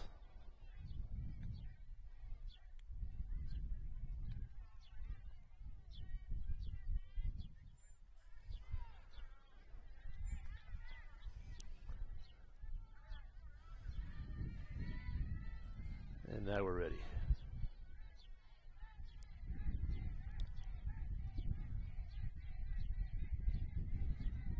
First pitch to Ware is a ball.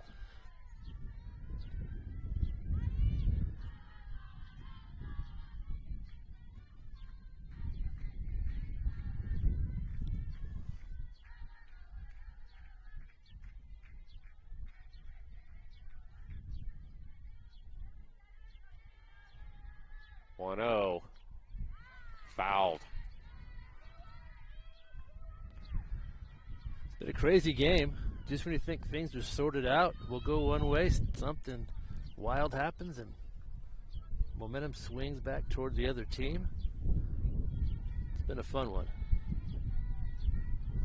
Certainly has.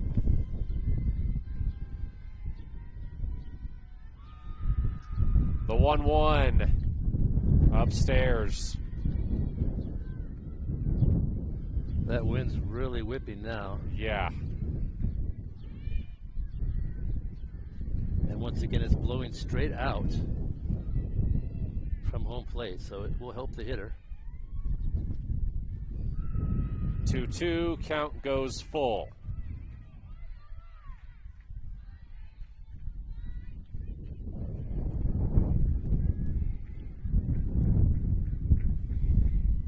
Swing and a miss, and that ends the inning. Cowgirls strand one in scoring position. Henley will try to walk it off again when we come back for the bottom of the 9th inning here on mybasin.com. Wait, all I do is wait. So lonely, I just sigh and moan. Seems like I've been away forever, wondering if you're coming home. I just saw your face, I know you're coming home. I swear there is no place that feels as good as home. And then I heard your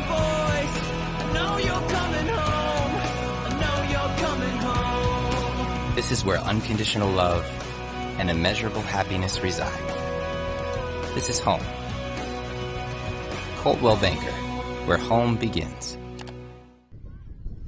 Vickery, Hudson, and White due up for Henley. And you can hear it in our headsets. This wind is really whipping right now. It's what you want to be hitting into if you're Henley.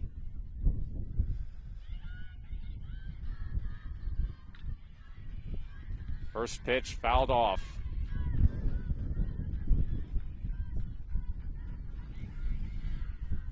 Weaver's pitched well here for Crook County in the extra innings, keeping Henley from scoring.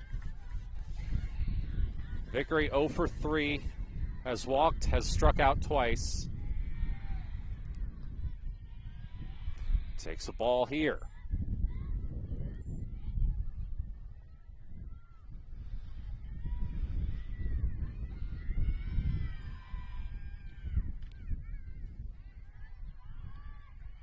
One goes for ball 2.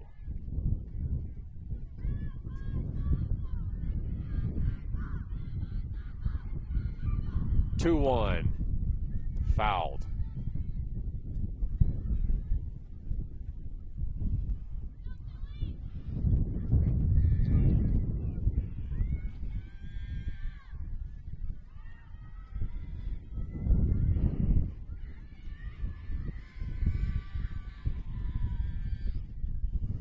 That one in the dirt, full count.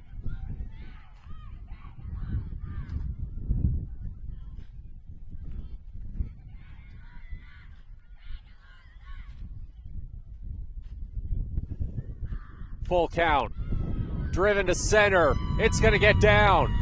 That one's going to roll to the wall, and it's going to be a double for Jillian Vickery to lead things off.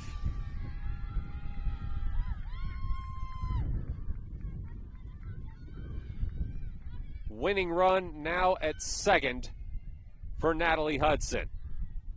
That was a great at-bat for Vickery there. 2 strikes, protect the plate. Hit that one deep, clear the fence.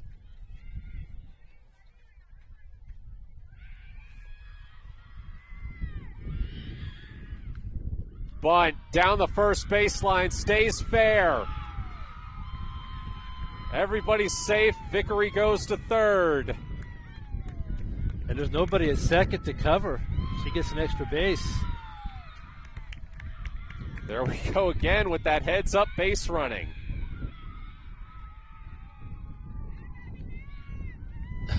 Not that it really matters because they're gonna send her back. The home plate umpire was saying the ball was dead at that point. So they are going to wait for it back, but still good base running. You take what you can. But you're right, Matt. The only run that matters is that first one on third base there. Nobody out. Runners at the corners. Gracie White really with a plethora of options to end this game.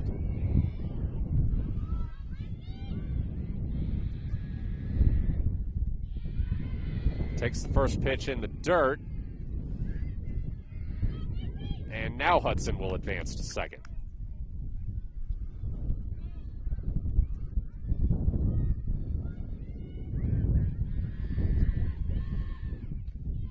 Another one low, ball 2.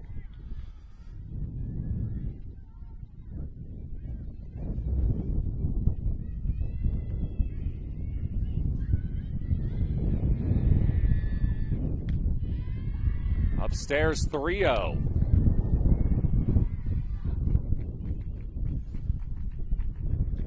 You have to think Gracie White's got the green light here to swing at pretty much anything that's decently within the zone. She takes a strike there. Pretty much anything hit into the outfield to win the game. Get a tag up at third and score the winning run.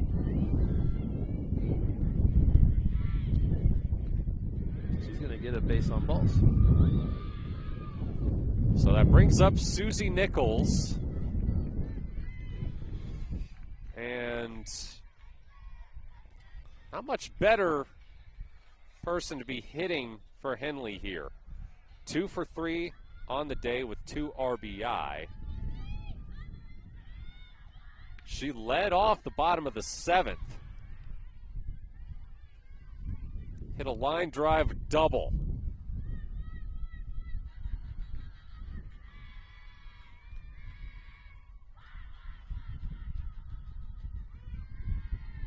Strike 2. I think Susie also drew that walk that scored the tying run, if I remember, back in the 7th. That's correct, she did. 0-2. That one's in the dirt for a ball.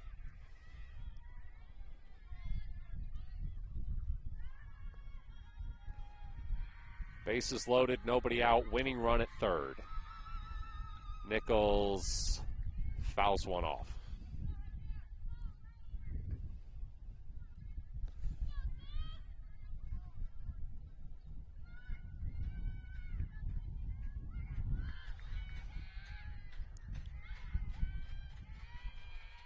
The 1-2. Upstairs.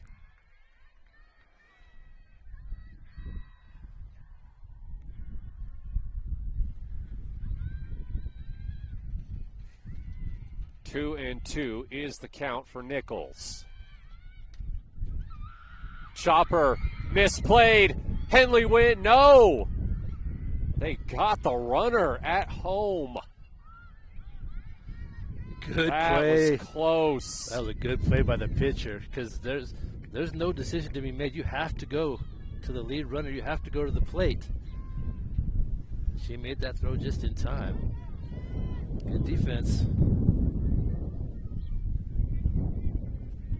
So now it's Anna Harper. And with one out, she's also got some options. Takes a big swing and a miss at the first pitch. Given the situation, the outfield's playing very shallow, knowing they have to protect that runner at third base. So anything deep here, Anna can just get. Harper did strike out with the bases loaded to end the 7th. She can just get a good contact here. 0-1, low.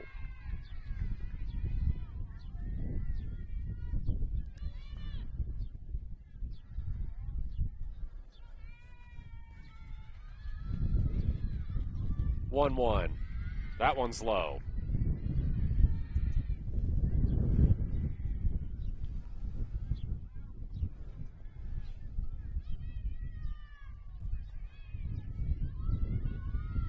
Two, 1 upstairs.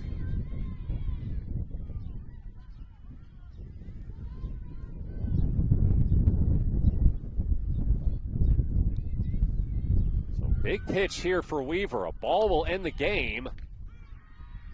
And she delivers a strike. Full count to Anna Harper.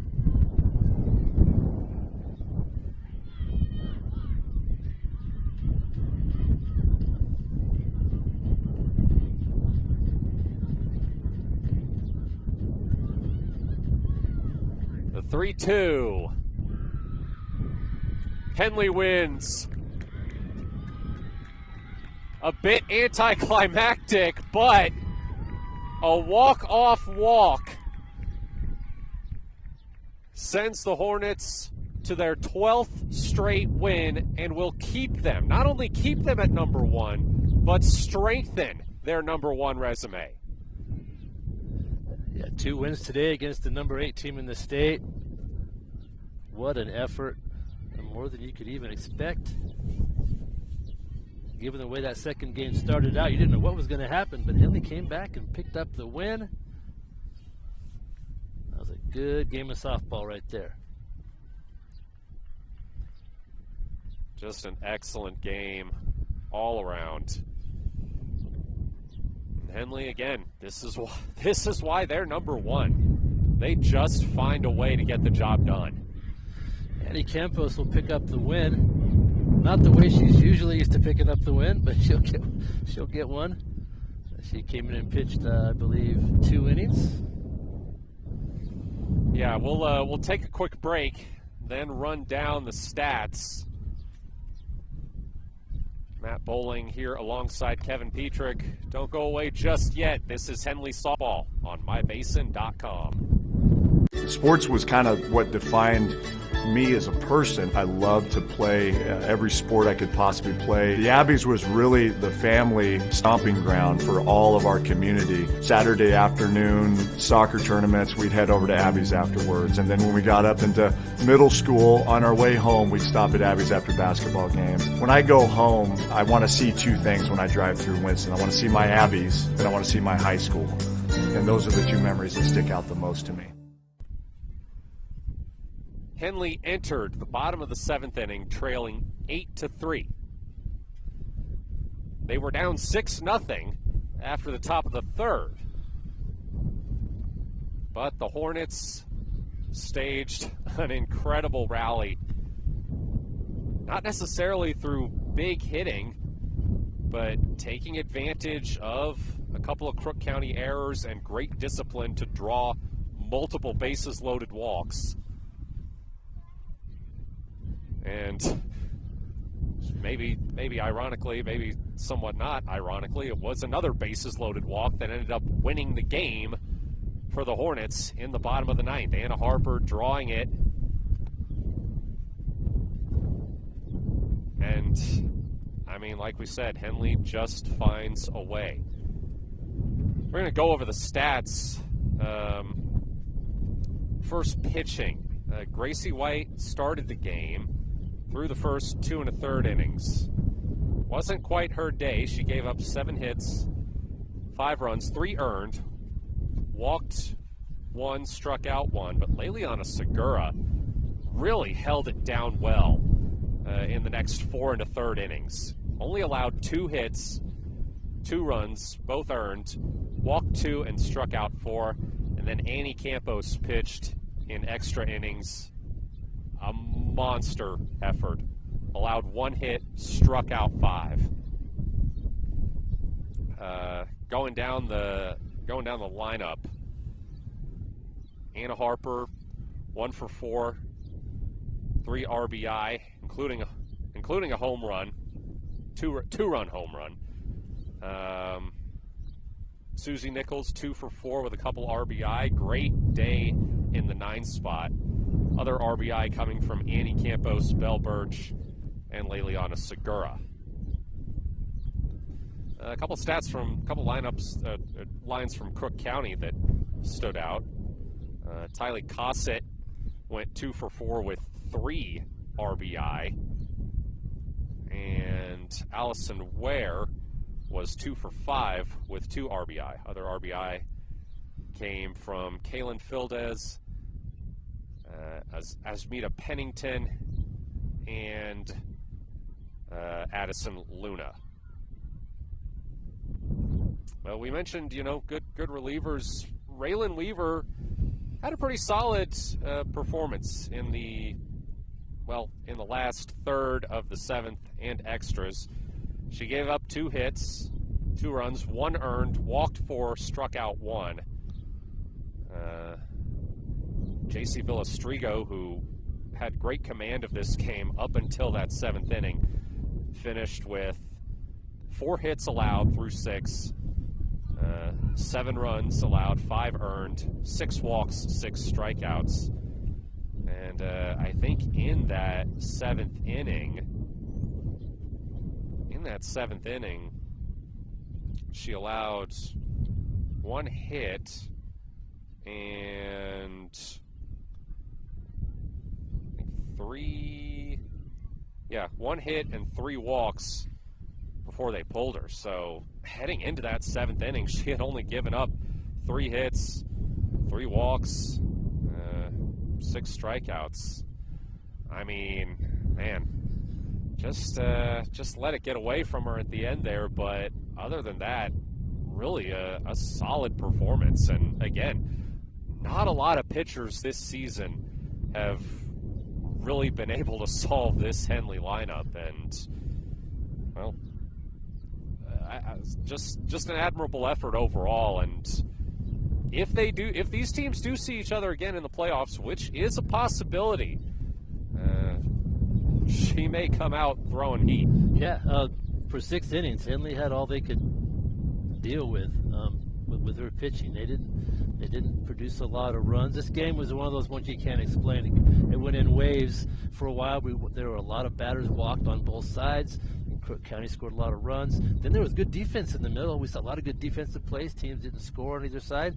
Then Henley had their chance to get a flurry of runs at the end. And all things, by the time we got through 7, it was all even. And then, of course, when you bring in your senior leader, Andy Campos, to throw, that kind of took care of the offensive end for Crook County. And then Henley was able to get a run across and come away with a win. 2 wins today over the number 8 team in 4A, according to the OSAA computer rankings. Massive, massive wins for Henley, strengthening their resume for the number 1 seed and pushing their winning streak to 12 games. Yeah, that's just what they want as they head into their second round of teams that they'll face in their league. Going to play them 2 more games against each of their league opponents, and then they'll figure out where they are in the playoffs. Second half of league play begins at 5 p.m. Tuesday right here at Henley. Hornets facing Phoenix. We will, of course, be there. But for now, that's all for us today. For my partner, Kevin Petrick, I'm Matt Bowling saying thanks for watching. Have a great rest of your Saturday. You've been watching Henley Softball on mybasin.com.